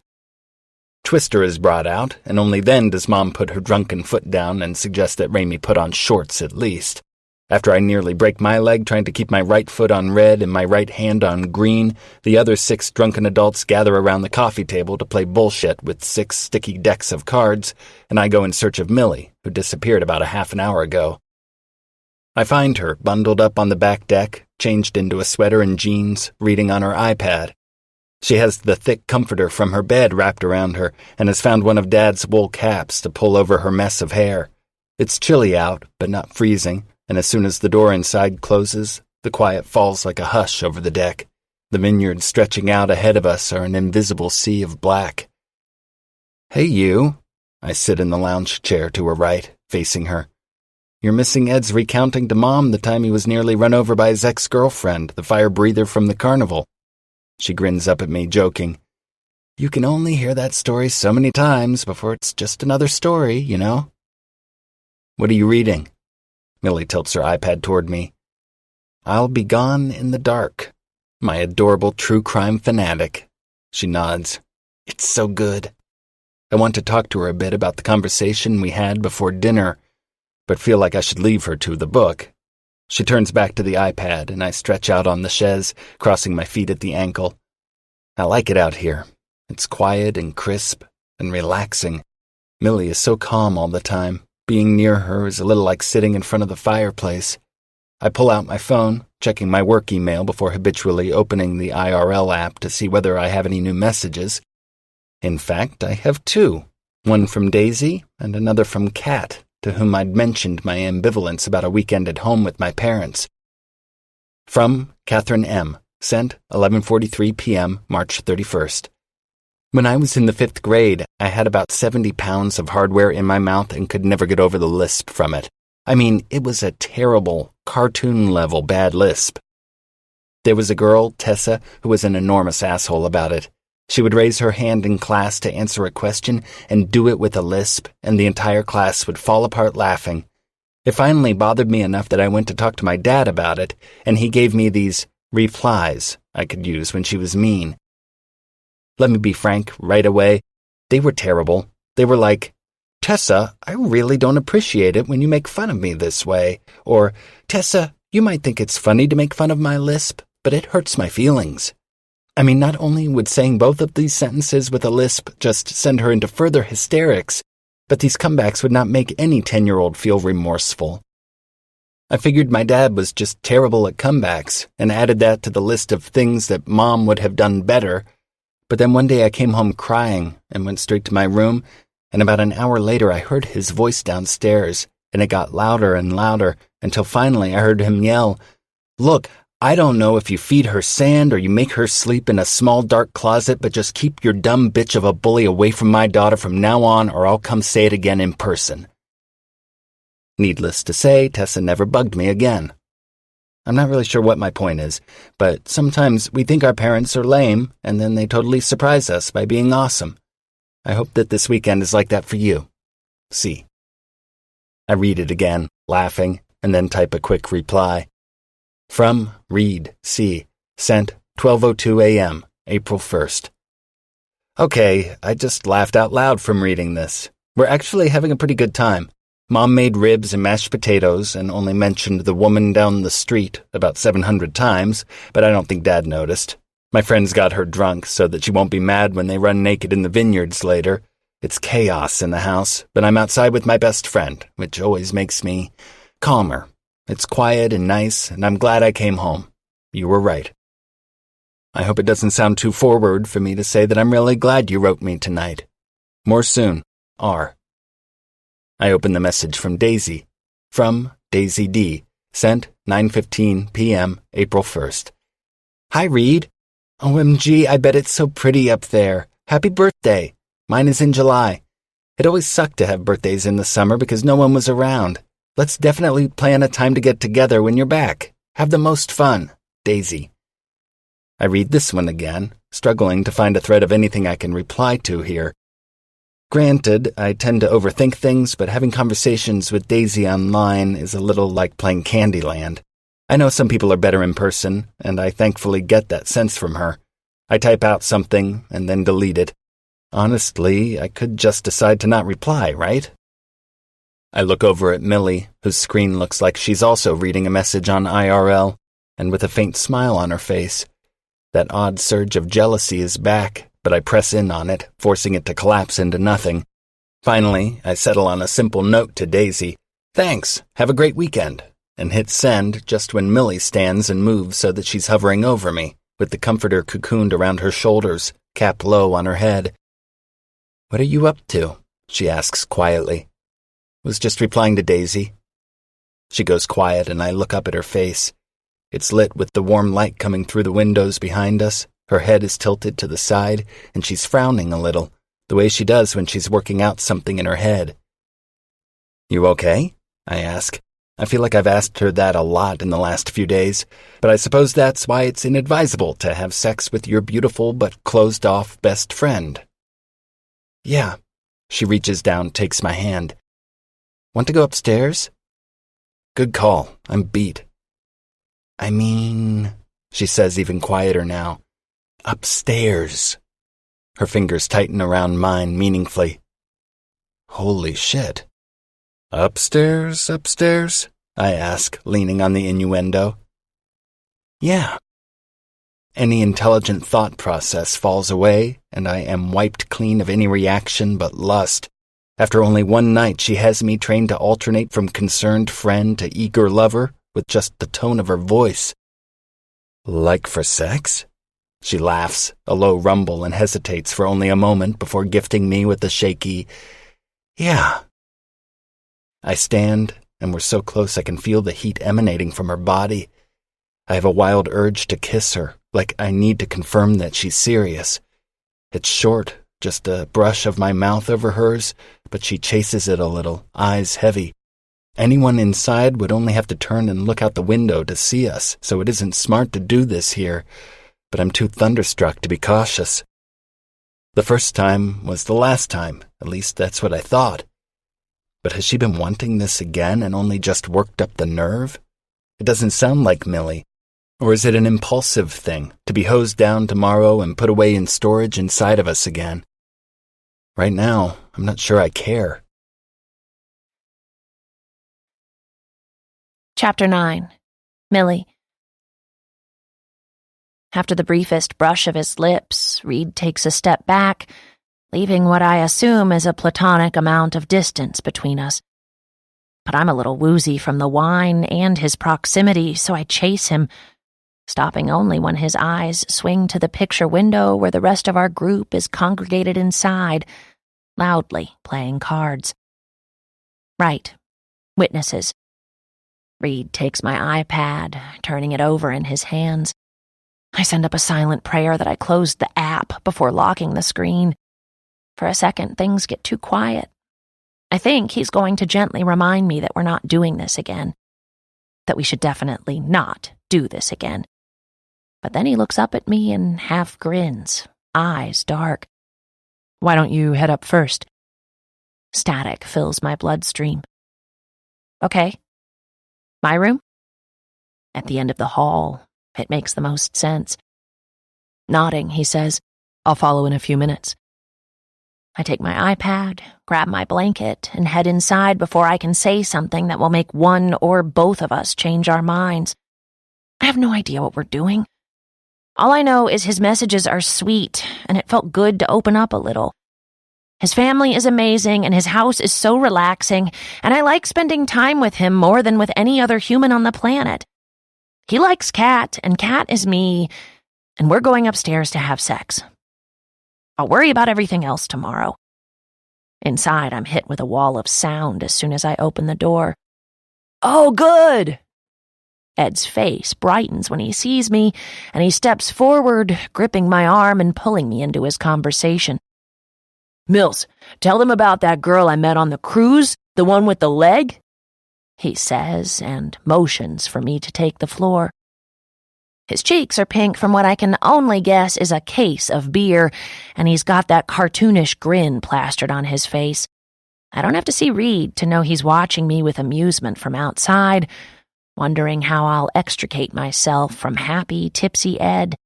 Once he gets going, it's almost impossible to get away. Fortunately or unfortunately, I have to get in and out before anyone notices I have my "I'm about to have sex" face on. I frown. Actually, I think I'm heading to bed. I rub my stomach, feeling sort of oof. Sharon stands, and the look of concern on her face is so similar to her son's, I'm momentarily thrown. "You're not feeling well, honey?" I wave her off, wishing I'd been stealthier when sneaking in. In hindsight, hopping the fence to come in through the front door seems a lot easier than this. I just really enjoyed the ribs, I think. Ed's face falls, and Raimi sticks out her bottom lip in a sweet pout that is thoroughly catalogued by every non-relative male in the house, including, I notice, Chris. "But you're not really even drunk yet," she says. I point to Ed. "He's drunk enough for both of us. Can't let that one out of your sight." With that, I'm allowed to make my escape. Unfortunately, victory is short-lived because once I'm in my room, panic descends. What tripped my mood wasn't just how sweet Reed was being. It was the sudden, heated flash of awareness that if Daisy and Reed hit it off, Daisy will see Reed naked. I may not have a clue what I want beyond tonight, but I certainly don't want anyone else to see Reed naked but me. And then there's the reality that he agreed so easily. Has he been thinking about doing this again and waiting for me to take the initiative? Am I going to make an enormous knot of confused emotions with my best friend? I am immediately distracted by something equally pressing. Oh my God. I haven't shaved my legs in, oh boy. Trying to triage this appearance situation and knowing I don't have time to shave all my parts before Reed gets here, even if he does get waylaid by Tipsy Ed, I pull my hair out of its bun, fluff it, but then tie it up again. I throw off my clothes and pull on my pajamas, but then start to put all my clothes back on again so I don't seem too eager. I manage to get my shirt on before I catch my reflection in the vanity mirror, noting the eyeliner situation currently pooling beneath my lids. I pull out a makeup wipe, trying to scrub away the mess, but then Reed knocks, walks in, and does a mild double take in reaction to the mess of mascara all around my eyes. "Wow, what's up, Rocky?" His eyes drop to my shirt, which I've put on backward, and my bare legs beneath. "You okay?" "Shit." I scrub at my eyes. "Yes." "Aw, Mills. You're primping for me." "Am not." "You're freaking out." He comes up behind me, looking over my shoulder and meeting my eyes in the mirror. "Aren't you?" No." I turn around and face him. "Not freaking out. This is not the face of someone who is freaking out. This is the face of someone who just realized she's a petty, jealous asshole and really wants to have sex, but is also worried about the consequences." "Who what?" I blink up at him. "Wait, how did you get up here so fast?" "I witnessed your ambush and went through the garage." He stops short as his eyes travel down my body again, and he takes a step closer. I cannot express how much I like intense, about-to-get-laid Reed. Gripping my hip, he teases the elastic waistband of my underwear. Here I was, thinking I'd get to undress you. Even through the fabric of his clothes, I can feel the heat of his body against my stomach, where the fronts of his thighs rub against the fronts of mine. I didn't shave my legs. We're so close, I feel his quiet laugh more than I hear it. "You keep tampons in my bathroom and once used lube you found in my dresser to unstick a zipper. I don't think a little leg hair is going to shock me." "I know, it's just, that's one of the things you do when you're planning to have sex. Shave your legs, brush your teeth, wax your..." His brows go up. "You should know that I don't care about any of those things." He runs his nose along the curve of my jaw before straightening again. "Okay, except the teeth brushing part. We can continue to prioritize that." "Noted," I say, eyes closing when his fingers trail lower, tracing my hip bone. I feel the way he smiles against my chin, along the column of my throat. Everyone's downstairs. Open mouth, breath hot against my skin. Should we do something else until they go to bed?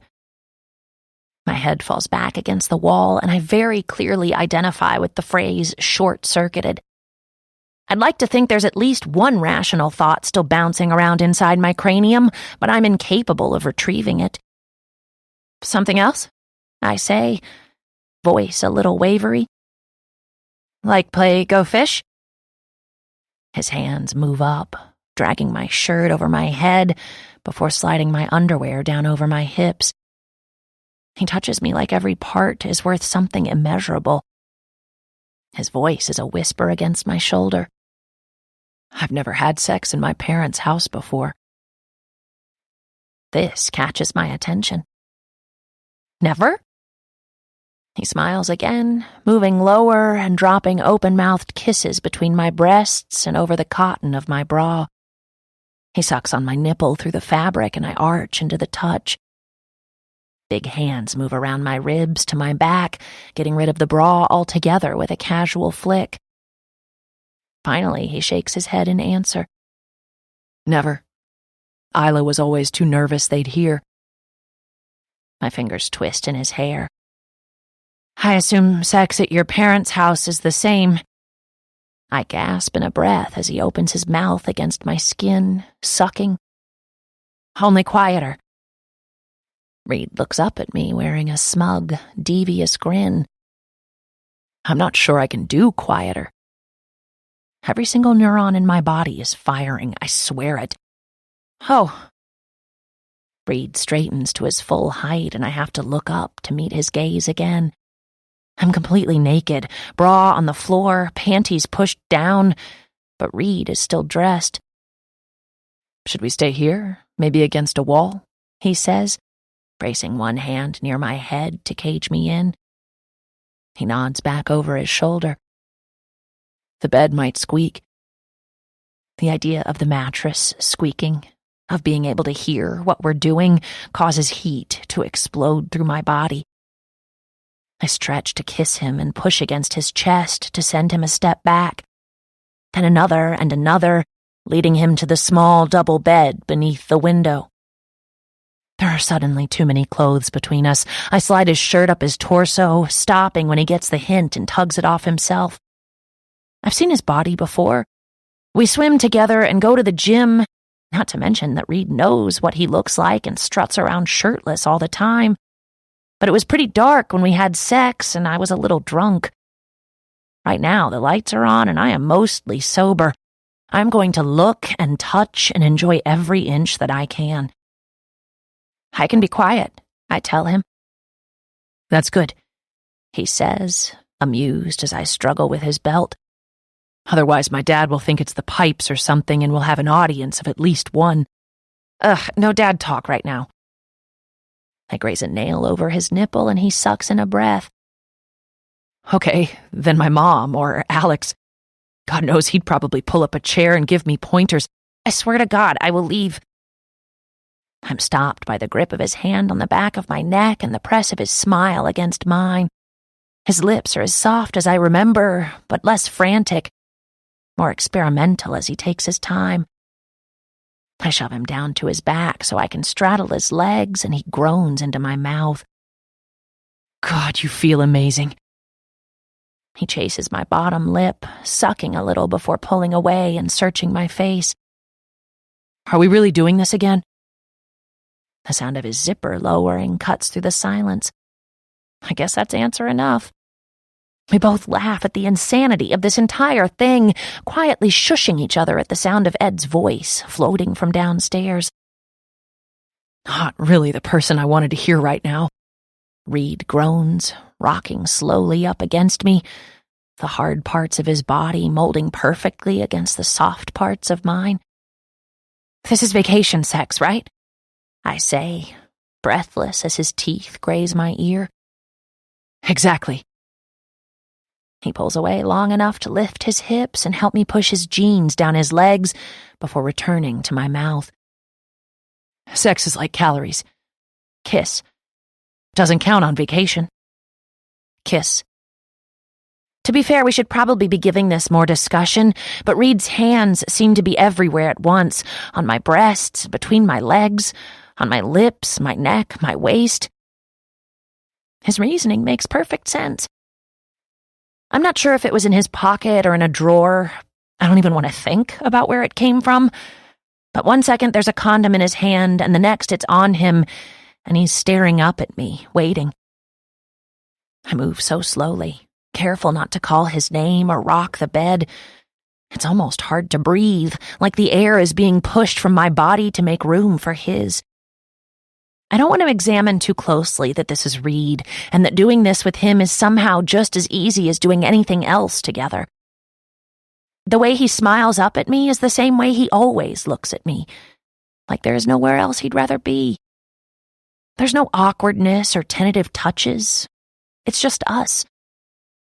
His hands map a circuit from my hair to my arms and thighs and everywhere in between. I watch his face, noting when sensation becomes too much and he has to close his eyes and twist his fingers in the comforter. I want to see more, to see him rattled and undone. "You are," he says, breathless, "the best." And I shake my head, leaning forward to kiss him. I'm sweating and my muscles shake. I'm so tightly wound that I'm practically burning. I keep my movements small so we don't move the bed too much, but then he makes this quiet sound of relief, and I'm not sure I care anymore. I'm so close to that feeling that might overflow and drown us both. Reed's hands move from my breasts to my hips, and he grips me tightly, moving with me. Sweat pools in the hollows of his collarbone, down the center of his chest to where our bodies meet, and I want to stamp the image on the back of my eyelids, frame it, and hang it on every wall in my house. His face is flushed with the exertion of holding back. I see the exact moment he breaks. His mouth opens on a gasp, on a sound he can't make, and he falls, pulling me down with him. I wake up alone.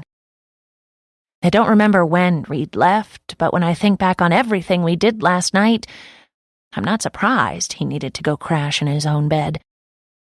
The second time we were enthusiastic, to say the least, and I was exhausted by the end of it.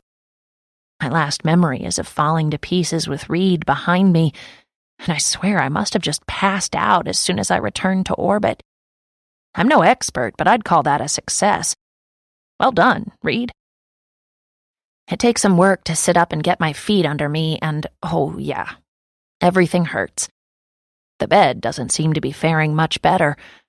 Most of the blankets are piled on the floor, a couple of pillows are by the window, and the sheets are barely hanging on. I have no idea where my underwear might be.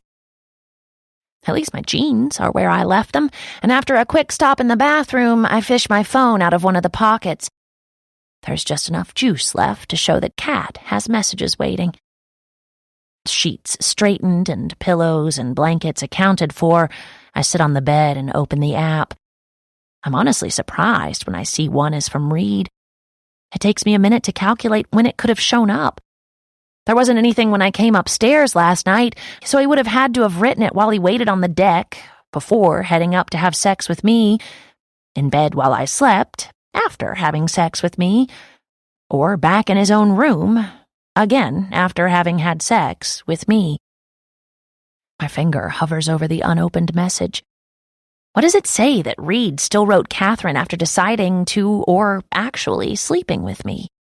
The point was to get him to like Kat more than Daisy, so am I happy he possibly wrote fake me while sex-drunk, naked real me was sleeping in the same house? Maybe the same bed? But did he write Daisy, too? Straightening, I stop the mental spiral. Reed isn't a player at all. Still, knowing this about him doesn't really make me feel any better. He still slept with me and then left to go write another woman. The fact that I'm upset only compounds the knowledge that this whole alter ego thing is a big mistake. Sleeping together again is an even bigger mistake and will most likely end in a train wreck of mighty proportions. Okay, all that said, it doesn't make that flashing notification any less interesting, and since I've already screwed things up, I look down at my phone. It's dead. Unfortunately, my phone cord is in my purse, and my purse is in the kitchen, all the way downstairs. With a deep breath for bravery, I throw on the pajamas I'd meant to wear last night, grab my dead phone, and tiptoe out of the room. But the thing about old houses is that they're loud. The heat clanks its way up the ductwork, steel expanding and contracting before being silenced by the hiss of warmed air. The windows stick, the frames protesting being separated from the sash. The floors creak with every step, particularly when you're trying to be quiet. I've spent enough weekends here to know which boards squeak and which steps to avoid, but Bailey, the Campbell family's schnauzer, is clearly not up to speed on the sneaking around plan. I manage to tiptoe past a row of closed doors and make it as far as the landing before Bailey comes barreling down the hall, almost knocking us both down the stairs. We end up at the bottom a lot faster and a whole lot noisier than I'd intended, but when I strain to listen, I don't hear a thing. No footsteps or voices, just the faintest sounds of snores from upstairs. Sweet. My purse is where I left it, and rather than risk Bailey and the creaky stairs again, I pull out a chair, plug in my phone, and quietly settle in at the dining room table. It takes a moment for the screen to come to life, but when it does, the notification is still there, waiting. I take a quick look around like I'm about to commit a crime and open Reed's message. From Reed C. Sent 3:14 a.m., April 1st. It's late right now. Too late, or too early, I'm sure, to be writing, but I really couldn't sleep, and I wanted to thank you for your lovely message. First of all, your dad sounds like an amazing guy. I'd love to hear more about him. And I hope this doesn't show too much of what a terrible human I am, but I hope that Tessa is waitressing in a polluted truck stop somewhere now. You're right about parents surprising us. Back when my parents were newly married, there weren't many houses nearby. Coming here was the first time my city slicker mom had ever lived in what she considered to be the country, and she was completely out of her element. She's nothing like that now, but Dad likes to tell stories of her screeching at the sound of a coyote or running at the sight of a raccoon near the garbage bins. She also knew that accidents happened on farms all the time. My dad lost his arm here when he was a teenager, and so she worried about having 2 small children at home and us being so far away from a hospital. When my sister was still just a baby, Mom would have me do these drills to prepare for an emergency. What would I do if Raimi got bitten by a spider? What if she fell down the steep stairs? What would I do if I didn't know where Mom was? Of course, I would find the candy bars you hide in the cupboard and eat them before you came back. Wasn't what she was looking for, so we memorized Dad's cell phone number together and practiced calling 911. Even then, I thought it was silly, but one day I found Raimi on the floor and her lips were purple. I ran to my mom in a panic. In the calmest voice she's ever used, she told me it was okay. She called 911 and turned Raimi over on her lap, carefully hitting her between the shoulder blades and softly telling her to come on, breathe. Turns out Raimi had swallowed one of my Legos, and only once it was out and Raimi was crying again did my mom burst into tears. I must have been 9 at the time, but I never looked at my mom the same way again. That was a much longer story than I'd intended, but being here with my parents and my friends, I'm glad I remembered that. I feel like I've been giving Mom sort of a hard time lately, and maybe I needed to remember how badass she was when I was little.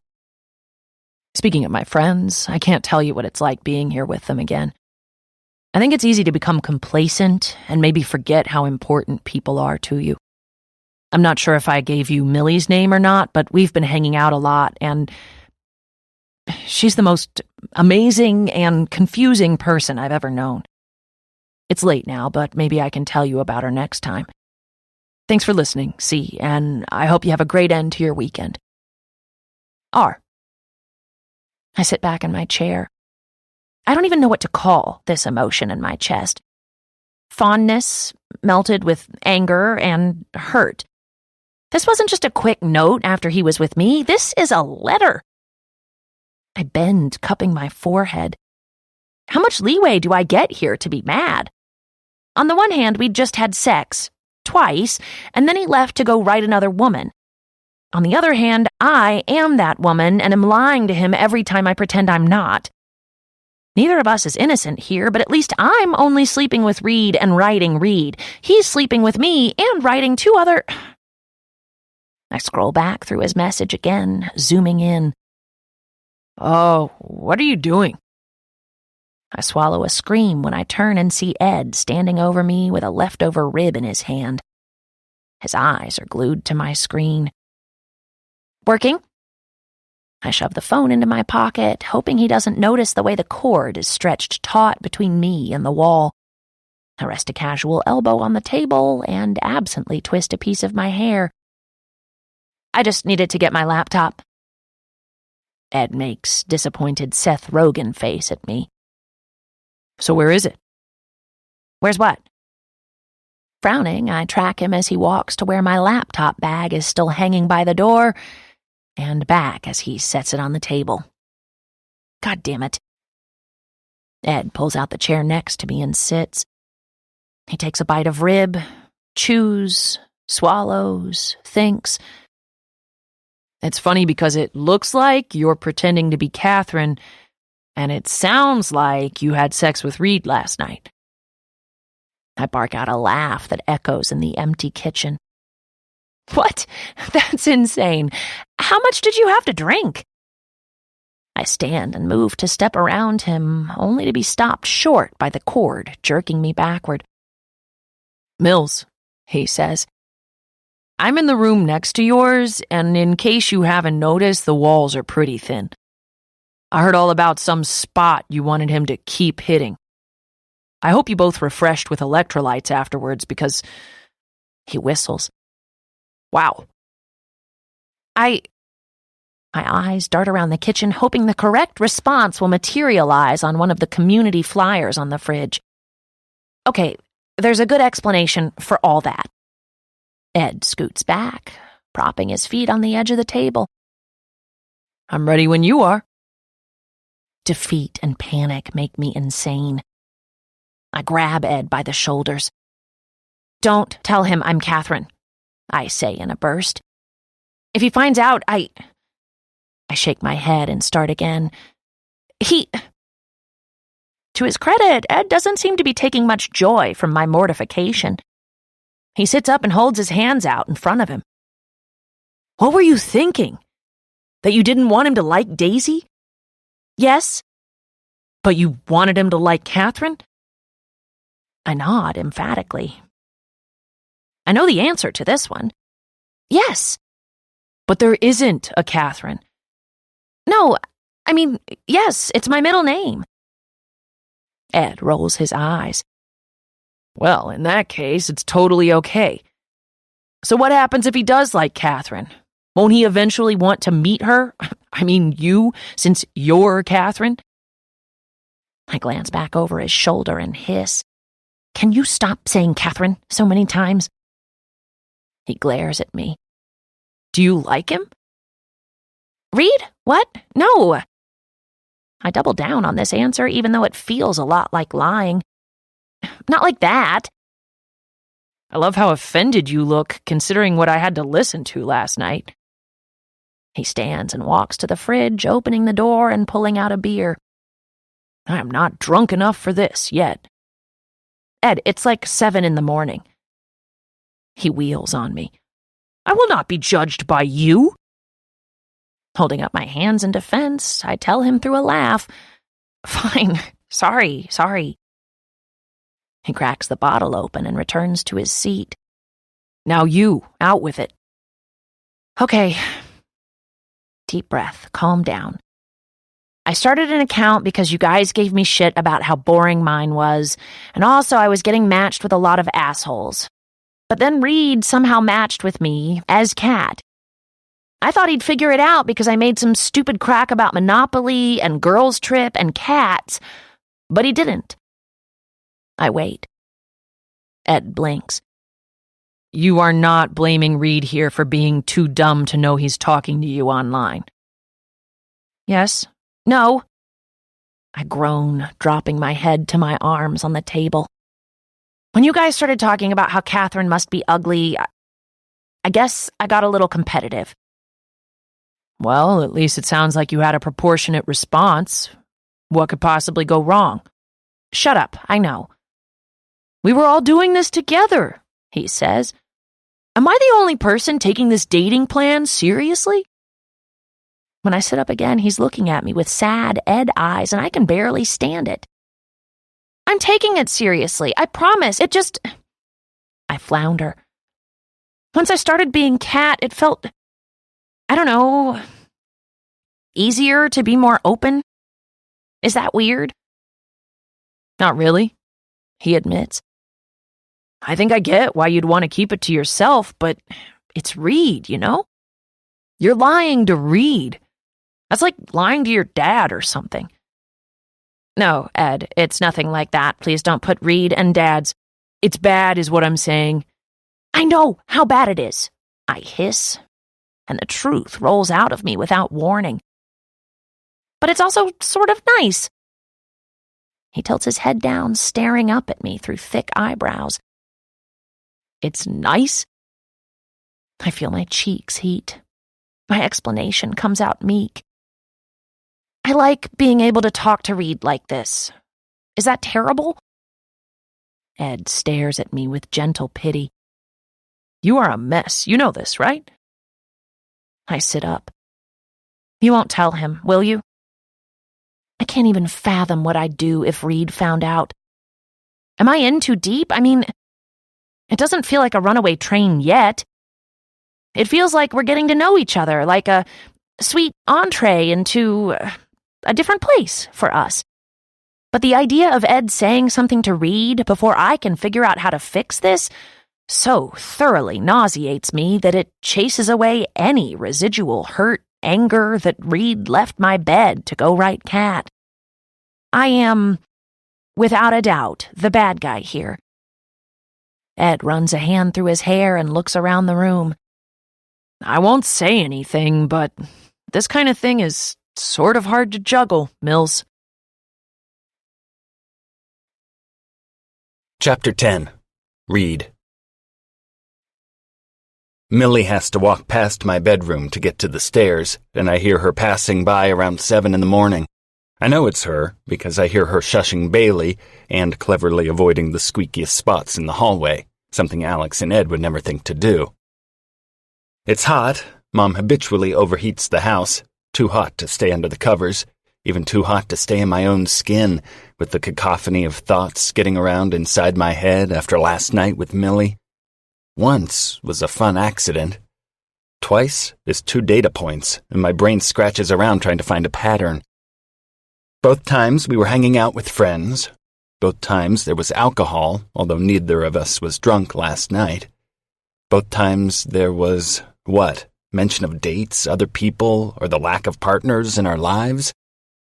And last night wasn't even a single quickie, in and out, back to our respective rooms. It was a night together. We went up around 11, and I snuck out around 3, long after everyone else had gone to bed, tiptoeing down the hall and leaving Millie naked and dramatically comatose on her bed, as if a storm had blown through. Was leaving a bad idea?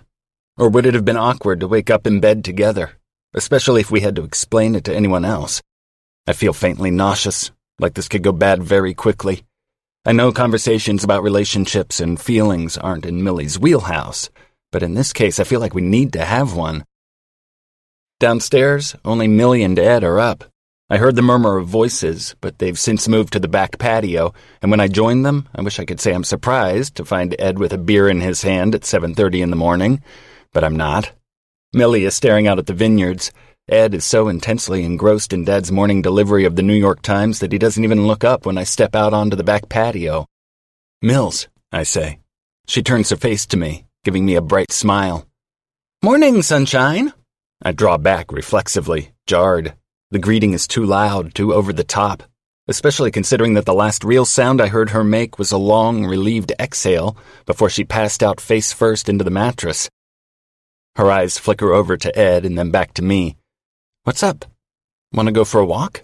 I ask, lifting my chin to indicate the tidy rows of vineyards that seem to stretch for an eternity. She looks down at her bare feet, thinking it over for a few seconds, and then hops up. "Sure!" Again, too loud. "Just a sec, I'll throw on some shoes."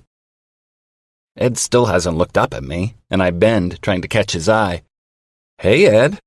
Eyes down, brow furrowed in deep concentration, he says a gruff, "Hey." "Thirsty?" I ask, nodding to his beer. "Coffee wasn't cutting it?" Yep." Very seriously, he turns the page of the newspaper, reaching the crossword puzzle and folding it up like he might actually start doing it. "Don't." I hold my hand out. "My dad would murder you. He waits all week for the Sunday puzzle." Ed unfolds the paper and, instead of making conversation, starts reading an article on some new graffiti artist in Queens. "What's with you?"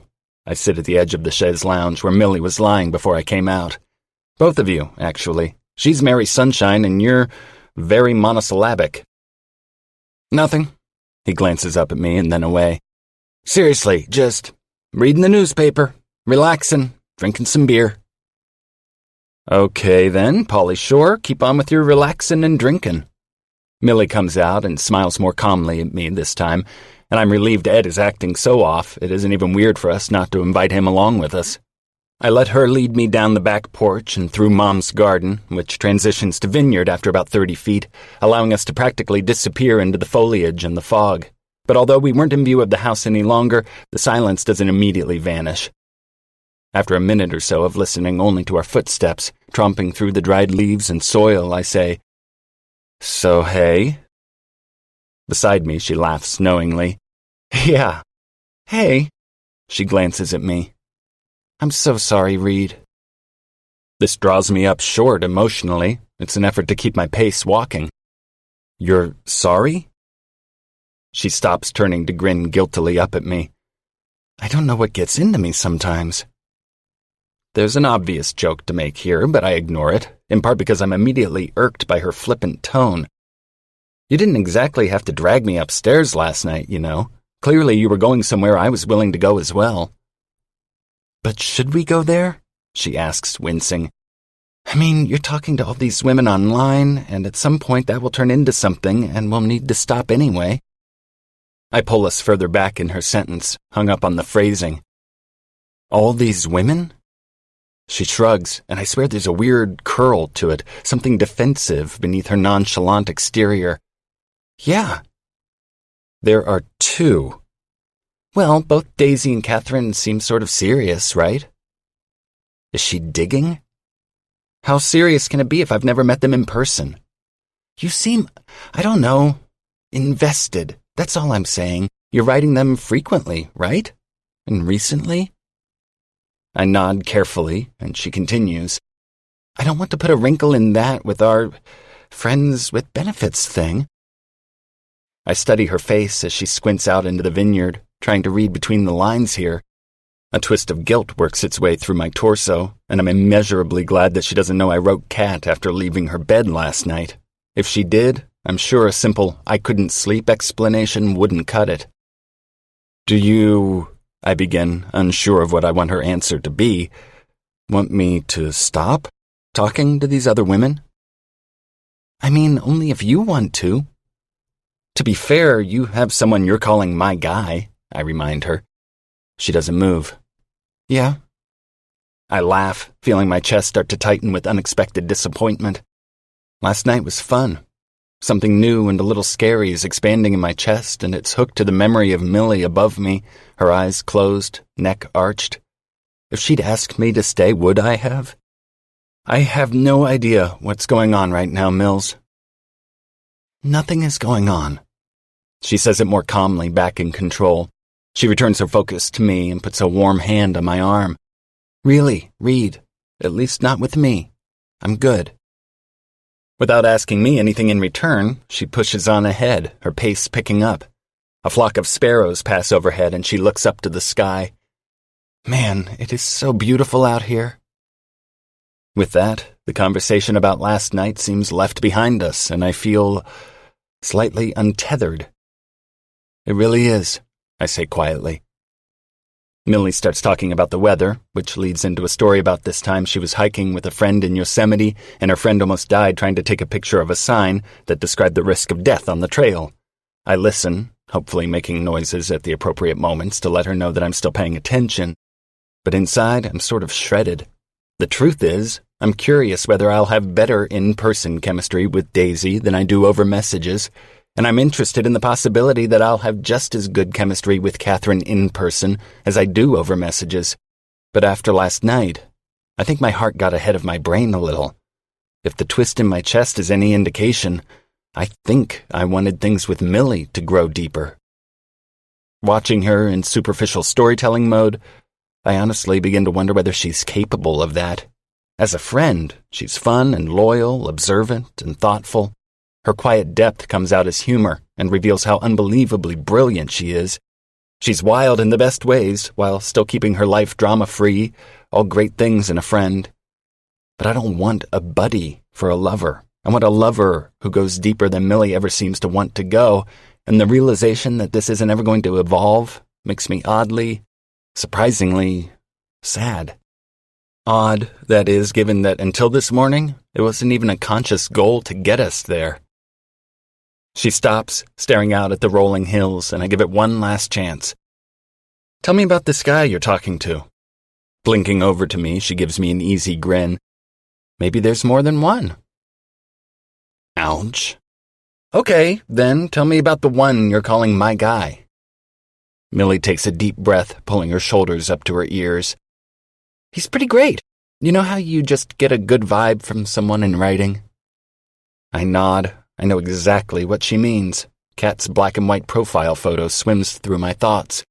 He's funny and open about things, she says carefully, and that part stabs a bolt of pain through me, because, honestly, I'd be more open with her in person if she ever took the bait and engaged in that kind of conversation with me. It's depressing to realize that the last time we talked about anything very deep was at the beach nearly 2 years ago after she left Dustin and told me in simple, bare terms how hard he was to live with. But after a few minutes, she went quiet and then started talking about how much she loves watching the waves crash on the surf. Are you going to meet him? I ask. It's weird because I feel like I know him already, she says, still not looking at me. What if I do? What if we know each other from somewhere? Would that be awkward? I think so. So part of me is like, yeah, let's set up a date. And part of me is like, that's the worst idea ever. But you haven't really met him, I say. I mean, wouldn't you know if you had? What's his name? She waves a hand. Just Guy. His name is Guy? I stare at her, my smile slowly breaking wide. You're going to go from dating a Dustin to dating a Guy? Maybe it's not his real name, she says, flustered. Who knows? Maybe it's Dougal or Alfred, and Guy is just a nickname. You're so weird, I say, pinching her cheek. She looks up at me, glowing in obvious relief. You are. Mom has made her famous lemon ricotta pancakes by the time we get back, and Millie and I fall into our chairs at the table with the sort of desperate, haven't-eaten-in-10 years vigor. Breakfast is a loud mimosa-filled affair, with a sticky syrup bottle winding its way up and down the table, a giant bowl of fat berries with cream passed from hand to hand, and a huge platter of bacon slowly emptying until we are all groaning, hands clutched over our 2 full stomachs. Alex eyes the couch in the other room like he's desperate for it to sprout legs and walk in here to pick him up, but before he can muster the energy to go in there, Dad stands, shuffles to the couch, and falls onto it. Raimi works up the nerve to lean against Chris's shoulder, and I watch it happen in slow motion, from the decision she seems to make as she leans to her left, and the gradual tilting until she makes contact with him. Chris may finally be aware of her. His eyes go very wide, and he goes very, very still. Ed, to my surprise, stands and begins clearing everyone's plates before starting the dishes in the kitchen. Mom watches him go with something like fondness in her eyes. Apparently no one ended up naked in the vineyards last night, and Ed has figured out how to please my parents, simply by keeping his pants on. I feel the soft pressure of a foot over mine and look across the table at Millie, whose eyes are closed and whose head is tilted back, relaxing after what was, without hyperbole, the best breakfast ever cooked. It seems like an accident at first, but then she nuzzles her feet more firmly against mine, like she's trying to get warm. Opening one eye, she peeks at me, stifling a grin, and then feigns sleep again. An ache, desire, is tempered with a flush of irritation. I don't want to be the safe friend she can touch and flirt with if she's only going to erect a new boundary every time something intimate happens. No matter what she or I have said before, we're in a weird limbo and we need to get the fuck out of here as soon as possible, or risk ruining what is without question one of the best friendships of my life. Breaking Mom's house rule, I pull my phone from my pocket and open the IRL app at the table. I'm a little disappointed to see the cat hasn't written back, but at least Daisy has. From Daisy D. Sent 10:29 a.m., April 1st. Hey, Reed. I hope you're having an awesome time at home. My weekend ended up being pretty dull. A friend who was supposed to be in town flaked last minute, so I've basically been in my pajamas all weekend binging old seasons of Big Brother. I'm not sure what you're up to this week, but do you think you'd be willing to meet in person for dinner? See? I remembered you don't do first dates over coffee or drinks. I sort of like that a lot about you. Let me know if you're up for it. Talk soon. Daisy. I glance up at Millie, who's still resting with her eyes closed. It's time to push past this uneasiness in my gut and just get out of this weird friend-lover zone with Mills. Gently, I pull my feet out from under hers. I sit up a little straighter, opening our text box. She sits up too, looking groggy as I type out a message to her. Sleepy? When her phone vibrates in her back pocket, she leans to the side to pull it out. I watch her read my text and grin as she replies, Someone kept me up late. I wipe a hand down my face. Enough with these mixed messages. I just got a note from Daisy. She wants to go out. I watch Millie absorb this, and nothing in her expression shifts, not a single muscle. Are you going to? Would it be weird? For me or for you? For you. Her eyes meet mine over the table, and she gives me a tiny frown before looking at her phone typing. I told you, Reed. I'm fine. I'm beginning to hate the word fine. Cool. If Millie is okay with this, then I'll just have to work on being okay with it too. I pocket my phone and stand, following Ed into the kitchen to help him clean up. He frowns as he slides the plates into the sink to begin rinsing them, and his weird silent treatment is starting to annoy me. What's with you? Startling, he looks over his shoulder at me. Nothing, just full. Of beer and pancakes? Finally, he gives me a real smile. And mimosas and bacon. We start to work in tandem as I bring in dishes, and he rinses them and slides them into the dishwasher. Everything okay with you and Mills? He asks. Yeah, we're good. Just catching each other up on the dating stuff. Ed looks at me with interest. Yeah? Did you know the guy she's talking to is named Guy? I laugh. Is that even a real name? His expression droops strangely. Ah, no, I didn't know that. What about you? I ask. How's sexy Selma? She hasn't responded yet. He pushes his sleeves up and digs his hands into soapy water.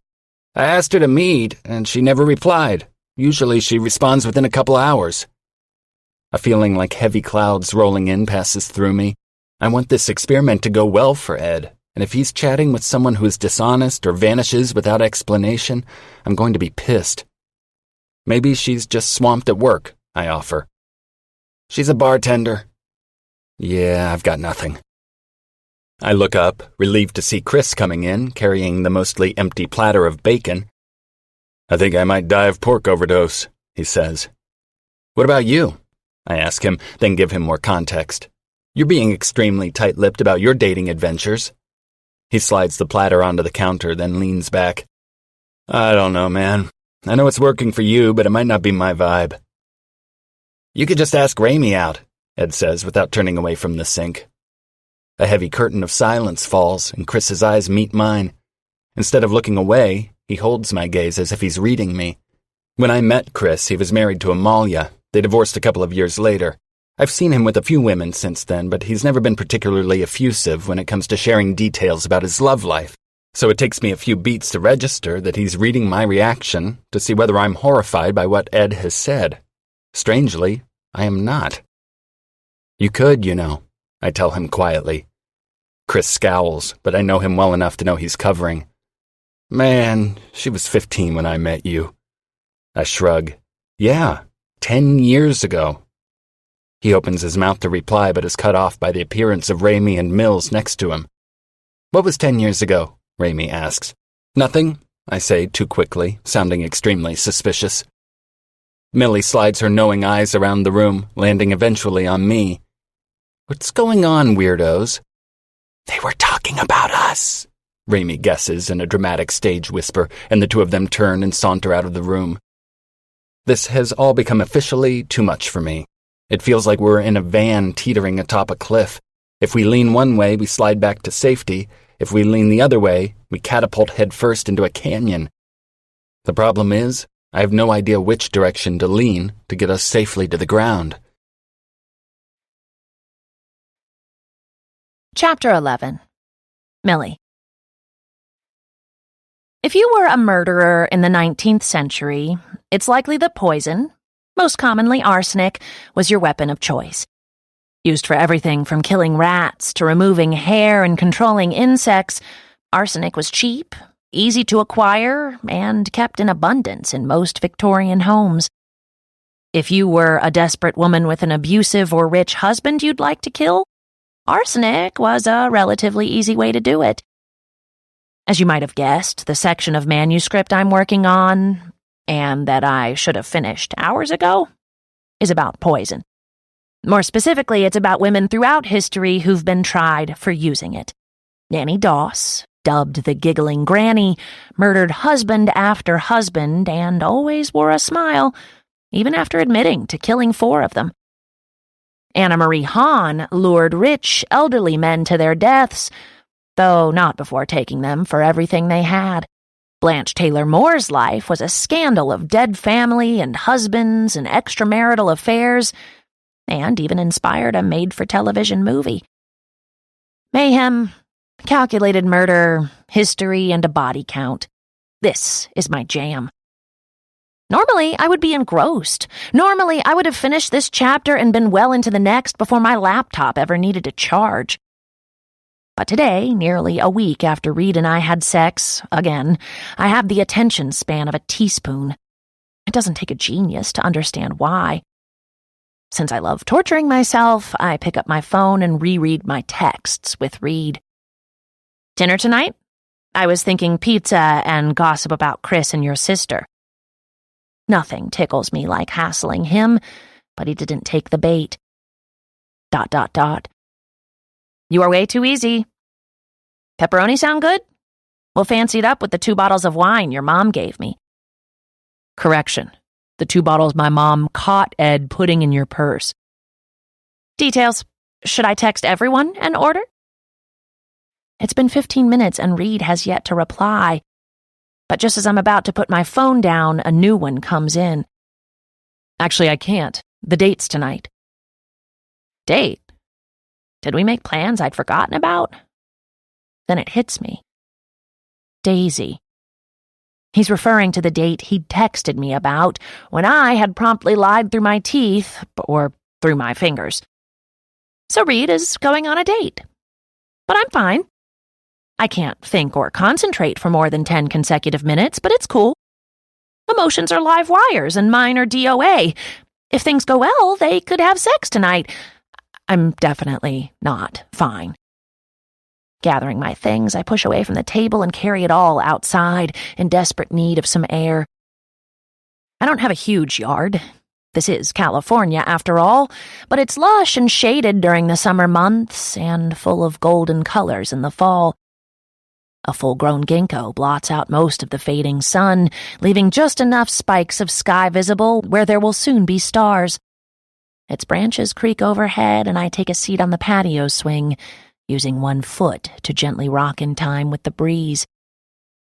It's cooler out than I expected, but the overcast weather seems appropriate considering my mood.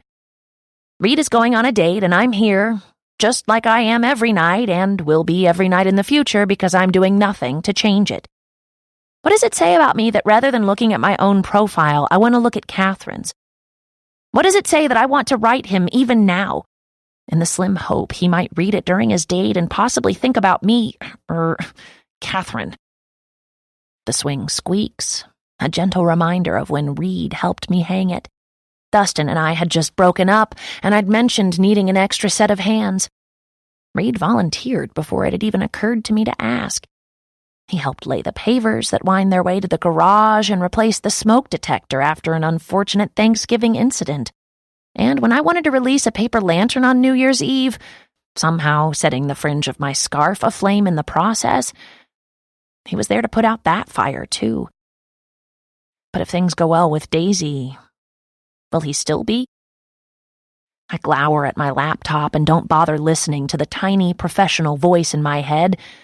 It's immediately overshadowed by the possessive one telling me to ignore the manuscript I'm supposed to be working on and open up the IRL app to reply to his last letter. From Catherine M., sent 6:48 p.m., April 6th. Read. Wow, this is becoming a regular occurrence. Do we officially qualify as pen pals now? I'd always wanted one when I was a kid, but never went anywhere or did anything. What would I possibly have to say? Thank you for your last letter. It was so honest and sincere, and I want to tell you how much it meant that you shared it with me. Do me a favor and give your mom a big hug when you see her next. She won't know exactly why, but something tells me it will make her day. Fingers crossed that there was no late-night streaking in the vineyard. So, as pen pals, we're supposed to be honest and tell each other things we might not otherwise say, right? I know the goal here is to find people we like. I like you, Reed. I know that means that I should put my best foot forward, but I'm in an odd mood and I seem to have lost my filter. Besides, wouldn't it be better to be brutally honest? I feel like we meet people in life and want so much for them to like us that we suck in our stomachs and pretend we don't fart and tell them a bunch of things we think they want to know. If it works, they fall for the person we want to be and not for the person we are. So in the interest of honesty, my dad is sick. He's sick and I haven't told anyone because I'm sad enough about it without making everyone else around me miserable too. Isn't that insane? I have the most kind and understanding friends in the world, all of whom would do anything to help. And I've kept this from them because I don't want to be a drag. Which leads me to my next bout of emotional diarrhea, and if you write me back, I promise not to ever use that term again. I'm lonely. I'm lonely because I don't tell people what I need or what I want, and then get hurt when they don't figure it out on their own. Is it possible to be a highly functioning adult with a successful career, awesome friends, and a lovely family, and still be a level 5 hot mess? I may be living proof. And because I can't leave with the phrase emotional diarrhea this close to the end, okay, now I'll never use that term again. Here's an embarrassing little tidbit about myself to cap off this dumpster fire of a reply. When I was 16, I had such a crush on a guy named Leslie.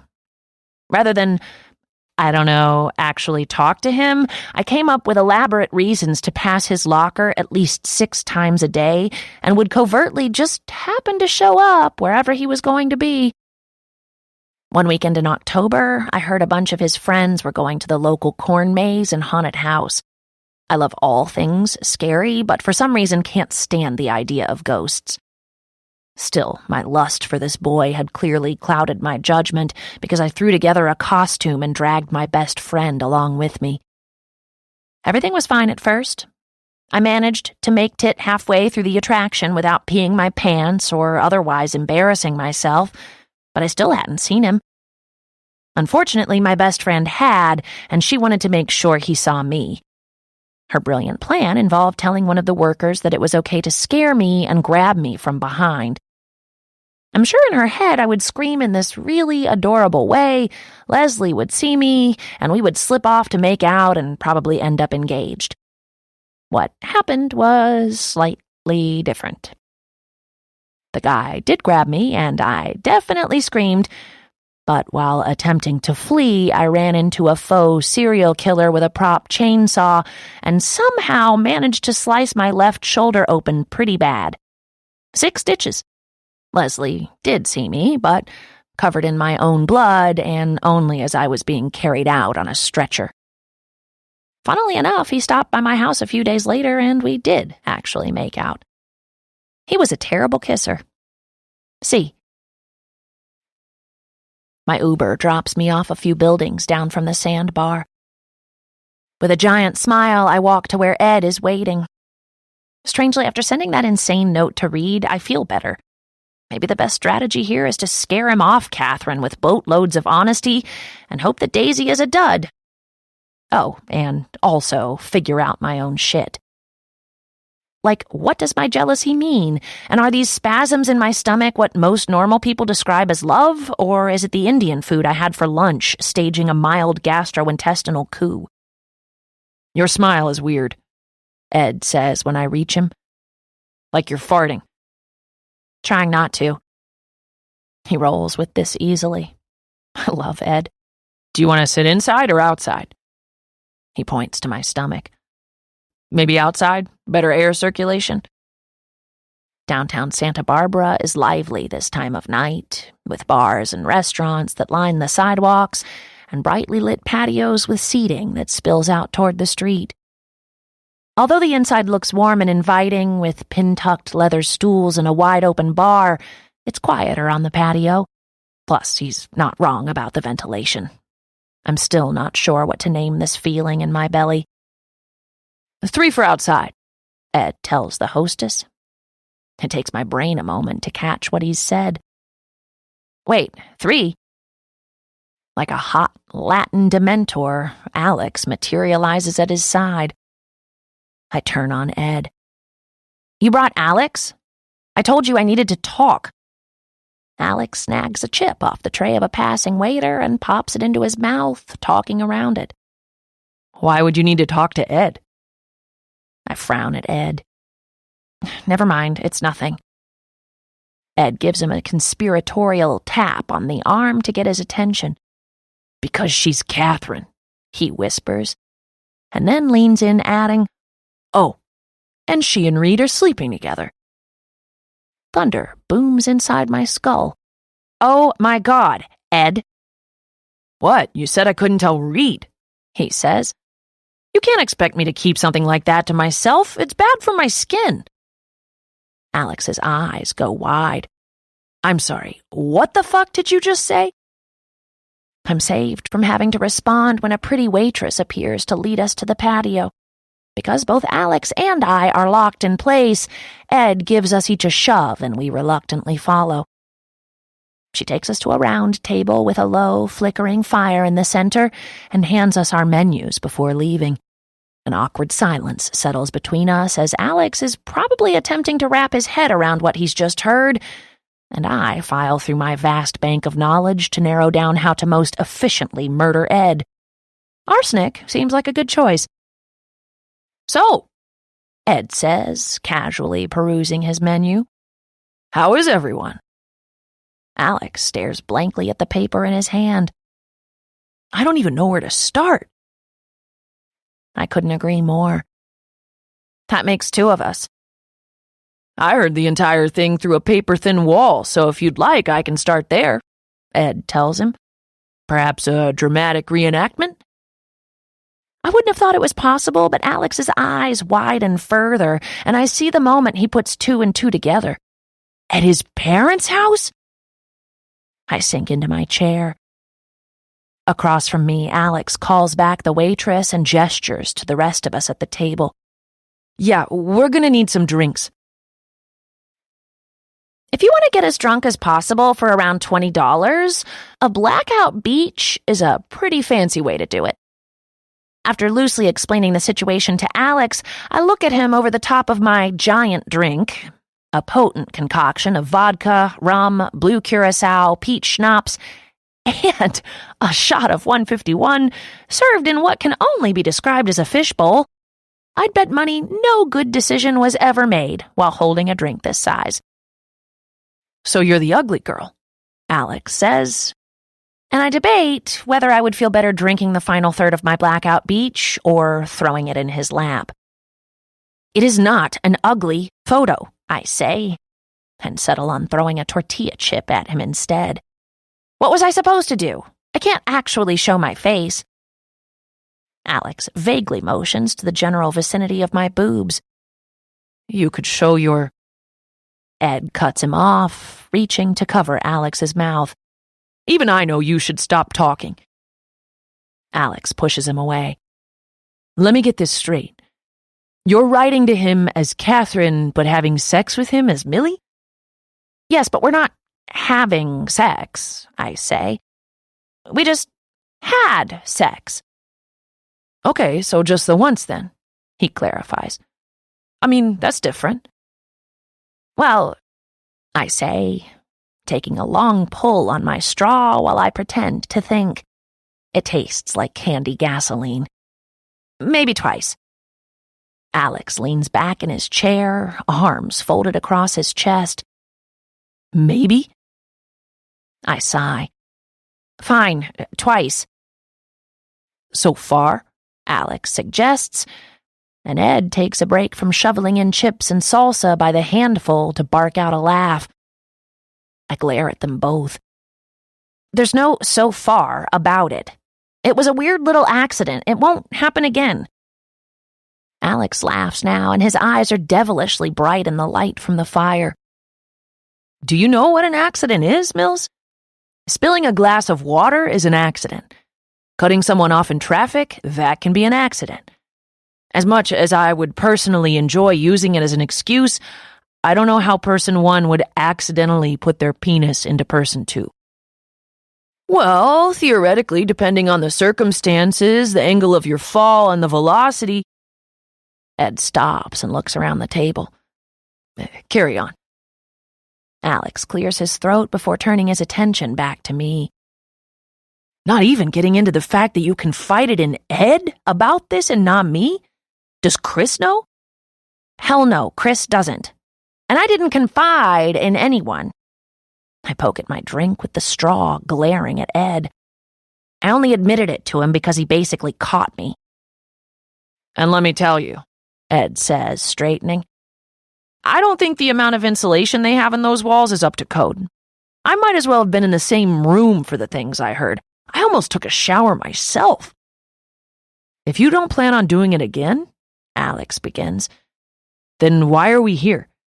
Why did you need to talk to Ed? I mean, I'm surprised to hear about the Catherine thing, but not really the rest.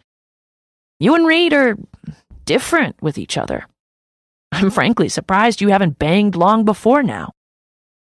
Ed narrows his eyes, and I swear it's like watching a cartoon light bulb go on above his head. I'm already wincing when he says, He's out with Daisy, isn't he? I push my drink away, unsure whether my stomach can tolerate any more black booze. He is, but what I wanted to tell you is that I don't think we need to worry about the Catherine thing anymore. Why? Ed asks, shifting when the waitress arrives with our food and another round of drinks. I gladly trade my blackout beach for a water, thanking her before she steps away again. I did my best to scare him off. Alex is already shaking his head. I don't think that's possible. Trust me, I say, and unroll my napkin to place it in my lap. If he hasn't blocked me by tonight, he'll definitely do it by morning. I was sort of having a moment and did an emotional purge in his inbox. Ed pauses with a taco halfway to his mouth. I'd kind of like to see that. Alex seems to be similarly surprised, and I look at each of them in turn. See what? Ed sets down his food, leaning forward with his elbows on the table. Come on, Mills. We all know you keep your cards close.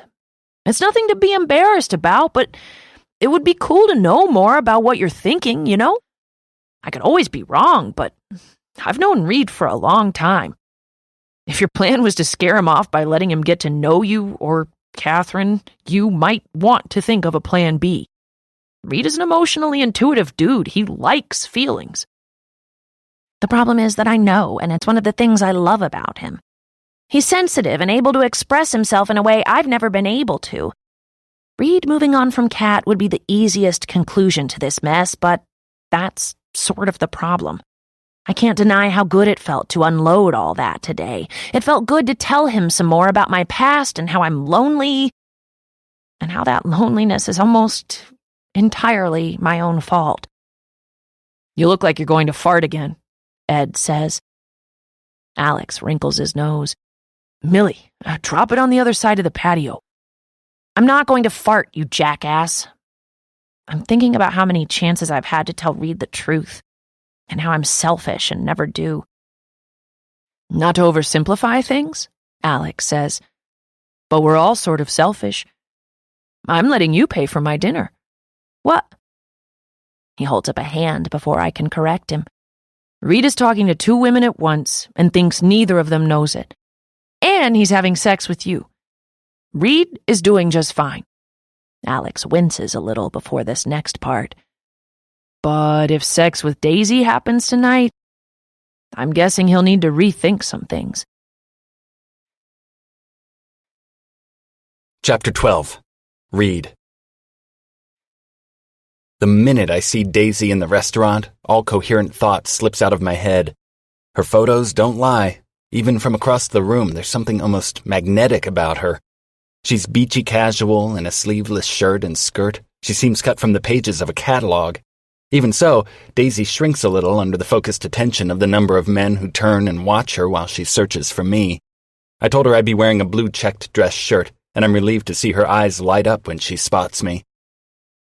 I get a slight sour tang in my mouth because as she approaches, I feel that ever-present shadow of Millie in my thoughts, and the sex we had last weekend, and then the twin shadow of Kat and the authenticity I find in those messages that I can't honestly find anywhere else. I'm not a juggler. I've never been a juggler. But the easy attraction and fun I have with Millie seems to crumble when we try to talk about real things. I can't tell if Kat and I would have the same level of chemistry in person, even if our conversations feel infinitely deeper. And then there's Daisy. Sweet, beautiful, and right here. I reach to shake her hand, but she embraces me instead, pulling me in for a tight hug.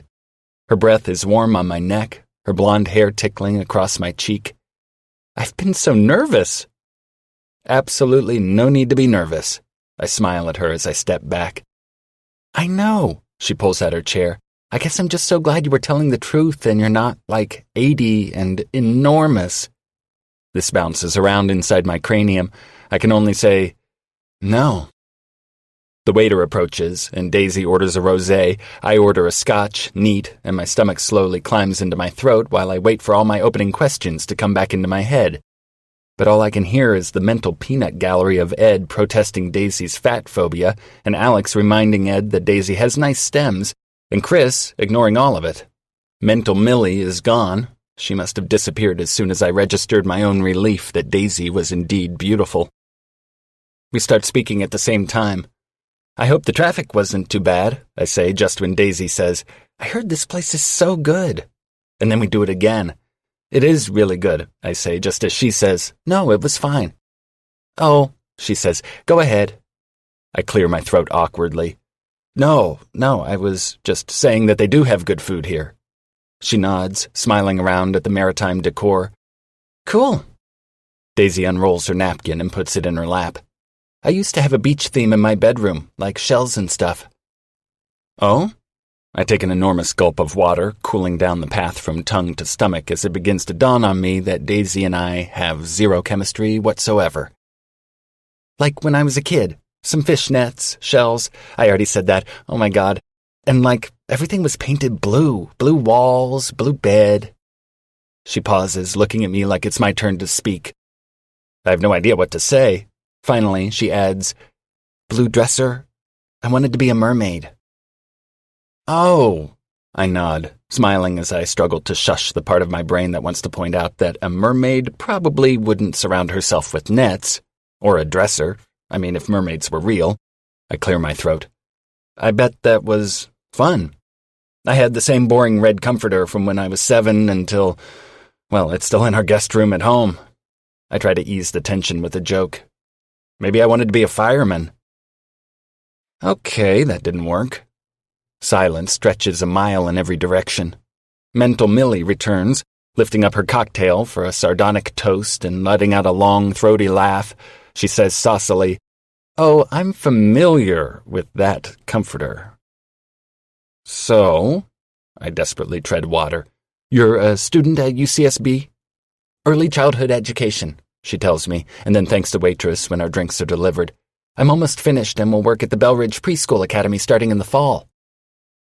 I have questions about a preschool academy, but let them go for now. I mean, at least she seems focused, directed. You've already got a job lined up? Daisy nods. I know the owner. She's really great. Tons of hot dads there, too, she says and then laughs. Oh, that's... I lift my scotch, take a slow sip. That's good. Daisy chugs a few gulps of her wine. I don't know why I said that. She throws her hands in the air. I'm on a date with you talking about hot dads. I wave a hand. We've all done it. Daisy laughs again and shakes her arms out.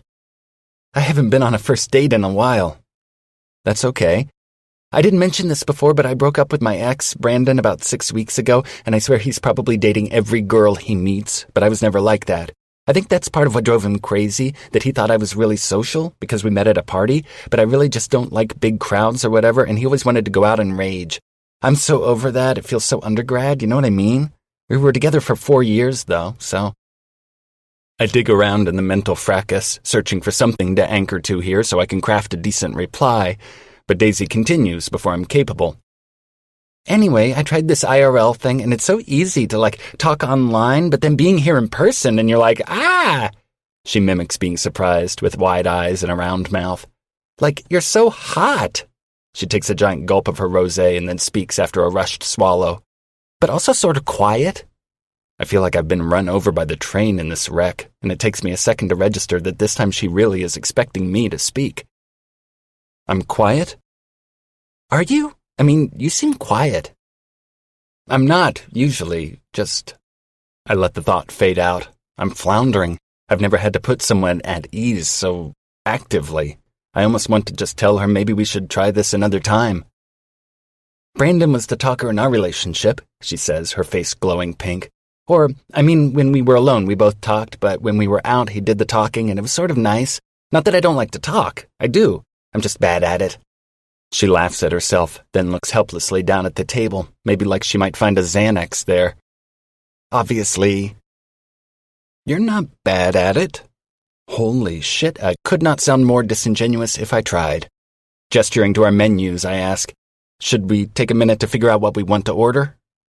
Daisy looks a little mortified. Sure. The 2 minutes that we peruse the menu in silence are torture. Absolutely the most awkward, loaded 2 minutes of my life. I can feel the pressure building in Daisy, almost like she's going to explode without conversation happening. The waitress comes to take our order, and afterward Daisy immediately excuses herself to use the restroom.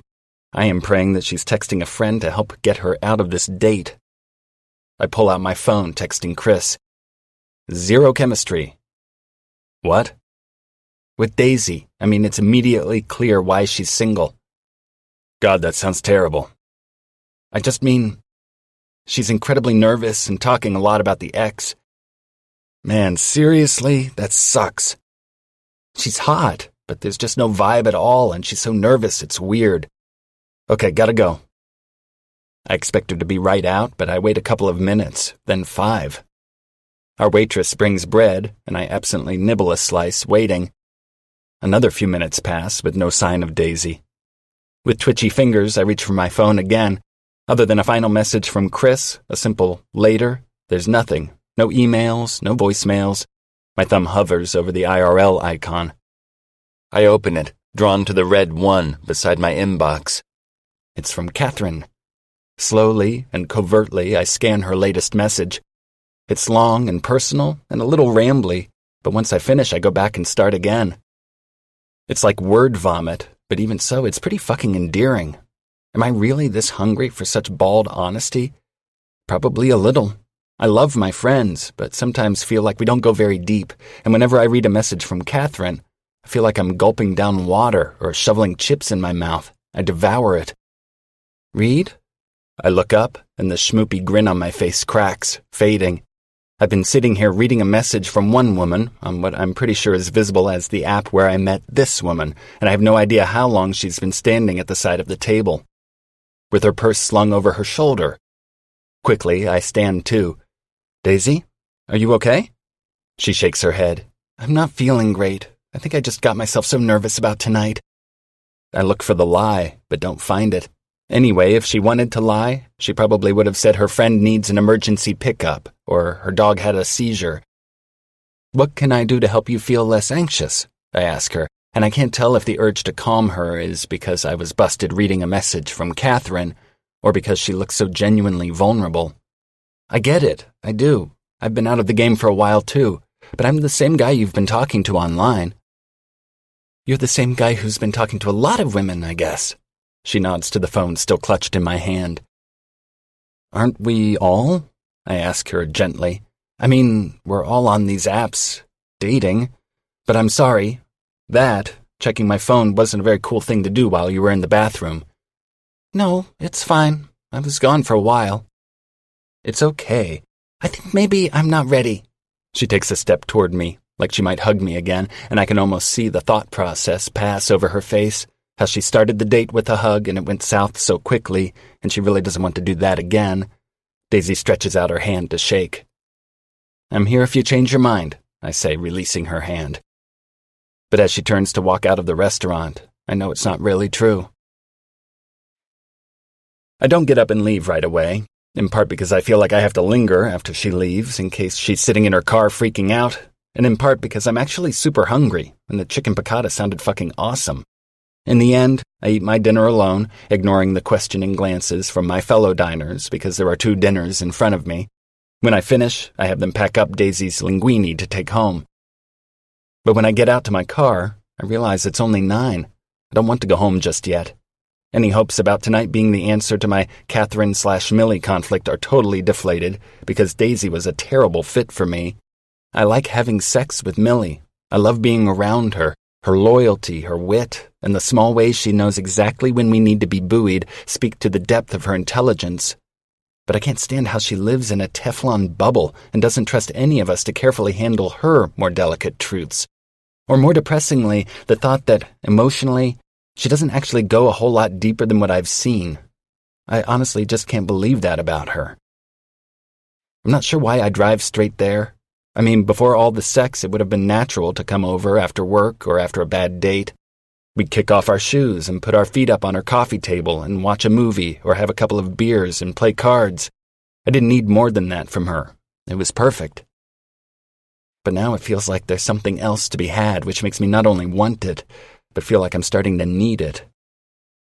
I wonder whether, after the first time we had sex, if one of us had said, I'd really like to try having a relationship, that would have changed everything, and I wouldn't be weighing the balance of her sexual availability against her emotional intimacy so much. What is it about talking to women online and evaluating interactions that makes a checklist appear in my head, giving equal weight to all these things, forgetting that we all have strengths and weaknesses, and that no one comes into a relationship fully grounded? I don't have a plan in mind. I park, I walk up her steps, I knock. I think maybe I'll turn tonight's Daisy disaster into a comedy show, or ask Millie to mull over these existential dating questions with me, but there's something about her face when she opens the door that throws me. It takes a couple of seconds to register that she's relieved that I'm here on her porch, that I didn't go home with Daisy. Her cheeks go pink, and I can tell she's a little tipsy, and she touches her ear and then tucks her hair there. I scramble back in time, trying to remember when I first noticed all these little things about her, like the tiny dimple she has at the corner of her mouth, and that her left eye is a few shades darker than her right, and that she breathes through her mouth when she's nervous. We're just standing there, staring at each other, and then she cracks and her smile breaks like the sun coming out, and it makes me laugh too. So it was terrible, she says. She's giddy. Awful. Her hand comes up to my chest and curls, making a fist around my shirt, and it's like being in an old movie, being pulled in by the scruff, door slammed behind me. Seriously? I smile against her lips. Does it make sense if I say that I felt like I looked at her and saw all of her in a single glance? She pulls me down again, more eager now. The first time, we were sweet, tender, talking. The second time was heat and passion, full of a sense that we were working something out of our systems. But tonight, it's urgent and immediate. Her mouth comes over mine the same moment she starts to lift my shirt up. I probably have her shirt unbuttoned and her jeans on the floor before my car engine has even cooled outside. We're naked, stumbling down the hall before giving up and leaning into the wall, where I lift her up, holding her, taking her in a breathless flurry of movement. I keep moving until she comes, until she's a boneless, soft weight in my shaking arms. Carefully, I set her down, kissing the crescent-shaped scar on her shoulder. "Did you come over here for that?" she asks with a sleepy drawl. Her fingers trace the side of my face, and I can't seem to help myself. I lean into the touch. "I came over here for you." There's so much truth embedded in my words that I'm surprised when she laughs, a single, breathy chuckle. It's either disbelief or relief. "What are we doing, Mills?" She laughs again, pressing a kiss to my neck, sucking in the exact way I like, that she's learned that I like. We've done this 3 times now. It's no longer just an accident. "Having sex, Reed?" And that's it. The condescending words, yes, but also the tone, so light-hearted, that hits a dissonant gong in my head. Her response is the verbal equivalent of a marshmallow, a peep, something with shape but no volume. I wanted her to say something better, maybe even, I don't know. That at least would invite conversation, at least show that she's as confused and affected by all of this as I am. I step back, surveying her flushed chest, her weak legs, and sated smile. Turning, I head to the living room, gathering my clothes as I go. "You can stay," she says behind me. Relief flushes warm through my bloodstream until she adds, "I have to run to my office to grab a couple things, but you're totally welcome to hang." At this, I actually laugh. "I mean, don't get all needy on me, Mills." "Oh, no fear of that," she says, and it doesn't feel like a joke, it feels sincere. It's as if she really doesn't know why it would be weird for her to take off right after we have sex, without any emotional understanding, and expect me to just hang out here and wait for her to come home. In the past, I would have gone with her, to keep her company in her office or do something at work myself, but she doesn't want that or even expect it. I feel half oblivious and half chauvinistic for assuming that recurrent sex with Millie would eventually mean more than sex to her, but I'm not sure it ever will. "It's cool, Mills. I'm gonna head home." My car door closes heavily, and I let my head fall back against the headrest. Post-sex, I feel like a well-used glove, a warm blanket, a body pillow. Soft and warm and sated, but inside, somewhere deeper, I'm a knot of angst. I want Millie. I think I'm falling in love with her, and she just does not see me that way at all. I text Chris. "You home?" "Yeah." "Can I come over?" "Sure." His front room is lit warmly, and from the street I can see him standing behind his couch, facing his television, fiddling with something. He looks up when he hears my footsteps on the stairs, moving to open the door. I don't even let him get a word out. "I'm going to tell you some shit, and you cannot freak out on me." He glances at me, dropping the remote on the couch. "Oh boy." "It's about Millie." I pause, and his eyes narrow. "And me," I say. "Millie," he says. "And you, as in..." His brows go up. "Oh." 3 times. I stop, wiping a hand over my face. "No, like 6 times, but 3 separate occasions." Wait. You're telling me every night you had sex you did it more than once?" The fact I had sex with Millie at all is what I expected to be shocking. I pause. But one night it was actually 3 times. "What's shocking is you're fucking virile, son." I groan. "Chris, I'm saying," he says under his breath, "we're not in our 20s anymore." I push my hands into my hair, wishing I could reach into my head just as easily and shift everything around until it made sense. But she doesn't like me that way. He scrunches his nose and looks at me with suspicion. "What?"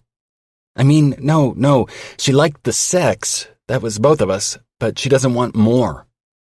"You know this." "I sense this." He laughs again. "Oh boy, I don't think this is the kind of thing you can assume, especially where Millie is concerned." How else would I figure anything out? I walk deeper into his house, into his kitchen, fetching a beer from the fridge. We have so much fun together, and the sex is unreal, but when I try to imagine having an actual relationship, where we talk about feelings and goals and fears, At this, Chris bursts out laughing harder now. So you see what I mean? He nods. Yeah, man, I see what you mean. Then there's Catherine, I say, and Chris whistles long and low. I've never met her, but online it's like we just click. We talk about everything, about family and work and life. It's good. I feel like we'd really vibe. So, ask her out. His tone says, what's the problem? Tonight with Daisy was a bust, so I went right over to Millie's. Aha. And let me guess. I nod. Yeah. I scratch my chin. I want to be with Millie. So tell her that. But if she isn't on the same page, it will honestly make everything so awkward. Chris shrugs. As opposed to now? I groan. Maybe you'll want to be with Kat too once you meet her, he suggests hopefully. I can't really imagine wanting someone the way I want Millie. I just want Millie to be more. Chris pulls out a chair at the counter and stares at the floor for a few long beats. I don't know, man. The Millie thing doesn't surprise me, because I sort of assumed you guys hit it a while ago and got it out of your systems. But if you're with that and into it, I can't exactly tell you to walk away just because Millie isn't exactly the most emotionally deep person. I feel like maybe she could get there, with you. So you do think I should tell her how I feel? Then again, he says, holding up a hand, I've seen you after you've read a message from Kat. Why not explore that? So you think I should ask Kat out? Chris looks up at me. Do you need me to write out a flowchart? You can't calculate your way out of this. Shit, Reed. I throw my hands up. I just don't know what's the best decision. He stands and gets himself a beer, too. What I think? Ask Kat out, see how it goes. If it bombs, either because there's no chemistry or because you know you want Millie, then at least you know. You'll have to tell her. From Reed C., sent 1:28 a.m., April 7th. I can't tell you how hard this last message from you made me grin. Well, the end of it, at least. Not that the things you were talking about were funny, but the stream of consciousness is honestly refreshing.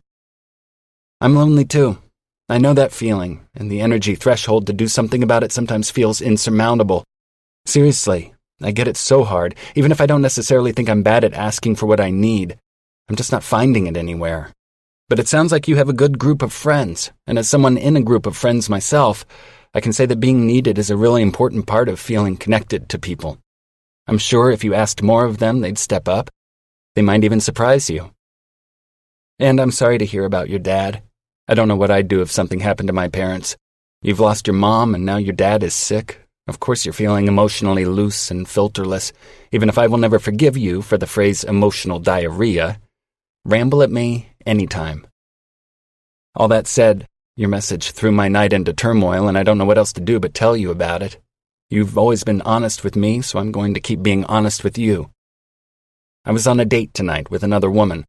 I'm sure you're talking to multiple people too, so I don't feel the need to explain that away, but I'm sure you can understand that it wasn't the right time to be reading a message from IRL, yours.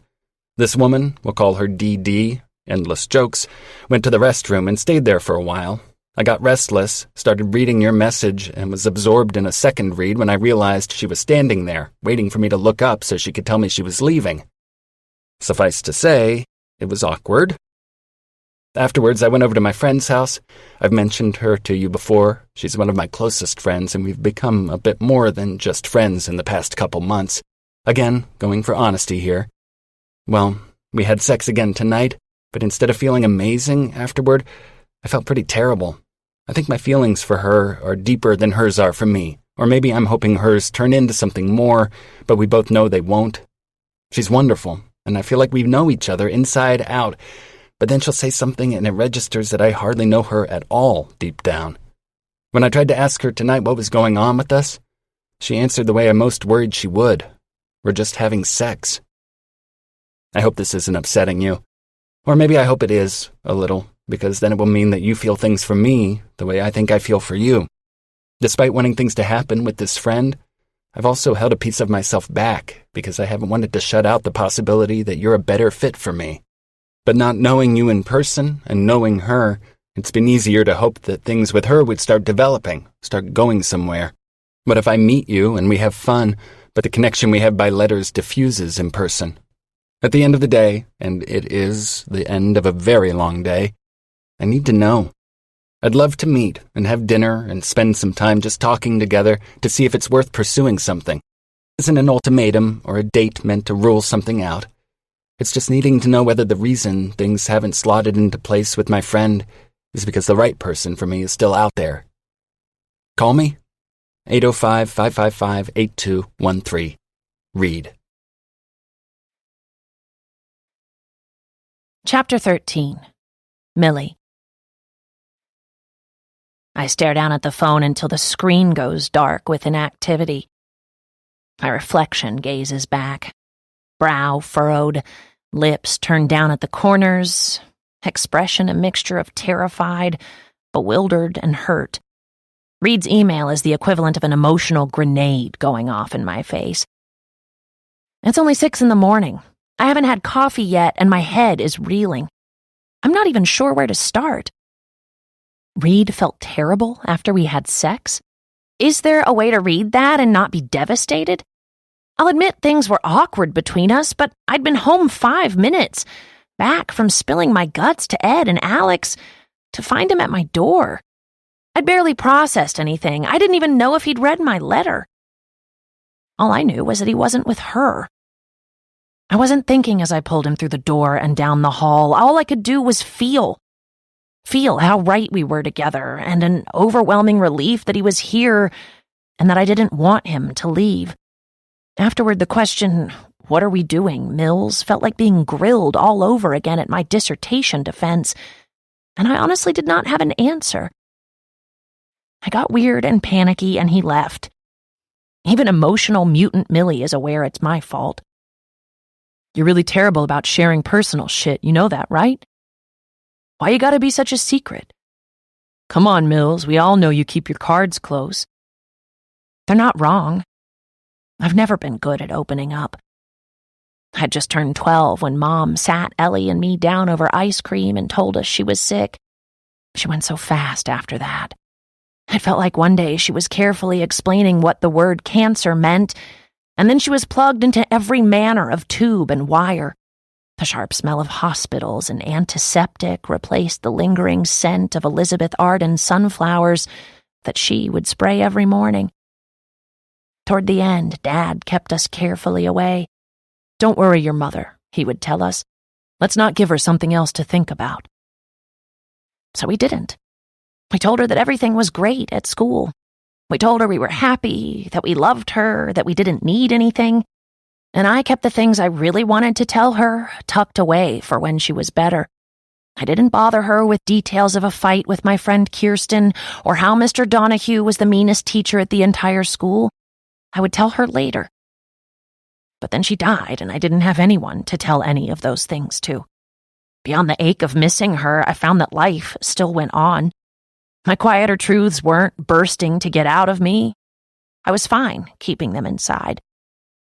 It became habit to sidestep and be the listener instead.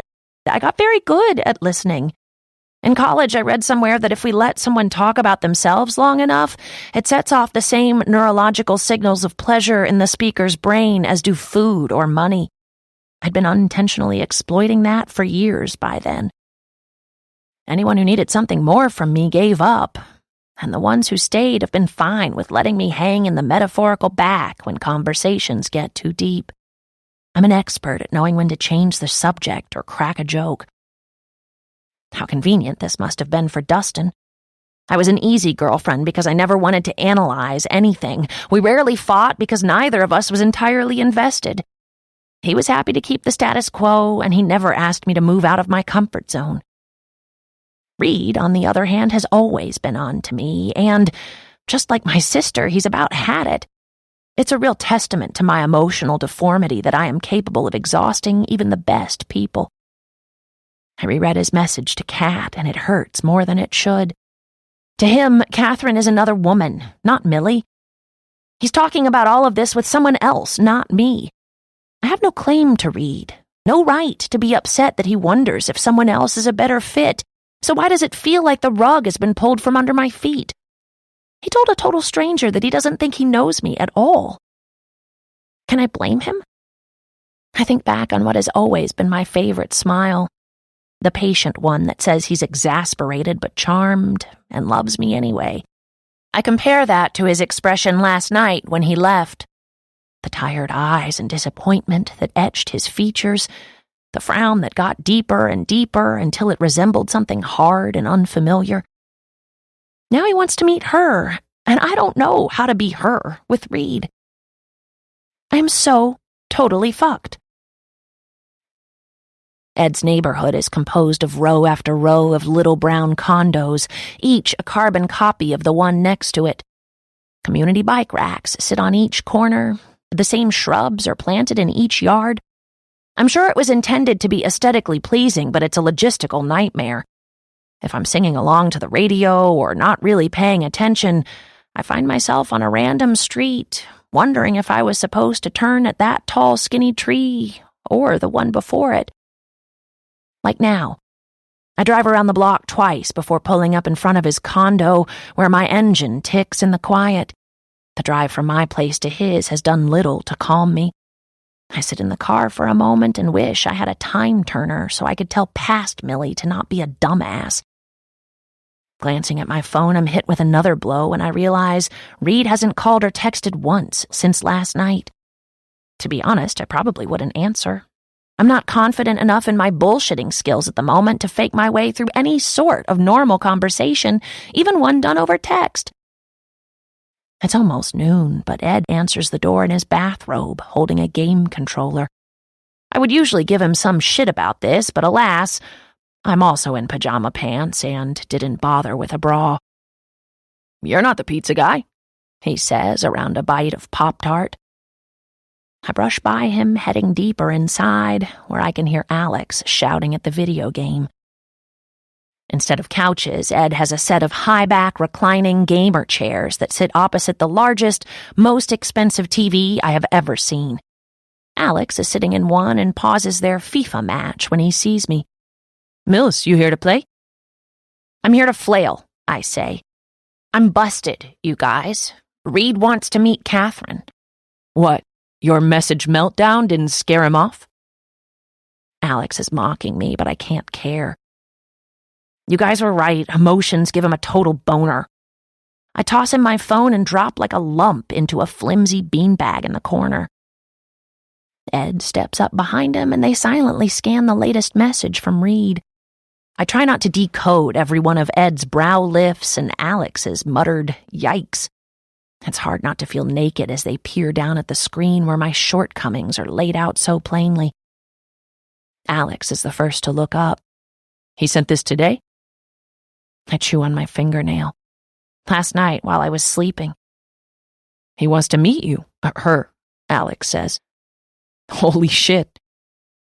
Ed straightens, turning around to tug on his hair. "If I don't say much, it's because I'm screaming inside."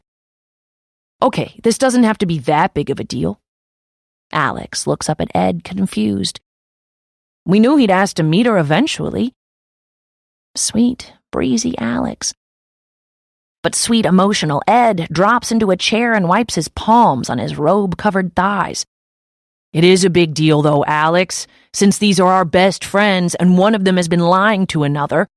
Not to mention the tiny fact that both of us knew we're aiders and abettors."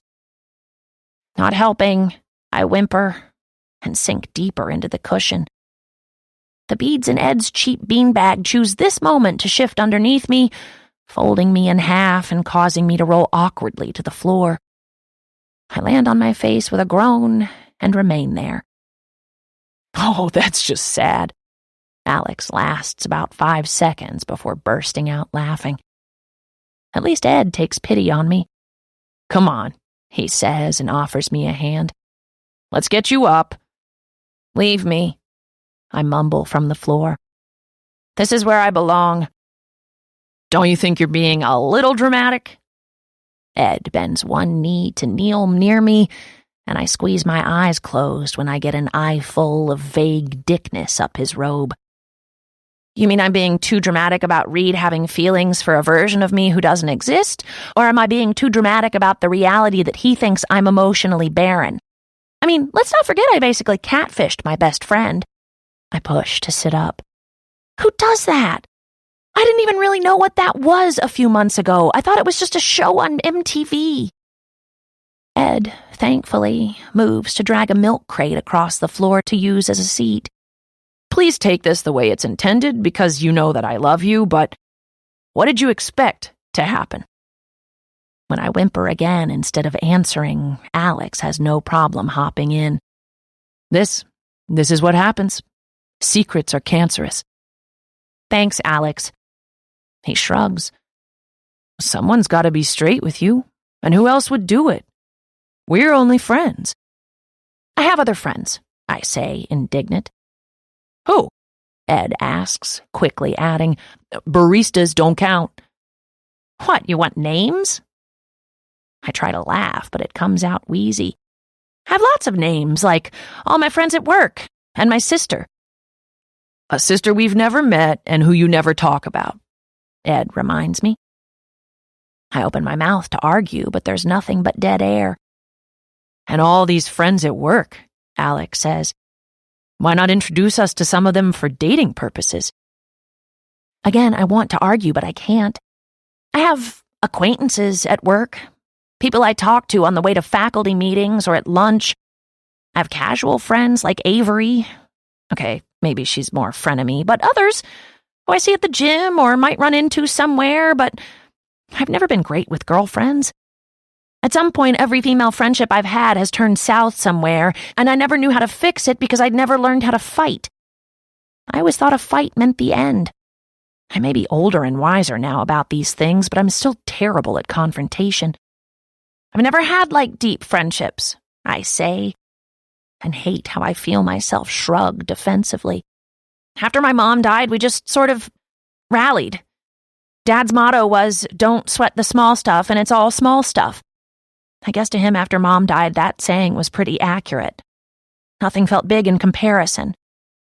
Realization unfolds as I let this all out. If I made it through that, I can make it through anything, right?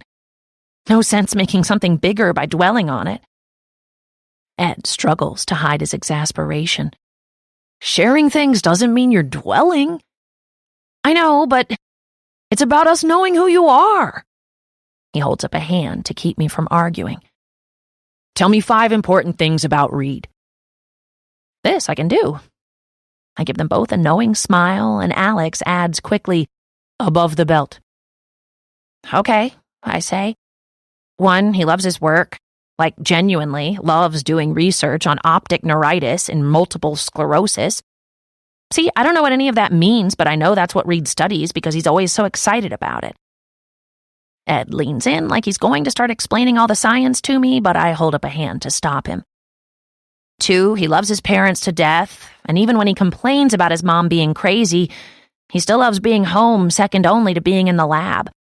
I sit up, adjusting the beanbag beneath me. He's so proud of Raimi because she's smart and beautiful and confident, but more than anything, he's secretly relieved that she's taking on the family business so he doesn't have to. Good one, Alex says. He wants to travel more, I say. And, he's claustrophobic.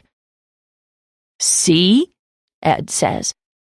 Now, if you asked me what 5 things I know about you, they'd mostly have to do with murder, belching, and Monopoly. I laugh, but it sounds like it's coming from someone else's body, because suddenly my brain is full of Reed. He likes it when I bite his neck, I think, and heat builds in my belly. He likes it when I'm on top. He likes quiet afternoons watching tennis in the summer, likes his coffee extra hot. He doesn't like strawberry pie, but loves cherry. His favorite band is the Pixies, although seeing Pink Floyd live is at the top of his bucket list. He didn't think he liked Brussels sprouts until I cooked them for him. He runs a 6-minute mile, sleeps on his left side, usually forgets to eat breakfast. He loves my laugh, likes holding hands, hates when someone is looking at their phone while he's talking. I blink when Alex snaps in front of me. Hello? Sorry, what? I asked what you want, he says. Other than a time turner or to be blackout drunk so that I don't have to think about this anymore? He doesn't even crack a smile. Embarrassment feels like a tight band around my throat. Okay, I don't know what you're asking. With Reed, Ed clarifies. What do you want with Reed? The answer has been forming since I woke up this morning. I knew days ago that I didn't want anyone else to have him, but that's not exactly the same as wanting him for myself, is it? Except in this case it is. But the idea of admitting this to Ed and Alex before I've said it to Reed feels cowardly. I'm figuring it out, I tell them. I just want to talk to him. Alex stands, tugging me up, and we make our way to Ed's disaster of a kitchen. There are about 6 cereal bowls in the sink, brown bananas hanging from a banana hook and hovering above some wrinkly apples. The recycling is overflowing, and when Alex opens the fridge, the only things visible are a few 6-packs of beer. Before I can say anything, Ed is standing in front of me, frowning. Don't judge. I order takeout most nights. I mean, if you ever manage to get a woman in here, I begin, and then sweep my arm around the room, she'll be horrified. My mom is coming to help me clean this week, he says. Alex smirks. I don't think that's what she meant by woman. Do you ever hear the words you're saying? I ask Ed, taking a beer when Alex hands it to me. He sits at a bar stool and takes down about a quarter of his beer. Selma still hasn't replied. Ugh, poor Ed. Wait, you mean like after 2 weeks of amazing conversation, you asked her to meet and she vanished? Ed nods, clearly bummed. I'm getting some other matches, but... He shrugs and lets out a long, rumbling burp. Can we get back to fixing this mess you've created with Reed? I'm definitely not helping you clean this kitchen, I tell him. So why not? Maybe you should disappear like that, Alex says. Catherine, that is. I frown at him. What, just not reply? Ed stares at me and then shrugs again. I mean, it's effective. It's not like I can go out and find her. Pausing, he seems to hear the stalkery vibe to his words and adds, Okay, not that I would try. My beer sits untouched in front of me, and I watch as tiny beads of condensation run down the sides of the bottle and form a puddle on the countertop. The idea of someone just disappearing on Reed, even if it's me, and I'm still going to be here, makes me feel all twisty and protective. I'd feel so bad, just pretending I don't know everything. And what if someday we are together? I knew it, Ed interrupts, pointing at me and sloshing his beer. I knew you wanted Reed. Good sleuthing, I tell him dryly. I mean, if we do manage to make a go of this, I can't spend my whole life knowing this secret and keeping him in the dark. She said whole life, Alex says to Ed with this soft, fond expression I've honestly never seen him make. Like marriage. Slow down. I hold up a hand, laughing. Reed may never forgive me, but I don't think I could keep this from him. Normally I'd say yes, Ed says. Own up and come clean, but you've learned your lesson here, Mills. What is telling him going to solve? He'll be hurt and upset and... He hesitates and my stomach drops to my kneecaps. I mean, I'm not saying he'd never talk to you again because this is Reed and he's a good fucking guy, but... Ed trails off and my brain frantically tries to finish the sentence for him. He's a good fucking guy, but this may be too much to forgive. He's a good fucking guy, but you're too much work for him to bother trying to be romantically involved. My heart follows possible future Reed in each of these scenarios, and I want to scream. How many of the women I write about thought they were good people? How many mistakes does it take before you're bad? Does it start with a little white lie and slowly progress to fraud and worse? Does it matter if you do the wrong thing for the right reason? Okay, obviously at first I was just being competitive, but then being Kat was almost more fun than being Millie, because I got to have something with Reed that I've never had with anyone before. And I fell in love with him. The wind is knocked from my lungs as the word bounces around inside my head. Because now that it's there, I don't want to let it go. Love. Did I know this an hour ago? Yesterday? How long have I felt this and just left it totally unlabeled? My existential crisis can't be bothered with the fact that Ed and Alex are still in the room, and so it takes Ed shaking my shoulder to bring me out of it. "Are you listening?" he says, hand waving in front of me, but eyes lit like he's just figured something out. "Yeah," I say, and attempt to blink myself back into focus. "You were saying?" Ed frowns in a way that makes him look just like his mother did when she found a fleshlight in his kitchen drawer and thought it was an actual flashlight. She spent 5 minutes trying to put batteries in before I realized what she was doing. "We need to get rid of Catherine," he says. "So tell Reed she met someone, she's moving, anything. Alex agrees." I glance to Alex, who gives a non-committal shrug. "But then I'll be lying to cover up a lie," I tell them both. "Yes," Ed says, pausing dramatically. "But you can still make this right. Get Catherine out of the picture and talk to him. Tell him how you feel and let him really see you. That's what he wants, Millie. You read it yourself. He wants something to happen with you. Catherine is what's making him second-guess that, and that's you. Give him what he wants." I reach up to rub my temples. Can I give Reed what he wants? I don't even have to think about it. I certainly don't want to lose him. "How would I do this?" I ask, almost wincing like I'm afraid to admit to myself that I'm considering it. What would I say? Ed and Alex both lean forward. The three of us huddle together around the kitchen island. "Tell him your grandfather died and he left you some giant house and it says in the will that you have to live there and—" "This isn't Scooby-Doo, Ed," Alex says, shaking his head. "Let's keep it simple." "Right, simple is better." Straightening, Ed looks around the room, his eyes brightening when they land on his laptop bag. Once his computer is powered up in front of us, he turns it to face me. Still unsure, I log into the site and then Catherine's account. The reply button practically pulses on the screen. "Okay," Ed says, and swallows nervously. "Here's what we're going to do." Chapter 14. Read. There are few things that settle me more when I'm stressed or preoccupied than going into the lab, grabbing a set of slides from one of my graduate students' cabinets, and heading into the dark calm of the scope room. My newest student, Gabriel, is measuring dendritic spines in the visual cortex, and he's really starting to get the hang of the staining protocol. The 404s are brilliant green, sharp, low background. As I go through his latest experiments, a thrum of pride begins to take over that space where the anxious gnawing resided only 20 minutes ago.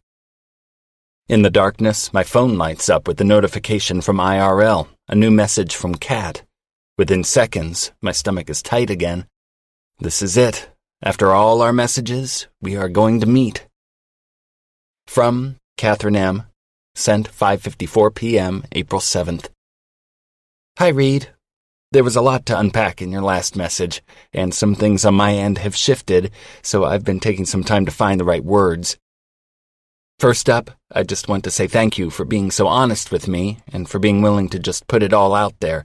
The information about your friend wasn't upsetting to me. I know how this works. I really admire how you cut right to the chase and shared what you need and want. It's something I need to learn how to do better myself. So, because we're talking about it openly now, of course we're both communicating with multiple people online. I had a date last night with another man. He's someone from my past, and it went really well. So well, in fact, that I'd like to see where it goes. Given the situation with your friend and this man, it seems like it might be good for both of us if we put our correspondence on hiatus. I'm sure if I were you, I'd be reading this thinking, okay, I've definitely been messaging with a dude who lives in rural England somewhere and is having a laugh, but I promise, I am a woman who came into this with good intentions. All this to say, I really do hope that things work out with your friend. Sometimes the thing we want is right in front of us, and we're the last ones to see it. Take care, Reed. C. I read it again because it doesn't feel like it sinks in the first time. After all of that, every letter, every bit of honesty, we're never going to meet? The feeling of bewilderment that slams through me is almost impossible to describe. On the one hand, realistically, I'm no worse off than I was a month ago when this entire adventure started. Things with Millie are murky, and I've got no other relationship prospects in sight. Sure, the romantic life has no momentum, but in all other respects, I'm fine. On the other hand, I feel like I've just been dumped twice. I'm halfway into my third read of Kat's message when Millie's photo, one she took and entered into my contacts and is of her with a huge cheesy grin while wearing my cow baseball cap and Chris's sunglasses, pops up on the screen. I want to laugh. Kat just blew me off. I haven't talked to Millie since last night, so of course now she's calling. Hey, Mills. Hey, Reedy. On the other end of the line she sounds either sad or nervous. In any case, she's subdued enough to make me wonder whether she realizes that her post-sex routine wasn't great. In her beat of silence, I pull the slide off the microscope tray and file it back into the slide box. What's up? Would you come over, she asks, for dinner? Or I can come to you? Another unsure pause, and then, to talk. Talk? I ask. Millie doesn't ever ask to talk. About us, she says, clearing her throat. The other night, the first night, the night at your parents', last night, all of it. Wow, I feel thunderstruck. Sure, I'll be there in 20. She lets out a shaky laugh. Take your time, I have to get a little drunk first. I pause, quietly annoyed, and in the silence she goes still too, and then she groans. I'm kidding, she says. God, I'm so terrible at this. Reed, just come over, okay? Spring is creeping into Santa Barbara with warm fingers. The heat from the day lingers after sundown, and even inside my car, the scent of the blooming vines outside Millie's townhouse makes my head feel full and claustrophobic. At the curb, I pull out my phone and look at Catherine's profile. Honestly, I'm bummed that she's found someone else and is interested enough in seeing where it goes that she wants to put our communication on hold. I wanted that level of connection with someone. I thought maybe Millie and I could go back to being just friends. Maybe Catherine was it for me somehow. But even in the past hour, her profile has gone inactive. I can't click through to her pages anymore. There's only the photo she's always had, that turned-away jawline, the bare shoulder, the tiny scar. Over time, I actually liked that she didn't give everything of herself up front, but seemed to share much more than I'd expected in her messages. Well, I say into the quiet car, I guess that's it. With my thumb pressed to the IRL icon on the screen, I wait until the app goes wobbly, and then delete it. Looking up, I see Millie is waiting for me on the porch, her hands clasped together tightly. Everything about this scene feels strange. She's out here waiting for me. She wants to talk. She looks anxious. She breaks into a huge grin when she sees me. You're being weird, I say when I hit the first step up to her porch. I know. She wipes her hands on her jeans, and my attention is drawn to her bare arms, her long, smooth neck. Just go with it. I'm super nervous right now. And as soon as she walks toward me, it's like I'm deflating in relief. I'm bummed about Kat. I'm worried about me and Millie. I'm disappointed that Daisy was such a bust. And the reality that I'm about to get a hug right now makes me want to melt in front of Millie's door. She steps into my arms, wrapping hers around my neck, pulling me close. I have the sense of homecoming, some weird trip of déjà vu in my blood that makes me squeeze her tighter. It's the kind of hug that comes after a fight or a long time apart. There's relief there, a giant exhale into the soft skin of her neck, her shoulder, where I press my lips once and again against her faint scar. Her scar. My heart shoves against my breastbone in warning and then lurches, a heavy, meaningful pulse. I mentally file back to one of Kat's messages. managed to make it halfway through the attraction without peeing my pants or otherwise embarrassing myself. That same stupid tit typo that Millie always makes. The same scar. I step back, pressing the heels of my hands to my eyes. No way this can be right. Read? I try to be objective, to take the data in front of me at face value. Millie's mom died when she was young. That friend of hers, Avery, mentioned that Millie's dad was sick. And now Millie's scar, Millie's typo, the Monopoly joke, girls' trip, and Kat is pursuing a relationship with someone else just when I tell her I want to meet. The last line echoes in my memory. Sometimes the thing we want is right in front of us, and we're the last ones to see it. What the fuck? Read? Millie's hand comes over my forearm, gently squeezing. Sorry, just lightheaded. I stare at her, into her mossy green eyes, and try to puzzle this out. I want to turn her jaw just so, ask her, look down a bit, to the side, just like that. I need to see if you're her. Am I crazy? Is this connection absurd? But I know it's not. I know in an instant that Catherine is Millie. I know it in the way that Dad knows when it's going to rain, and the way that Mom knows exactly when her bread is baked without setting a timer. And I know it because it's been there in front of me this whole time. The information is almost too new for me to know what to do with it. I'm standing with her on her porch, with Millie, with Catherine, realizing that she's not only my best friend and the woman I've been having sex with, she's also the woman I've been spilling my heart to online. Amid the chaos of my reaction, embarrassment, relief, hope, thrill, confusion, I can't find my grounding. Is this why she asked me to come here? I blink tightly to clear my thoughts and then look down at her. She's worried. The little line on her forehead has deepened. Her lips are downward. You okay? Yeah, I say, taking a deep breath and then letting it out slowly. I've been falling for 2 women, and they're both her. Just got dizzy for a second. Come inside, she says. Get some water. Through this fresh lens, everything in here feels new. The couch is where she probably wrote to me as Kat. The kitchen where we first kissed. I was kissing Kat, too. Down the hall, there's her bedroom, and about half as far as the wall against which we had sex only last night. I left her and immediately wrote another woman, also her, and told her everything. Oh my God, I want to remember verbatim what I said in that last message. How much did I tell Kat about my feelings? I said Millie made me feel terrible, and Millie responded as Catherine by telling me she was moving on with someone else. My stomach drops. Reed, you look sort of green. No, I'm good. I take the water she offers and down half of it before coming up for air. What did you want to talk about? She laughs shakily and motions that we should go sit on the couch. Slapping her hands on her thighs, she says, Right, that. Okay, so last night after we... She waves her hand vaguely in the direction of the hallway. Over there, and you left, I thought maybe I did something wrong. You mean like shutting me down when I tried to talk about what the sex means to us and then suggesting I could make myself at home while you went back to work?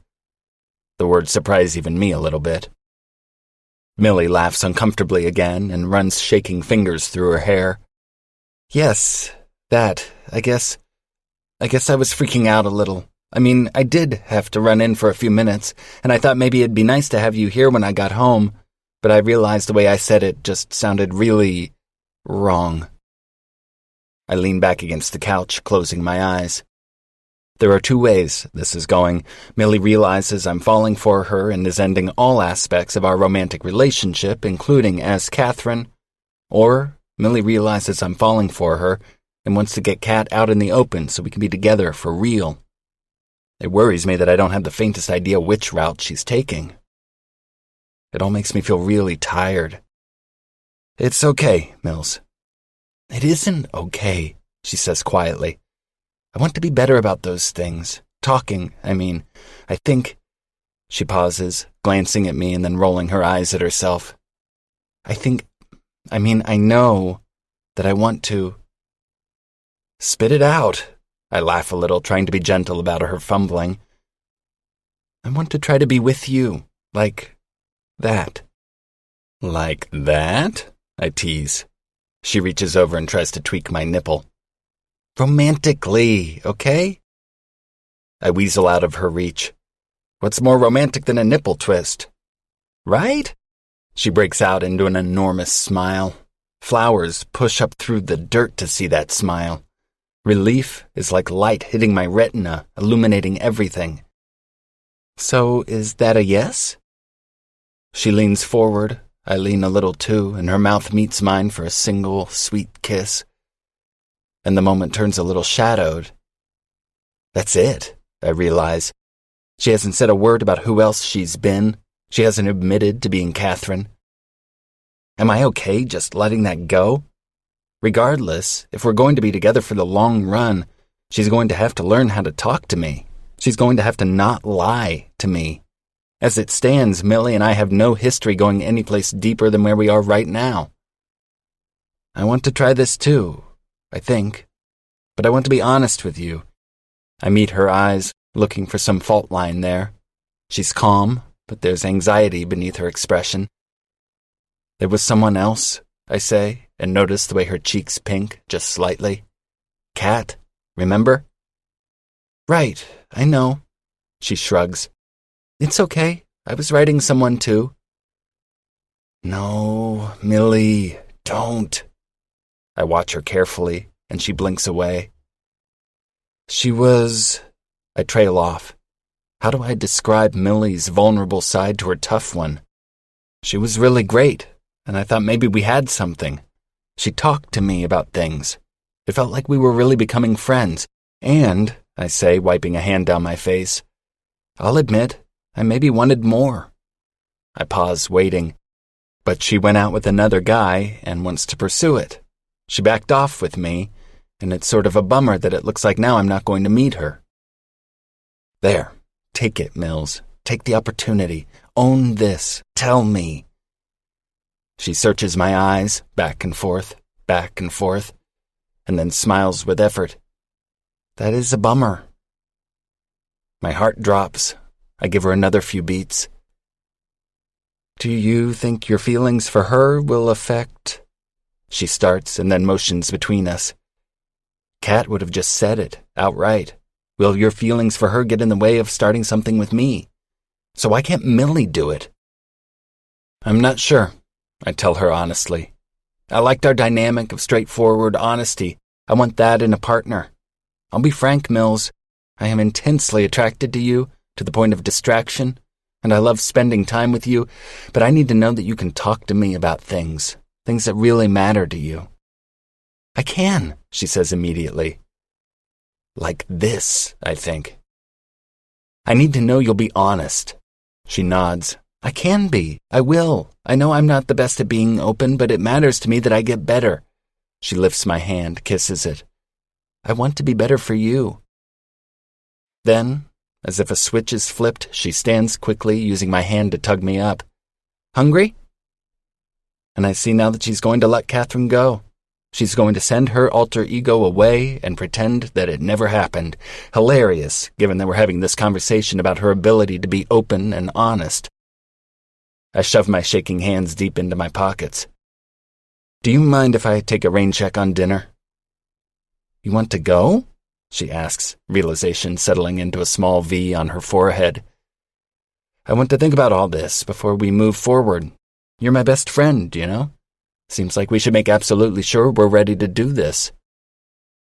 Millie tries to hide a deeper reaction, but I get a small glimpse of it when her face falls for only a breath.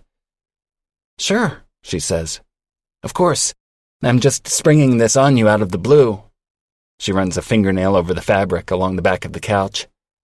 I get it. I lean forward, kissing her cheek, and then robotically make my way out of her house, down her steps, and to my car at the curb. Read, she calls out. I turn, my stomach has dissolved away. Yeah. She stares at me for a few lingering seconds. You're sure you're okay? She knows. She knows I know. I hold her gaze. I'm not sure. I tell her honestly before climbing into my car. After all of that, the strongest sense I have is mortification that I've been played. That Millie has been sleeping with me and writing me as another woman this entire time and probably never planned to say anything. That she thinks I wouldn't eventually figure it out.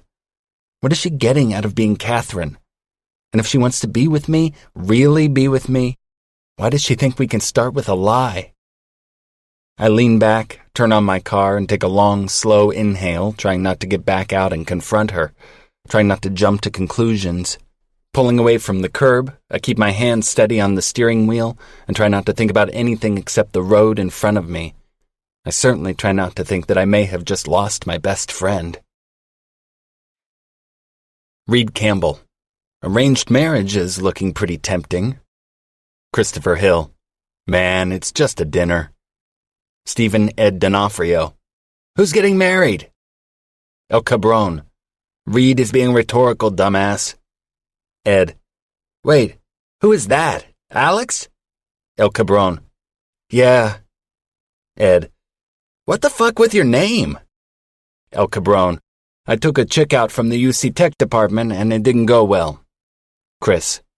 So all your outgoing information is from the asshole? El Cabron. Pretty much. Reed. Emails? El Cabron. Everything. Emails, IMs, my name in the grading portal on the department website. Chris. Holy shit, that is hilarious. El Cabron. My admin doesn't think so, but he can go fucking fix it. I'm not going down there. Chris. I want to meet this woman. Reed. Ditto. El Cabron. Trust me, you don't. Reed. At least she wanted to meet in person. Ed. Uh-oh. Are things not going well with Catherine?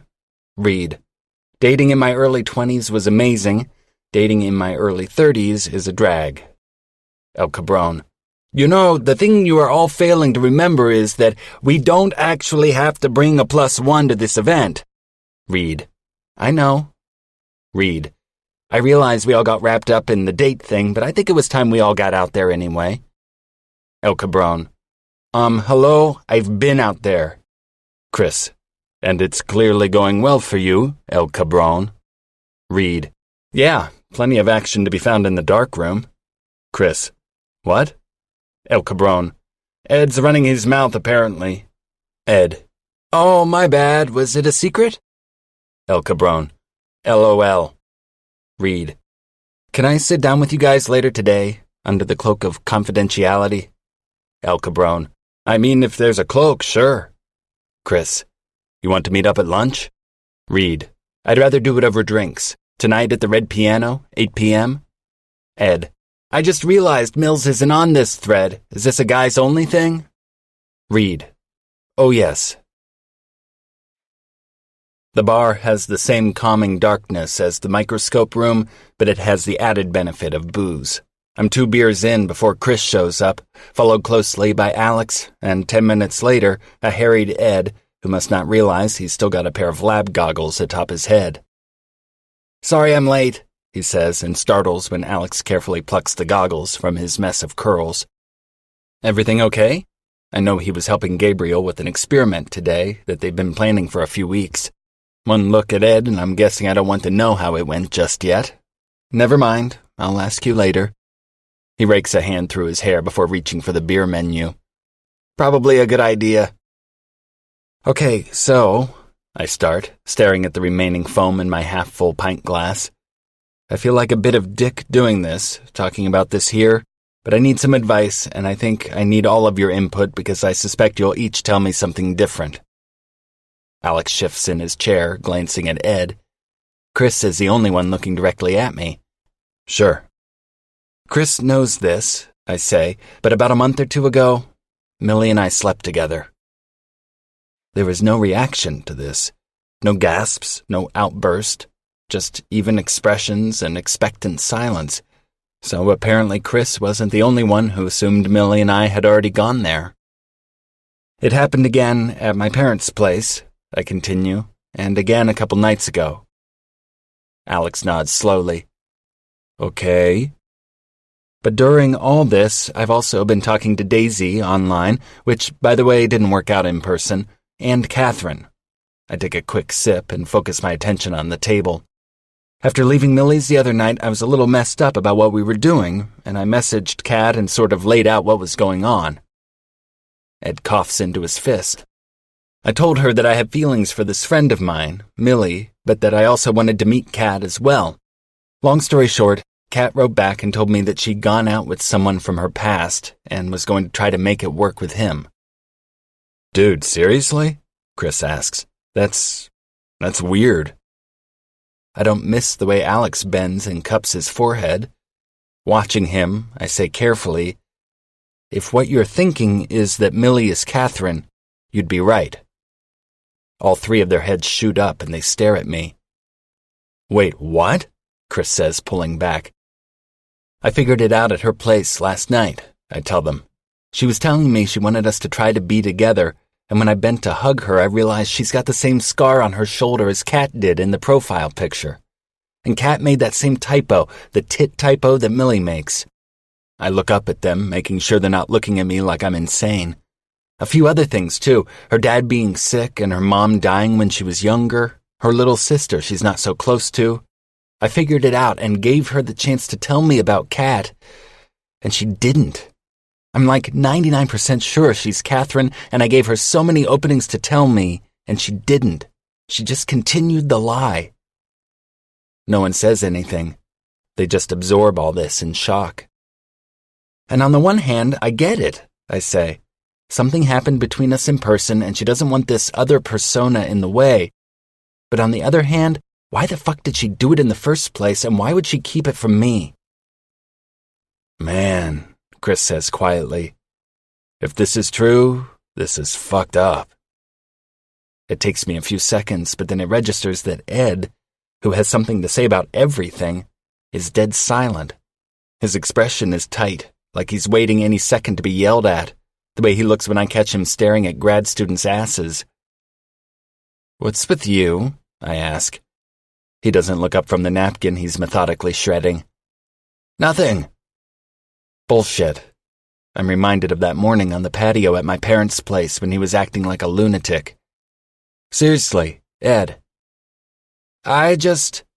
He glances over to Alex. I told her she should tell you. This honesty doesn't penetrate at first. I know what he's said, but at the same time, the meaning doesn't fully hit me until he glances at Alex again, and Alex lifts his beard to his lips, shaking his head. Dude, you were the one who helped her write that last message, Alex says under his breath. I'd told her 1,000,000 times to tell him, Ed protests to Alex. Wait. I put my glass down, hold up a hand. Wait. What is happening? I am so flustered I don't have any more words.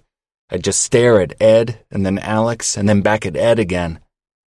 Ed drops his hands to the table. This kind of shit never works out. A hush falls across the table, and Chris lets out a low whistle. You knew? I ask, hearing the angry lean to my words. Since when? I stop, shaking my head. Wait, you knew that morning at my parents' place, didn't you? Ed seems to shrink into himself. I heard you guys. You heard them having sex? Chris asks, laughing. That is unfortunate. Alex signals to the waitress that he wants another beer. I'm still laughing that they had sex at his parents' place when we were all there. I turn to Alex. When did you find out? I only found out like 2 days ago. Only 2 days ago? My blood is rioting. Anxiety builds in Ed's expression. I've only known about it for a week. You should know she's been a total stress case about this. Chris shakes his head, staring at Ed like he's unbelievable. She should be, though. She came over and wanted advice on what to do. She read your last message and... Did you read my message? I ask. Ed looks to Alex and then back to me. We both did, yeah. Holy shit. I press the heels of my hands to my eyes. You guys, this is so fucked up. It only just recently got out of hand, Alex says, trying to smooth things over. Seriously, all of this happened really fast. She's been a mess, man. Regardless, I gave her a dozen openings today, and she sat and lied to me. Again, I say. Okay, Alex says. To be fair, though, she wanted to tell you, but we thought it would be easier if Kat just vanished. She didn't ever mean to be malicious. If she wanted to tell me, then why didn't she tell me? How am I supposed to feel about this? She wants to start a relationship with me, but she can't even be honest on day one. I mean, Alex says, you sort of played her too, because the whole time today you knew that she was Catherine, but she didn't know you knew. Oh, I think she knows I know, I tell them, and it's not the same. Chris drops his head into his hands, groaning. This is making my head hurt. Why did she even start a separate account? I ask, feeling my patience fraying. Why did she let me view her full profile? Honestly, Ed spreads his hands, shrugging. I think she assumed you'd figure it out. It sounds like it started as a way to not get so many dick pics and be able to be more herself, he says, using air quotes. Then she matched with you and thought it was funny, and it just grew. That's pretty reassuring, though, Alex says, nodding. Isn't it? That it turned into something real for her, too? Are you really fucking defending this right now? I ask him. I'm just saying I think shit can snowball, that's all. You can start off with good intentions, and things can get out of hand. I gape at him. That's a decent excuse when it's a total stranger, not your best friend who you are concurrently fucking. Everyone goes quiet, and I get it. I don't often yell, but I am on fire right now. Alex and Ed knew that Millie was lying to me and then encouraged her to keep doing it. And she's so goddamn out of touch with herself that she couldn't just do the right thing. I feel like an idiot. I feel like I'm on the outside. I feel totally humiliated. I stand and toss a couple of 20s down onto the table. My heart feels like a boxer, beating and beating at my ribs. Fuck you guys. Chapter 15. Millie. I shut off the TV and the house falls into silence. I couldn't even tell you what I've been watching. A car goes by on the street outside, and for the first time since Reed left last night, I don't bother to look out the window to see whether it's him. He said he was going to think about things. But I worked from home today and kept my phone and laptop right next to me the entire time and looked for him every time I heard anything outside. I'm pretty sure he isn't coming back. My legs are stiff by the time I straighten them to stand and walk to the kitchen. I scan the contents of my fridge, unseeing, trying to convince myself that the niggling voice in the back of my head is wrong, and Reed wasn't totally freaking out. I think he knows. I don't know how, but I felt it. I saw it on his face, some dawning awareness, and then the struggle to hide his anger. No matter how much I concentrate on breathing slowly and exhaling to the count of 5 over and over again, the panic is still there, growing more insistent with every slam of my heart. Reed has never been mad at me before. I'm pulling apart at the seams. The room is too hot. The scent of Reed's soap hangs in the air, and when I turn my head, I can smell him in the fabric of my shirt, too. I push away on unsteady legs and search for my keys, and then I just drive. The sun is barely hanging on by the time I make it to Hendry's Beach. I hadn't planned to come here. I got in my car with no real destination in mind, but when the little blue pickup in front of me with the surfboard in the back turned, I followed. Even with the windows up, I can smell the salt in the air. It feels heavy and humid and chilly enough here in the parking lot that I know it will be even colder down by the water. I climb out and reach for the sweater in my trunk. It's hideous but warm, a ratty old thing I keep ready for over-air-conditioned stops at Cajay and spontaneous beach moments just like this. I've had it for years, but no matter how many times I wash it, it still smells faintly of coffee. With my keys and phone in the oversized pockets, I cut through the lot and down past the dog washing station and the restaurant with blue and yellow umbrellas. Clumps of grass stake their claim near rocks in the sand, and I cross the sidewalk to the small set of steps down to the beach. On the left side of the lifeguard tower, where dogs are allowed to run off leash, a particularly hyper golden retriever races into the surf, pouncing on waves as they break the surface and chasing them as they roll out to sea again. I take a seat in the sand, close enough to watch the waves, but far enough away to stay dry, at least for a while. A look around reminds me that I was here with Reed once, shortly after Dad was diagnosed. The trip home had been rough, so bad that I'd made up an excuse about work and flown back to Santa Barbara a day early. It was like the cancer talk with Mom all over again, and I'd literally panicked, heart racing and unable to breathe as I sat on the twin bed in Ellie's tiny little guest room. I had to go. Reed didn't know what was happening, but he could see something was wrong as soon as I knocked at his door. I told him I'd had a bad day, and he drove us here. To watch the dogs, he'd said, because who can have a bad day while watching puppies run free and frolic in the ocean? He was right. We rolled up our pants and found a spot on the beach and spent the next 2 hours just sitting in silence. Eventually, we talked about work and life. He told me about a date he'd been on while I was away and how they made out in his car for an hour after he dropped her off, too wound up to say goodbye, but not wound up enough to have sex on the first date. There was an imperceptible ringing in my ears, a low-level hum of annoyance that seemed to grow with every detail that he shared. I watched his lips as he talked, imagined him doing the things he was explaining, and sort of hated it. When I look back on moments like that, it's hard to convince myself that things between us have ever been 100% platonic. The glances, the casual touches in the car, the subtle flirting. I wrote it off as us being comfortable with each other, but holy shit, I am an idiot. I'd spent that afternoon stretched out in the sand with my head on his stomach, eyes closed while I matched my breaths to his and listened to the ocean. Would I do that with Ed? With Chris? Alex? Not a chance. I glance out over the horizon to where the sun is melting into the sea. The tide has come in, breaking against the shore and leaving clumps of seaweed behind as it recedes. I scrunch my toes, just out of reach of the foamy water as it inches closer and closer. I think I've always been jealous where Reed is concerned. Even then, I didn't necessarily want to kiss him, but I didn't really want him kissing someone else either. This makes me a really shitty person. A reoccurring theme as of late. My friendship with Reed has been the easiest of my life. I'd never had a best friend before, never mind 4 of them, because I think I honestly don't know how to do it. A summary of my last 10 years would show a boring list of acquaintances and mild romantic serial monogamy. Nothing dramatic ever happens to me.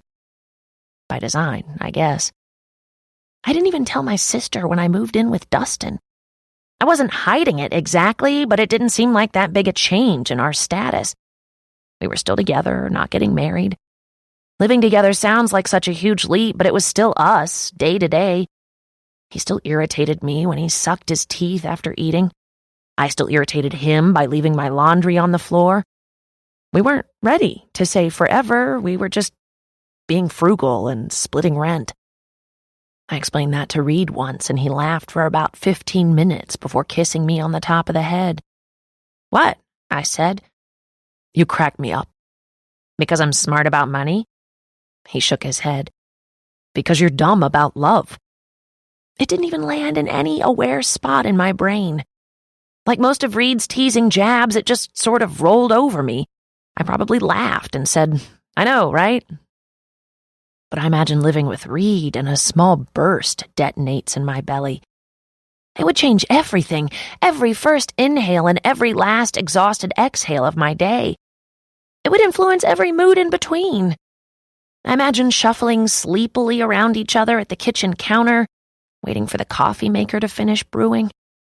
He's wearing his soft, worn gray shirt, and I can slide my hands up under it, warming them on his stomach. I imagine complaining about his morning breath and him chasing me for a stinky kiss. I imagine grading papers on the couch together, my feet in his lap, him grumbling that I'm making it hard for him to work. I imagine the relief of sliding under the blankets with him, Not just a warm body, but his warm body every night. I want every single one of these things flashing through my head. I close my eyes, breathing in the salty air. I know people are more complicated than just good and bad, and that I can do something wrong and still be a good person, but it doesn't feel that way right now. Shame claws its way up my throat when I think of how careless I've been with Reed's feelings and how I rationalized my way into hurting him. I think of how terrible I've been to my dad and how I always assume Ellie will be there to do the right thing when I inevitably drop the ball. I love Reed but lied to him, and he knows it. I love my sister and my dad and haven't been fair to either of them. It's time to grow up. My hands are shaking by the time I ease to a stop in front of Reed's house. It's after 10, but the TV is on in the living room, so I know he's home. I sit in the dark, watching the shadows flicker across his front window until a man walking a dog stops and peers at me from the other side of the street. I give him what I hope looks like an "I'm a friend, not a crazy stalker" wave before pulling the keys from the ignition and climbing out. I haven't even stepped onto the porch when the light flips on and the front door slowly opens. He must have seen me pull up. My heart jumps inside my chest when I get a look at him. His dark hair is messy, falling over his forehead. He looks tired, is barefoot and dressed in a worn pair of jeans and a blue t-shirt. When he steps into the pool of light on the porch, my body reacts almost on instinct. I start to move forward to hug him and have to force myself to stay still. I give him an awkward wave instead. "Hi." Crickets chirp from a pair of bushes on either side of the porch, the sound amplified in the duration of his answering silence. He shifts on his feet, sliding his hands into his pockets. "It's late, Millie." I take a breath. "I know. I was wondering if we could talk." That's not something I'd have needed to ask before. On a normal night, I would have just barged in and dropped my things by the door before collapsing in a heap on his fancy leather couch. Nothing's been normal between us for weeks now. Surprisingly, Reed takes a step back and holds the door open enough so I can pass.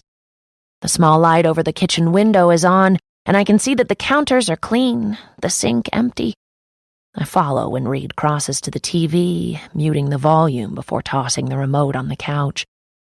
His mood is unfamiliar and solemn. Things were clearly strained when he left my house yesterday, but there's something else in the closed-off look of his eyes, the way he holds his body, stiff, like there's a wall around him, and he's being careful to keep everything tucked safely behind it. He motions to the couch, and I sit, relieved when he takes the spot next to me. "I know I'm supposed to be letting you think," I say. I've never been scared in front of Reed, but the half-inch of space that separates where our hands rest on the couch is terrifying. The act of simply not touching is intentional. I want to cling to his hand and feel its solid, reassuring weight. I want to hear that his love for me is unconditional, even though I know I don't deserve it. Reed clears his throat, and I know I've been quiet too long. I'm sweating, hyper-aware of how warm the night is and that I'm still wrapped in my giant sweater. When I look down at our hands again, I see tiny grains of sand that still cling to the sleeve. "I should tell you something," I say, wincing because, of course, I wanted to tell him something. That's why I'm here, and we both know it. Something I should have told you a long time ago.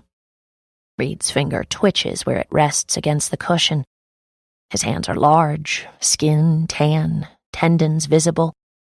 I've seen those hands in the lab, calibrating the most sensitive pieces of equipment, and then in bed, holding me down inside of me.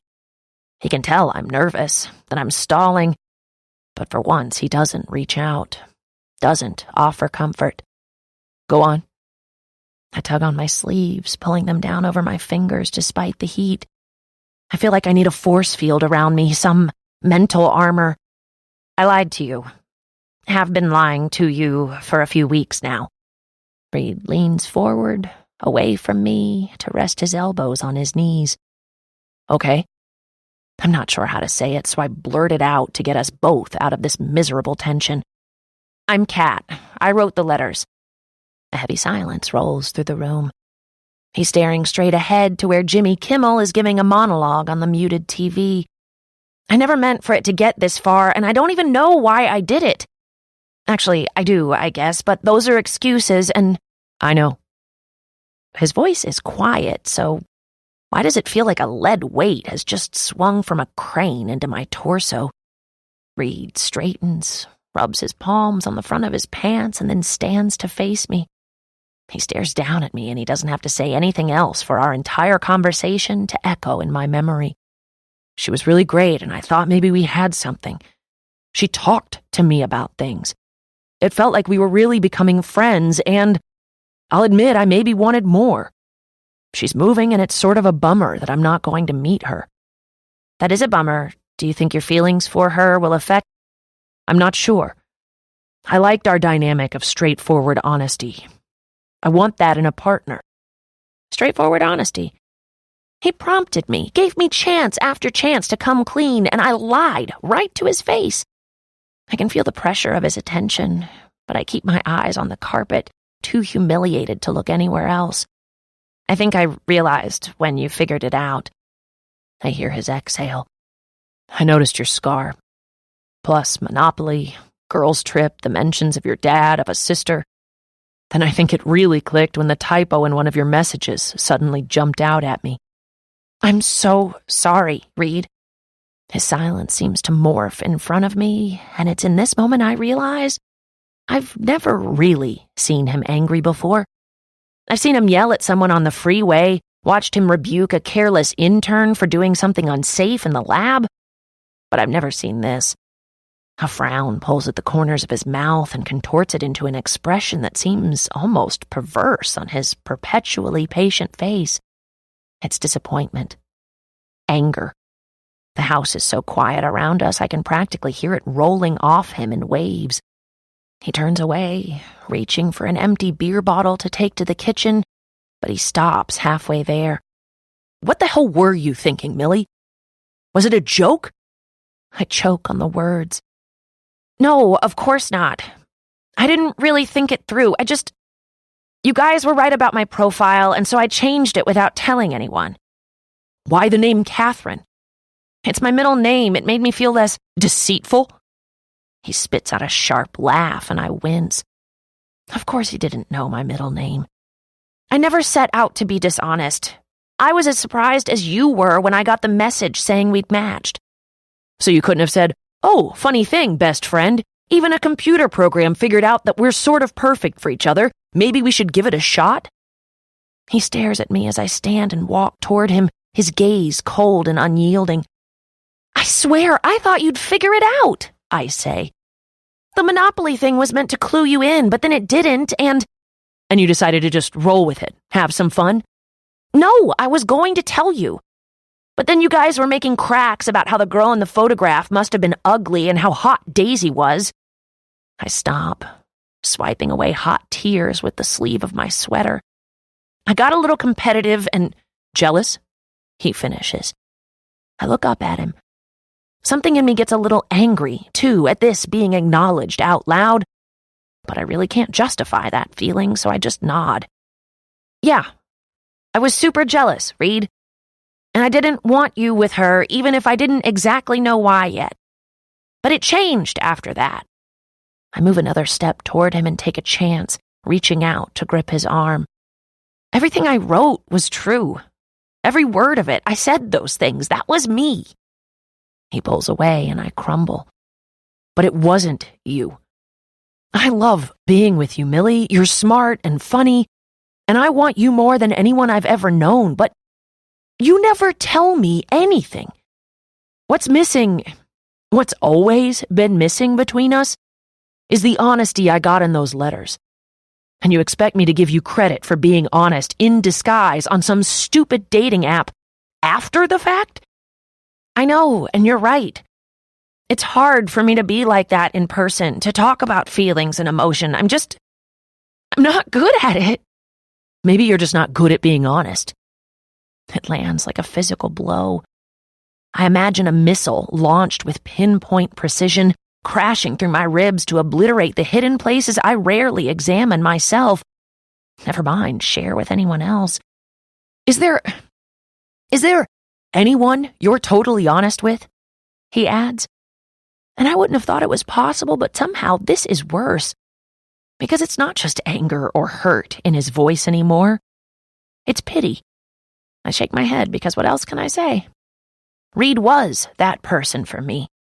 My first true best friend. And it's hard to hear how much I've hurt him. Disappointed him. I blink around the room. My eyes are hot and burning with tears. And it really hits me what a mess I've made of things. I think, Reed says, scrubbing a hand over his face, I think you should probably go. It's clear we both have some things to work out, and I don't think we can do it with the other around. I get why you did what you did, Millie, and maybe if it hadn't gone on so long, maybe I'd be able to overlook it, but I step forward, reaching for him.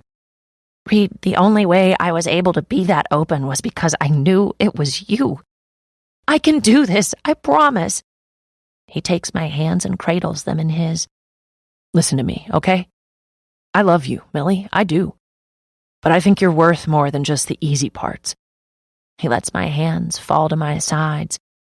And I need someone who thinks I'm worth it, too. The tires scrape as I turn into my driveway and shut off the car. Most of the houses on the block are dark, so I climb out, careful not to slam the door. A weird numbness has taken over. My head is full of static. My limbs are stiff and heavy with exhaustion.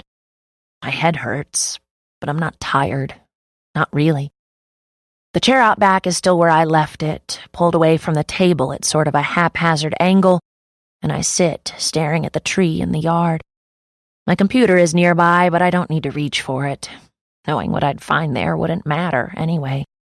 I know what I need to do, and that calendars and schedules are the last thing I care about right now. My fingers slip into the pocket of my sweater and wrap around my phone.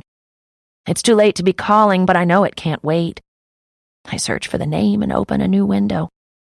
Hey, I know it's late, so call me when you're up. I'll make all the arrangements as soon as I hear from you, but I wanted you to know that I'll be home this summer to help. Tell Dad that I love him and can't wait to spend some time at home. Hug each other for me. I love you both. I miss you. Chapter 16. Reed. Chris peeks his head in my office door. You coming? I push away from my keyboard and rub my eyes. They're burning, like they do when I haven't looked up from my computer monitor in hours. I should have expected him. He comes at the same time every Monday. No, I say. I'm going to grab something later and eat in my office. This time he steps in, resting his hands on the back of a chair, and levels me with a disappointed look. You know, it's been 3 weeks. I give him a flat, I'm not going to talk about this now, look, and reach for my coffee. I'm acutely aware of every hour that passes. It's killing me. I don't know if she's still joining them at lunch twice a week. I don't ask, and Chris has never offered. Until now. She's never there, man. Not since everything went down. It's just us, the guys, in all our glory. I'm not sure what to do with the reaction I have. Sadness, and how he seems to be telling me this not as a guilt trip, but as reassurance that I don't have to see her. But I don't like the idea that she's alone, suffering either. I'm serious. Now he sits down. Don't even pretend like that isn't the reason you're avoiding all of us. I'm not pretending, I tell him. That is exactly the reason I'm avoiding you guys. I'm also pissed that everyone knew. I didn't, he reminds me, hands held up in defense. It feels like it became a game. I think that's the part that feels the most fucked up. Chris shakes his head. It wasn't a game, at least from what I can tell. Ed did not like having this secret. Alex, who knows? I'm sure he just didn't want to get involved. But it sounds like everyone's advice to her was talk to Reed. Well, except when they helped her write the last letter. And anyway, she didn't talk to me. He pauses, looking at my shelves. Finally, he agrees. She didn't, until she knew she had to. So how fucked up is it that I miss her? I ask, and the admission pushes a sharp blade of discomfort through my sternum. I've turned this over 1,000 times in my head. If it were Chris in this situation, not me, Wouldn't I be telling him to write the woman off for the rest of his life? Chris turns back and looks at me evenly and then nods. I know, man. I miss her too. Because it isn't the woman. It's Mills. Like, really fucking miss her. And I'm not sure how to stop. There's no one like her. No one makes me feel the way Millie does. And I know that she's out there, waiting for me to figure out whether I'm going to forgive her. But how can we start something meaningful on that kind of betrayal? Reed, he says gently, you know I'm on your side in all of this, but at some point, we all have to admit that Millie is just really bottled up. It's part of the deal of being her friend, and if you're going to be with her in a more serious way and can't deal with that aspect of her personality, you're going to have to figure out how to get her to be more open. This is what I'm struggling with, honestly. We all knew there were secrets. I mean, come on, this is Millie we're talking about. She likes to pretend she doesn't have a past. Yeah, I pick up a paperclip, slowly straightening it. And truthfully, I know with the cat thing that her intentions weren't malicious. I know that she was able to open up because it was me. I know all of this. But it is still so hard to reconcile that with how it felt to be in the dark and to find out everything I was telling Kat about my life. I was telling Millie, even things about being messed up with Millie. I pause. And the guys knew. That's fucked up, okay? They knew and were loyal to her, not me, to the point of supporting her lie. We fall into silence because there's nothing else to say about this. I've gone around and around about it nearly constantly. My life doesn't feel complete without her in it.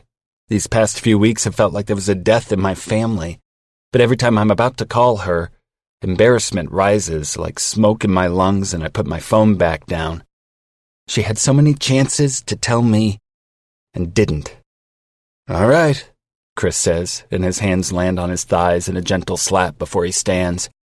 I'm off to meet the guys for lunch. It's weird, man. You two are the glue, you know? I think he's going to say something more about that, but when I look back up, he's on his way out of my office. Work. Focus on work. It's the best way to cope, the most productive way to handle stress.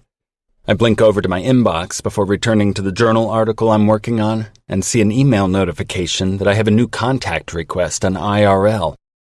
The appearance of the site name in my inbox is jarring. I haven't been on the app since the day Millie told me she was moving. I open the notification and my eyes instinctively drop past the logo to where I know I'll find the information about who's contacted me. My pulse rockets. I have a new contact request from Millie M. From Millie M. Sent 12:45 p.m., April 30th. I've given you almost a month to process everything and it's killed me, but I know you needed space. Ignore these if you want or deny my contact request. But I miss you like crazy, Reed. I'm giving you access to my full profile, which I updated just for you. I'm not trying to meet anyone else. I've already found the love of my life, and I didn't need this website to do it. But I thought maybe this would be a good way to start getting to know each other again, if you'll let me. Love, Mills. I stare at the green and red button options at the bottom. Allow or deny. With my hand on the mouse, I slide to the left, clicking Allow. Her new profile opens in front of me. There's a photo I took of her standing in Chris's yard, wearing a lobster oven mitt on one hand, holding a tray of salmon aloft with the other, and grinning like an idiot. She once told me it's the only photo taken of her that she absolutely adores. Most of the time I look like either a bitch or a stoner, she said. I remember that day like it happened a week ago. Ed thought he would make us all dinner and decided to grill duck, which resulted in Chris's grill catching fire and Ed nearly losing his eyebrows. Millie saved the day by running to the store and grabbing some salmon, which she barbecued to perfection. I snapped the photo just as she turned to present it to us, proudly. Beneath the photo are a few new paragraphs where her old profile used to be. Hi, we both know the generals. Born in Bellingham, always a quirky kid. Mother died too young, sister needed too much, dad was a quiet mess. The sad specifics aren't a secret, they're just sad. It's the quiet specifics that are hard to explain. The years and years where it feels like nothing of interest happened to me. I realize I'm a late bloomer, socially. If I went home, I'd run into people who'd be perfectly pleasant to me, but would never say, "Oh, Millie and I were super close in high school." I was easygoing, upbeat, nice to everyone. Maybe I got sick of being nice. Maybe that's why I'm so mean to Ed. That's my only joke, I promise. Did I become fascinated with murder because, in comparison, female psychopaths make me look well-adjusted? Maybe. I don't know if it's because of my mother dying or just the way my life would have unfolded regardless, but I think I managed to roam through life until my late 20s not really knowing how to take care of people. I want to do better. That's it. That's all there is, and I'm not sure what to do with it. I sit back and stare at my screen. Millie's new profile feels like a beginning, a warning, maybe, that what comes next might be messy, but at least it'll be intentional. There's a brightness in me, something blooming, warm, and tight. I worry that it's hope. Putting my phone face down, I turn back to my computer and find where I've left off in my article. From Millie M., sent 1:39 a.m., May 1st. You haven't written me back, but you did let me write you, so I'm going to limit myself to one a day. If I'm bugging you, at least you can be comforted knowing that the block button is really simple. Trust me, I used it a few times in the early days with Mr. Dick profile pic and Mr. Show Me Your Rack. Anyway, here's something I don't think you knew. I lost my virginity to a guy named Phil. Phil! I know, right? It's the least sexy name I can imagine. Sometimes when I'm alone and feeling glum, I think of the name and say it in a sort of breathless, sexy voice, and I can't stop laughing. Maybe it's slightly sexier than Ernest or Norman, but only slightly. Philip? Now that's sexy. But Phil... Bottom line, I was 15, he was 17, and we had no idea what we were doing. I remember being messy and being more embarrassed about that than anything. I ruined my sheets, and Dad found me trying to shove them into the washer, and I'm sure he was furious, but per usual, he didn't say anything, and so I didn't either. It's always sort of been that way, but I'm sure you've figured that out by now. Love, Mills. From Millie M., sent 3:14 p.m., May 2nd. I'm afraid of the following things: vans with no windows, confined spaces, moths on my front porch, crows, dust bunnies, and giant boats like cruise ships. Love, Mills. From Millie M., sent 9:23 a.m., May 3rd. I never said I love you to Dustin. Actually, I don't think I've ever said it to anyone except you and my mom. Looking back, I realize I probably should have said it to Ellie every day. For someone who grew up the way she did, with two people mourning a ghost and who never figured out how to say the right words, she's pretty amazing. You should meet her sometime. Love, Mills. From Millie M., sent 11:59 a.m., May 4th. We had a faculty meeting today, and I so badly wanted to tell every man in there to shut the hell up for 15 minutes and let the 2 women out of the 16 faculty speak. I wished that I'd had lunch with you afterwards, but I'm sure you're relieved you didn't have to listen to me rail about the patriarchy for an hour over a shitty Cobb salad. It's Friday, and Fridays always feel like read days. Mondays, Wednesdays too, but we always seem to make Friday nights happen. It's probably why I'm a little blue. Anyway, late in the meeting, Dustin said something too asinine for me to let slide, and I just blew up at him in front of everyone. He approached me afterward and suggested that I was bringing our past into the faculty meetings. I actually laughed. I laughed for like 10 solid minutes in his office, and once I got myself together, I reminded him that he and I broke up over 2 years ago, that I'm in love with you, though it's most likely unreciprocated, and that my frustration was primarily about his inability to hire women and people of color. Of course, being Dustin, he focused on the thing I'd said about you. So apologies in advance if it's awkward the next time you see him on campus. Love, Mills. From Millie M., sent 4:34 p.m., May 5th. I watched Rudy today, and fuck that movie. I'm not even that invested in college football, but was still crying like a baby at the end. Then I ate that pint of Cherry Garcia I found in my freezer that you left here probably a decade ago and felt gross. Why do you like that stuff? Chunky monkey for life. Love, Mills. From Millie M., sent 11:11 a.m., May 6th. It's 11:11, Reed. Make a wish. I miss you. Mills. From Millie M., sent 10:41 a.m., May 7th. I swear to God, Reed, I'm trying to make these interesting, but today was probably the most uneventful day on record. I worked all day, went to Cagé about 17 times because I kept nodding off at my desk, and then left early and got measured for all new bras. Turns out I'm a 34C, and I don't know why that makes me so proud, but my whole life I thought I was a B cup, and I'm not. I wanted to gloat to someone, but Ellie and I don't really have that relationship, and turns out I don't have that relationship with anyone else who has boobs. So working on that. But for now, I'm gloating to you, Reed. My boobs are bigger than yours, and they're in a nice new silky red bra. Love, Millie. From Millie M., sent 7:57 p.m., May 8th. I barely slept last night. I've been working on the book, and it's going really well, but I miss you, and you know how things always feel worse at night? Last night was one of those where I just lay in bed thinking over every shitty thing I've done and feeling terrible. I'm so sorry about Catherine and not telling you. I wish I'd been strong enough to do the right thing from the very beginning, but I wasn't. I feel like such a cliché even saying this, but the reason I lied wasn't at all about you or anything you did. The secrecy was about me and how terrifying and exhilarating it was to be so open with you in a way that felt safe. Unfortunately, that safety came from the fact that you weren't aware it was me, and that's shitty. You're honestly too good for me, but it doesn't mean that I don't want you anyway. I've seen so many movies where one person in a couple says, I was fine before you came along. And is that supposed to mean that they were fine before and will be fine again, but don't want to be fine alone? I'm not sure, because I don't think I was fine before I met you. I was lame. I was limited. I want to be better for you. Oh my God, I'm becoming Jack Nicholson and as good as it gets. Can we agree, by the way, that Helen Hunt was way too hot for him? My God, ew. Love, Mills.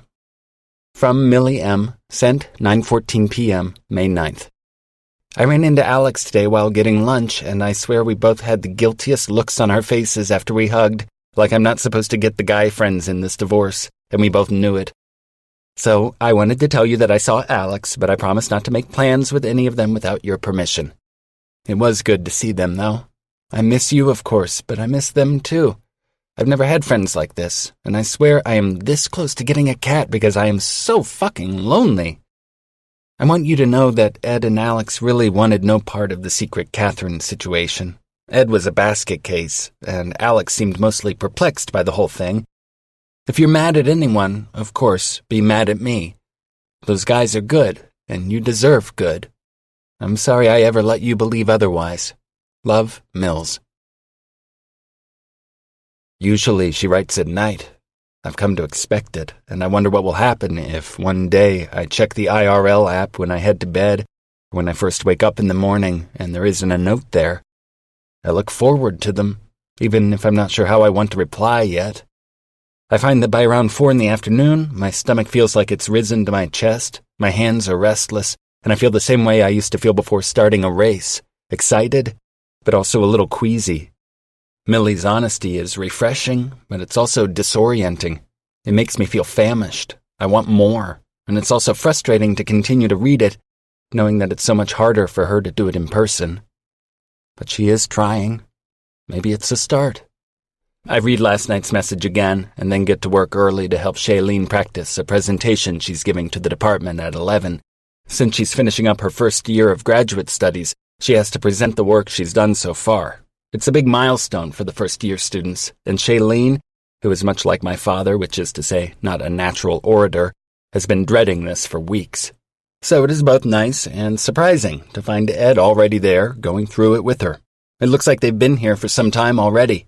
Notes are scattered across the conference room table, the slide projector is on, and Shailene is bent over her laptop, editing a slide. Perhaps not surprisingly, things are still weird with Ed. Mostly what's weird is treating him like any other employee in the lab, rather than my right hand and one of my best friends. He's been nothing but professional since all the crap with Millie and Kat went down, but it stings a little when we both go to make an old inside joke, then abruptly stop. Or when I see him leaving to go meet Chris and Alex for lunch, and he no longer asks if I want to come. Ed looks up when I come into the conference room, and with a quick, "Hey, Reed," he bends to collect his notebook and pen, like he's going to gather his things and leave me to help Shailene prep solo. "Stay, Ed," I say. "I was just coming to make sure everything was going okay." We've spoken, It's not like there's a complete silent treatment happening in the lab, but I'm sure everyone notices that something has changed. Shailene looks back and forth between the two of us, concerned. "She's good," Ed says.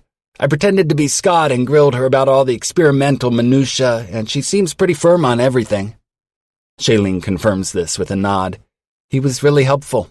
She glances at Ed and gives him a shy flash of a smile. "Thanks, Ed." "Good. Good job." I hesitate, unsure whether either of them needs me there. I am increasingly aware of having become the boss in the past year or so, especially after procuring tenure. With that awareness comes the next one, that I am somewhat scary, and therefore not always a grad student's first choice to work out practice talks. "Okay, I'll be down in my office if anyone needs me." I turn to leave, but Shailene stops me. "Dr. Campbell, would you like to get coffee with us?" She looks at Ed and nods, like she's prompting him. He wordlessly scrutinizes her for a few beats before quickly nodding too. "Yes, coffee," he says. "Right." I check my watch. I've generally avoided spending much time with Ed if I don't need to, but right now I don't have any good reason to decline. "Sure." But as soon as we get out in the hall, Shailene pulls up short. "You know what? I think I want to go tinker with my transition slides a little. You guys go on ahead. I'll catch up in a bit." Ed and I stand there, aware that we've been set up by a wily 22-year-old. We watch her walk down the hall toward the stairwell leading to our lab. Ed growls, and then silence descends. I feel him turn to look at me. "We don't have to go grab coffee, you know." "Did Shailene really just set us up?" I ask. "Yup." He reaches up and his fingers disappear in his mop of hair as he scratches his scalp. "The joke in the lab is that Mom and Dad are fighting." I stare at him, somewhat speechless. "I think I'm the mom," he clarifies, "which is pretty rad." And I don't know what it is about this in particular, but I just burst out laughing. At first unsure, Ed finally grins, and then he throws his arms around me, pressing his face to my shoulder. "I've missed you so much. I've felt like complete shit. I'm so sorry, man." I reach up and pat his back. Forgiveness is so fucking freeing. I feel immediately like I can relax my shoulders for the first time in weeks. I feel the tiniest bit closer to not only the freedom of forgiving Millie, but the relief of being near her again, too. From Millie M., sent 1:11 a.m., May 10th. I guess you need an update on the Ellie/Dad situation if you're going to understand the rest of this ramble, so here goes. Dad was diagnosed with Parkinson's disease about a year and a half ago. I should have told you, I know. We hadn't known each other long, and diseased parents turn conversation serious real fast. I'm shitty at talking about personal stuff not only because I feel awkward talking about myself, but also because I don't like turning a conversation into a downer. Anyway, from the start, they started Dad on a medication called Sinemet, which I'm sure you know all about. So for a while it was okay. It helped. But as the dopamine cells in his brain continue to die, the Sinemet is less effective, right? Because it relies on the remaining healthy cells in order to work? I'm trying to understand the science behind all of it. Anyway, his neurologist is recommending deep brain stimulation, and he's resisting, even though Ellie really wants him to try it. Ellie has been managing whatever he needs help with, but with the twins she's exhausted. She's asked me to come home a few times, and I have, for a weekend here and there, but she wants me home for a good month so that she and Jared can take a vacation, and probably also just so that Dad has some time with me. I'd been resisting because I hate being home. Do you remember that time we went to Hendry's Beach to watch the dogs in the water? You knew something was off, and you didn't push me to tell you what was going on, but I'd just found out about the diagnosis. I lasted maybe 4 hours after I found out, and then I flew back here. I felt so guilty, but I hate being there, and hearing that Dad was sick was like getting Mom's diagnosis all over again. So, there are 2 things I'm telling you. 1, I started therapy 2 weeks ago. I'm going twice a week, and so far it's been really great. I'm actually talking. Her name is Anna, and she's really funny and seems to get me, and is helping me fix my stupid emotional brain. 2, I'm going home for 3.5 weeks in July.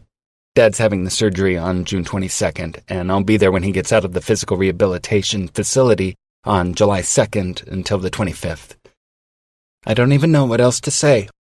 I'm dreading the trip, but I feel relieved, too, like I'm finally doing the things I should have been doing all along. It feels really good to tell you this. I love you, Millie. For 11 days, I've read her messages and let them sink in, let them carefully smooth over the jagged damage her betrayal caused. But I can't stay away anymore. I slam my laptop shut and grab my keys as I jog past the counter. If I was asked to recount the drive from my place to hers, I would describe only a blur of scenery punctuated at the end by a high-pitched squeal of my tires coming to a stop in her driveway. I can barely pull in a deep breath, and when she opens the door in her pajamas with her hair messy and eyes red from crying, I think I stop breathing entirely. She doesn't say anything before she bursts into tears and melts into me when I wrap my arms around her. Chapter 17. Millie. It's about 20 minutes before I can pull myself together and stop crying, but throughout all the sobbing and hiccuping and senseless babble, Reed guides me inside, pulls us down onto the couch, and holds me. When he presses a kiss to the top of my head, it just makes me cry harder. He's here at 2 a.m, which means that he read my last message and came right over. It means he's probably been reading all of my messages, just like I hoped, and that I wasn't just throwing my words into the vast internet void. It also means that he doesn't want me to be alone after everything I told him in my last note. He read what I said about Anna and my dad and heading home this summer. He made me wait over a month, but isn't going to make me wait anymore before telling me what he's decided. Relief is in the distance. Even if he tells me he needs to move on, at least I'll know. I sit up, reluctantly pulling out of his arms, and wipe at my face with the bottom of my pajama top. When I drop it, I realize I've just flashed my underboob at Reed. He blinks up to my face, a little dazed. Oops, sorry. He gives a wicked half smile that makes a flurry of bombs go off in my belly. No red silk. I hoped you'd remember that detail. The smile slowly straightens into something more pensive, but thankfully still fond, and he reaches out to tuck my insane hair behind my ear. There's a lot to respond to in those messages, but after the one you sent tonight, I had to come over. An opening. He's just given it to me, and I don't want to mess this up. Sure, it's easier to write all this to the computer and hit send, but the important piece happens when he's this close to me. His hand resting on my knee. Anna's voice rings in my ears. If Reed were here right now, what would you want him to know? Well, Reed is right here. I really missed you, I say simply. An easy start. Baby steps. I watch his mouth, mesmerized as his tongue slips out and is drawn across his lower lip. I missed you too. Needing air, I pull my attention away and study the rest of his face. He's stubbly and his eyes are a little hollow, like he's gone for a long run without drinking enough water. On instinct, I lift my hand and press it to his cheek. You did? He nods. I almost called about 500 times. I guess it's okay that you didn't. I have some work to do. Yeah. He shifts his gaze back and forth between my eyes, trying to read me. His brow furrows. You okay, Mills? I shake my head and my chin wobbles. Not really. At his worried frown, I start crying again. What is with me? Seriously, it's like a dam has burst and I'm an unending, sobbing mess. I fight the mortification rising inside, and trying to focus on Reed's reaction helps. He seems completely unfazed by the tears and snot and hiccups. But I'm really glad you're here, I say through a sob. Like, really, really glad you're here. I can't tell you how much I missed you. I have been... Millie, honey. He tries to calm me, pressing his hand to the side of my neck. I'm here. When I choke again, he leans in, cupping my face and covering my lips with his. I don't know how he's interested in kissing my red, swollen mouth right now, but he clearly is. And he's doing it with such devotion and relief that I feel immediately lightheaded.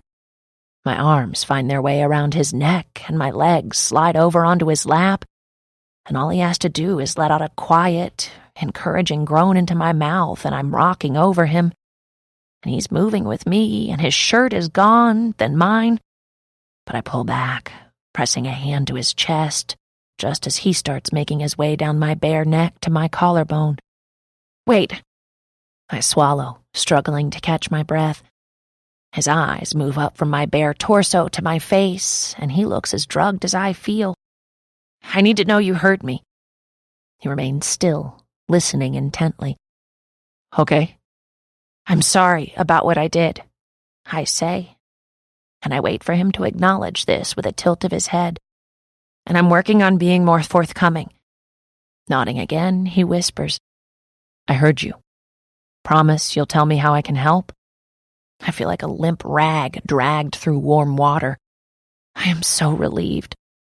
I will. Reed leans forward, intent on resuming where we left off, but one last bit of Anna's instructions rises in my thoughts. And I can't do this. I gesture to where we are pressed, distractingly together, without some sort of understanding.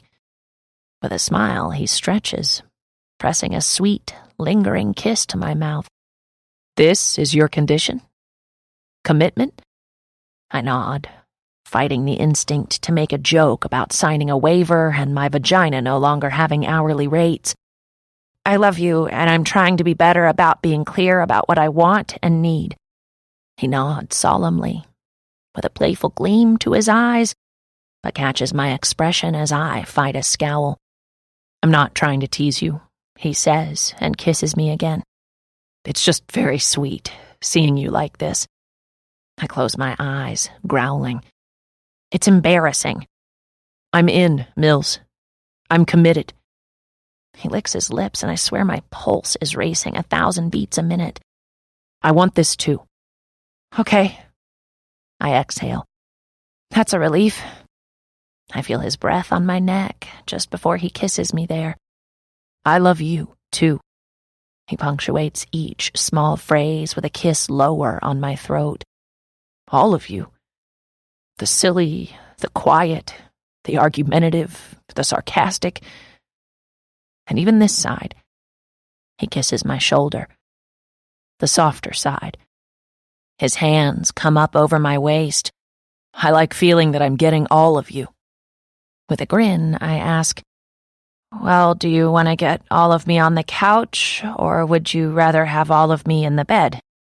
Reed laughs, and the sound seems to gather up all the tiny broken bits I've left around my living room this past month without him. He stands with me in his arms and kisses my nose. There she is. Epilogue. Millie. Dad's dinner sits half-eaten on the TV tray in front of his lounger. He's already asleep, but I'm not going to bother trying to move him. One, because I couldn't lift him by myself even if I wanted to. I tried that one night when he fell and my back still aches even 2 weeks later. And two, because he seems to sleep better sitting up. At least for now. It's not been an easy recovery after the implantation of his deep brain stimulators. He also had to have 2 spinal fusions, which is the source of much of his discomfort. We hate to hope too much, Ellie and I, because we really aren't that far out of his surgery and he's on a lot of medications. But so far it seems like the stimulators are working. His symptoms are a good deal better than they were even the last time I visited. My book advance has been able to pay for a nurse to stay here with Dad at night, which means that I can go back to the house I've rented for the month and decompress after a day of fussing, worrying, and doddering in a way I'd never really mastered until now. Dad's vulnerability broke through to me differently this time. Maybe it's having Reed in my life to support me. Maybe it's seeing Ellie's girls and how happy her family is, and what it means that she can lean on me a little, too. But being home hasn't been claustrophobic or scary. It's been stressful, sure, but it's also been pretty fucking great to feel like I'm doing exactly what my family needs me to do. At around 11:30, I pass off the information to Nurse Deborah, how much Dad ate, what meds he's had, how much he walked today, and any other relevant information before heading out. It's not even that physically demanding to be with him all day, but it is emotionally draining, and my feet feel like they're blocked in concrete. I've become acutely aware that we don't have decades left with Dad. I can't believe I almost let that time just slide away from me. After a short drive, I step into the rental house and am overwhelmed by the scent of garlic, salmon, and sulfur. Dropping my bag in the living room, I round into the small dining room to find Monopoly already spread out on the table. My smile wilts. "Are you kidding me?" I ask. 3 sets of eyes swing up to me, and 3 grins spread wide. Come on, Alex needles. We've been up here with you guys for almost a week and haven't played once. We're all getting sick of pegs and jokers. Reed reaches his arms wide, invitingly, and I shuffle over, settling onto his lap before kicking my shoes off. Okay, but let's at least play with the weapons from Clue. I get to be the rope. Ed catches this just as he walks in from the back porch, where I can only assume he was having his nightly phone call with his new and adorable girlfriend, Shailene. You sure you don't have a murder kink? He asks. It's possible. Reed goes still beneath me, and I turn around to boop his nose. Just kidding. Chris pushes back from the table to stand. Your girlfriend is weird, Reed. So is yours, I fire back. Alex stifles a whimper. He swears he doesn't want to settle down with one woman, but I'm not so sure. Someday he will no longer be emotionally eviscerated by the ball of adorable that is Chris and Raimi in a room together. Weird, Reed agrees. But awesome. He kisses the back of my neck, and for the millionth time, I think, this man is a saint. Not only for being here for a month, but for sharing me during the day with Dad, and in the evenings with a revolving door of friends and family who want a place to stay in Seattle. His parents came to visit a couple of weeks back for a spontaneous getaway weekend, and thankfully we were spared any extramarital angst. Marla, as it turns out, is a lesbian, and Reed's father's interest in her extended only to the extent that he could sample her soil. Not a euphemism. For regional comparison purposes.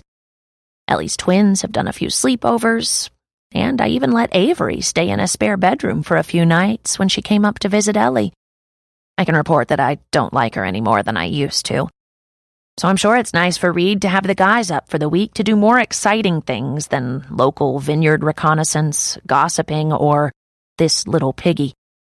I lift Reed's beer and take a long drink. What'd you guys do today? Chris had to work on his grant, Reed says. So after you left, we weren't allowed back in the house until 3. We went for a hike, and then we're all so dead we found a new brewery and got pretty hammered. You do smell a little beery. I lift his wrist, looking at his watch. And you're all still awake and drinking at midnight? My heroes. These adorable men, taking vacation to be in Seattle with their hopeless, emotionally stunted friend, Millie. Of all the things that we've done as a team, cornhole tournaments, online dating, renting a limo and going together to listen to and share the same air as Barack Obama, this week of my trip has been the best by far. I get family redemption time. They get to deeply explore the Seattle beer scene. Chris has moved to the kitchen to grab something from the oven. He returns and places a plate of food in front of me. Grilled salmon, roasted Brussels sprouts, and wild rice. While he's here, everyone assumes he'll cook because Chris is a better cook than all of us combined. Each night I come home to find that he's saved me a plate, knowing that I'm never hungry when my dad eats at 4:30. I might have to reward him with a rooster-themed golf club set at the end of this trip. You are awesome. He tilts his chin to me in acknowledgement. I know. I thought it smelled like farts when I walked in. I poke at a Brussels sprout. I assumed it was Ed. Ed starts to argue with this, but seems to decide it isn't worth it. I recognize the warmth spreading in my chest, and am not such an emotional idiot that I don't know it's gratitude. But I'm also working on being more vocal about these things. Expectant silence spreads through the room. "Thanks for dinner," I tell Chris. "As usual, it's super yummy." He nods, but the silence remains. We all know the quiet wasn't about my dinner gratitude anyway. "So I brought it up with Dad today," I begin, "about feeling like I wanted to be closer to him." "And?" Reed asks. He knows how nervous I've been about broaching these heavier conversations with my dad. He knew what I was going to say immediately. I lean back into Reed, taking comfort in the broad weight of him behind me, the way his arms are banded firmly around my middle. He talked super openly about what it was like for him when Mom died. It was hard, sort of, because I realized what a burden we were. Not that he ever said that, but I mean, he was just broken, and on top of that, he knew he was failing us. I pressed my hand to my cheek. I don't think I ever really thought about it like that before, but I told him, "Look at Ellie, look at me. We are fine, we're successful and happy and not murderers." "See?" Ed interjects. "Murder kink." Anyway, he seemed to get it, I say. I think he is relieved to see that I really am okay and not a nutcase. Alex clears his throat. "Okay, not a complete nutcase." Reed speaks quietly against the side of my head. "The craziest thing about parenting must be that it's this huge experiment, and you have no idea whether it's successful until, like, decades later." I turn around and kiss him. "You are so sublimely dorky." After this, everyone is quiet for a few seconds. I realize how weird it must be for them to see me going through this, and I think I should probably say something about how much I love that they're here, or what it means to have a family like this for the first time in my life. But then Alex rips an enormous, stinky burp, and Chris groans and stands up to open a window, and Ed starts pretending to beat Alex with the tiny lead pipe, and I think, these idiots. Reed spreads his hands across my rib cage with a quiet meaning. I love when he does that, when he spreads his hands wide like he wants to cover as much of me as he can. Heat pools low in my belly, even though the rest of the room seems to be breaking into 12-year-old boy chaos of belching full sentences and jokes about lead pipes. "I'm proud of you," he says quietly. "I'm proud of me too," I say. "And I really like that you're here." "Do you think we can sneak out of here unnoticed?"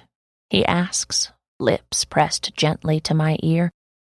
"I'd like to go have sex now." I nod. "On the count of 3. 1, he says. 2, I say. 3. We stand, slowly backing away from the table. Alex has Ed in a headlock. Chris is leaning out the window, trying to reach the shoe that Alex just launched outside. Reed and I manage to tiptoe all the way down the hall to the master bedroom before our absence is noticed. "Don't think we didn't see that," Alex yells. "We're turning up the music tonight," Ed says. "Don't be weird." "We'll do our best," I call back. Last night I barked like a dog just to freak them out. Tonight we might make a lot of fake spanking noises. But then we'll climb between the covers, pull them over our heads, turn on a flashlight and make each other laugh with stupid stories that we never seem to run out of. I'll tell him I love him too many times and he'll kiss me to shut me up. And from there, it will all go quiet and sweeter than I could have ever imagined. We'll get an entire night, every night, for the rest of our lives if we want it. And for those perfect 8 hours, we can forget there's anyone else in the house, the city, the world.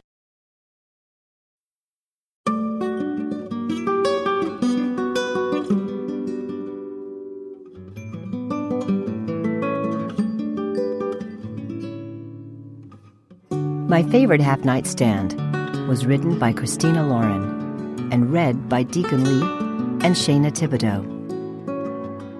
Editing and post-production by Common Mode, Paul Fowley, Technical Director. This has been a presentation of Simon & Schuster Audio.